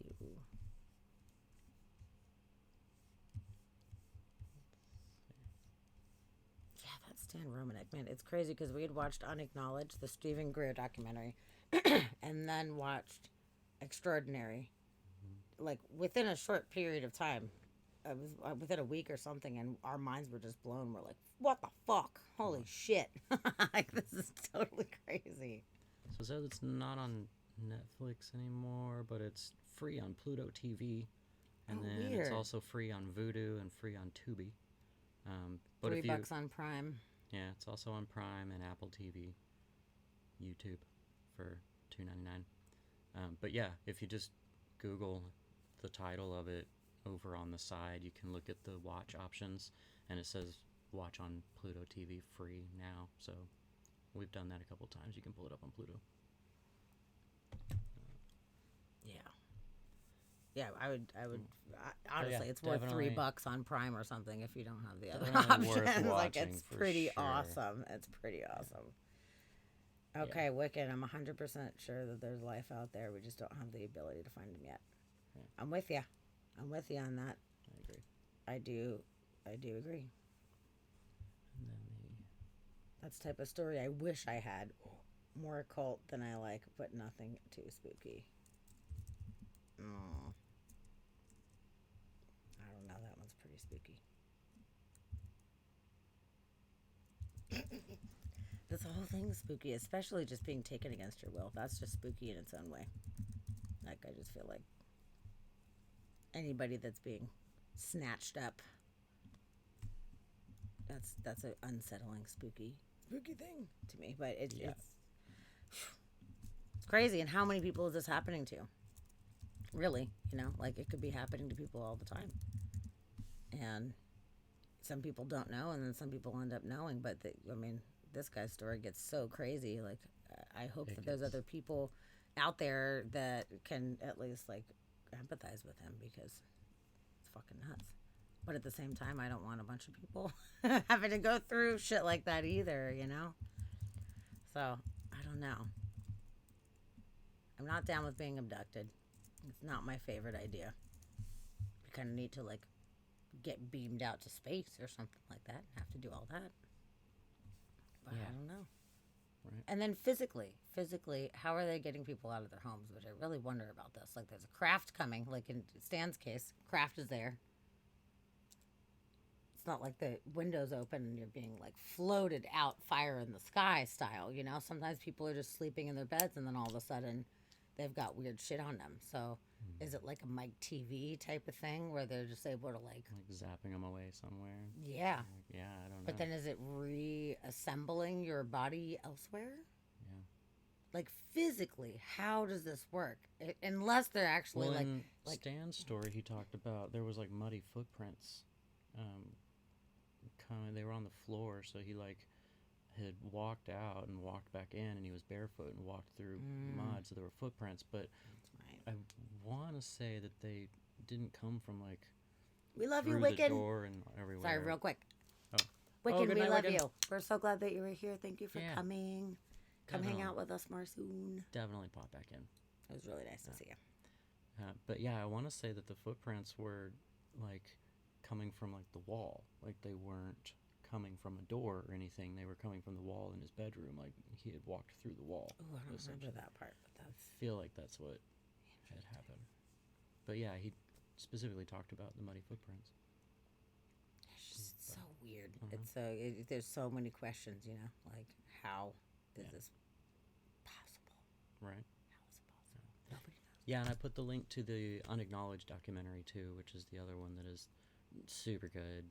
Just about all of the information that's out there, and Dr. Greer, he's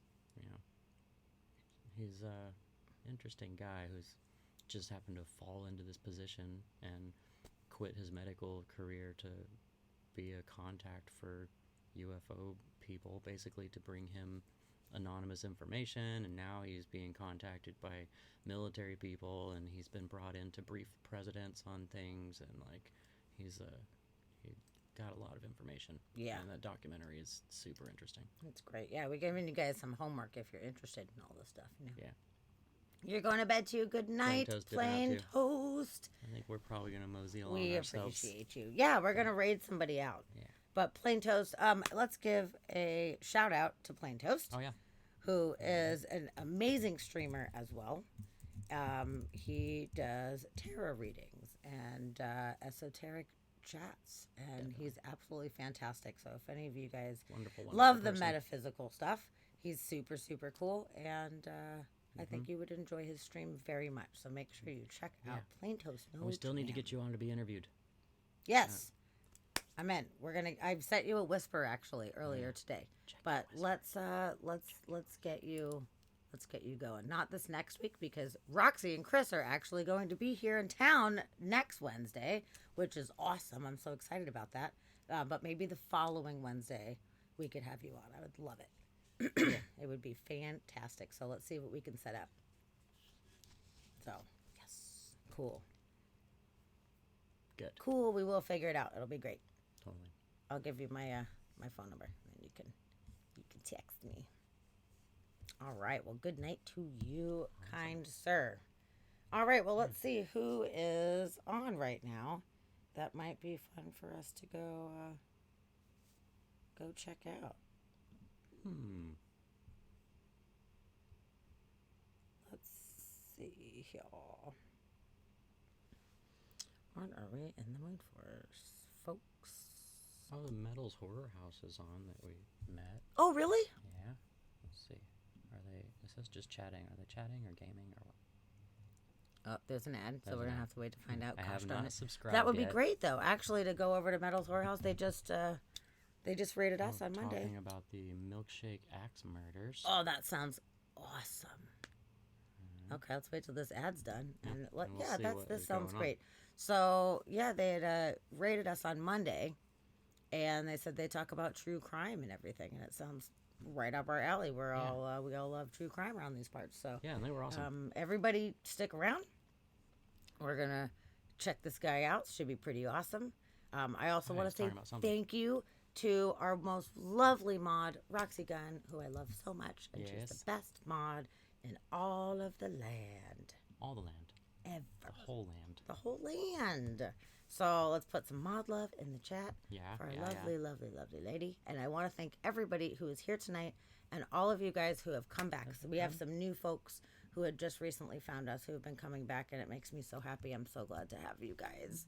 We have such a nice community and such a nice little chat, and it's just growing day by day, and it's because of all of you guys individually that make this so fun. So thank you guys so much for being here. We love you guys. Yeah, definitely. We truly, really, really do. Sure. So there's mod love for Roxy. Is Metal's Horror House done? Is it done? Oh, Ann just said, I think his stream is done. It's still on, but it's still showing live. But chat. I wonder if he just ended.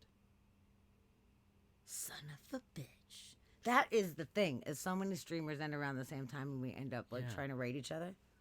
Do you think we should just give it a go? Let's see. We're gonna check in the chat and see if it's still going. Maybe he's on a break. We don't know, but we're gonna find out.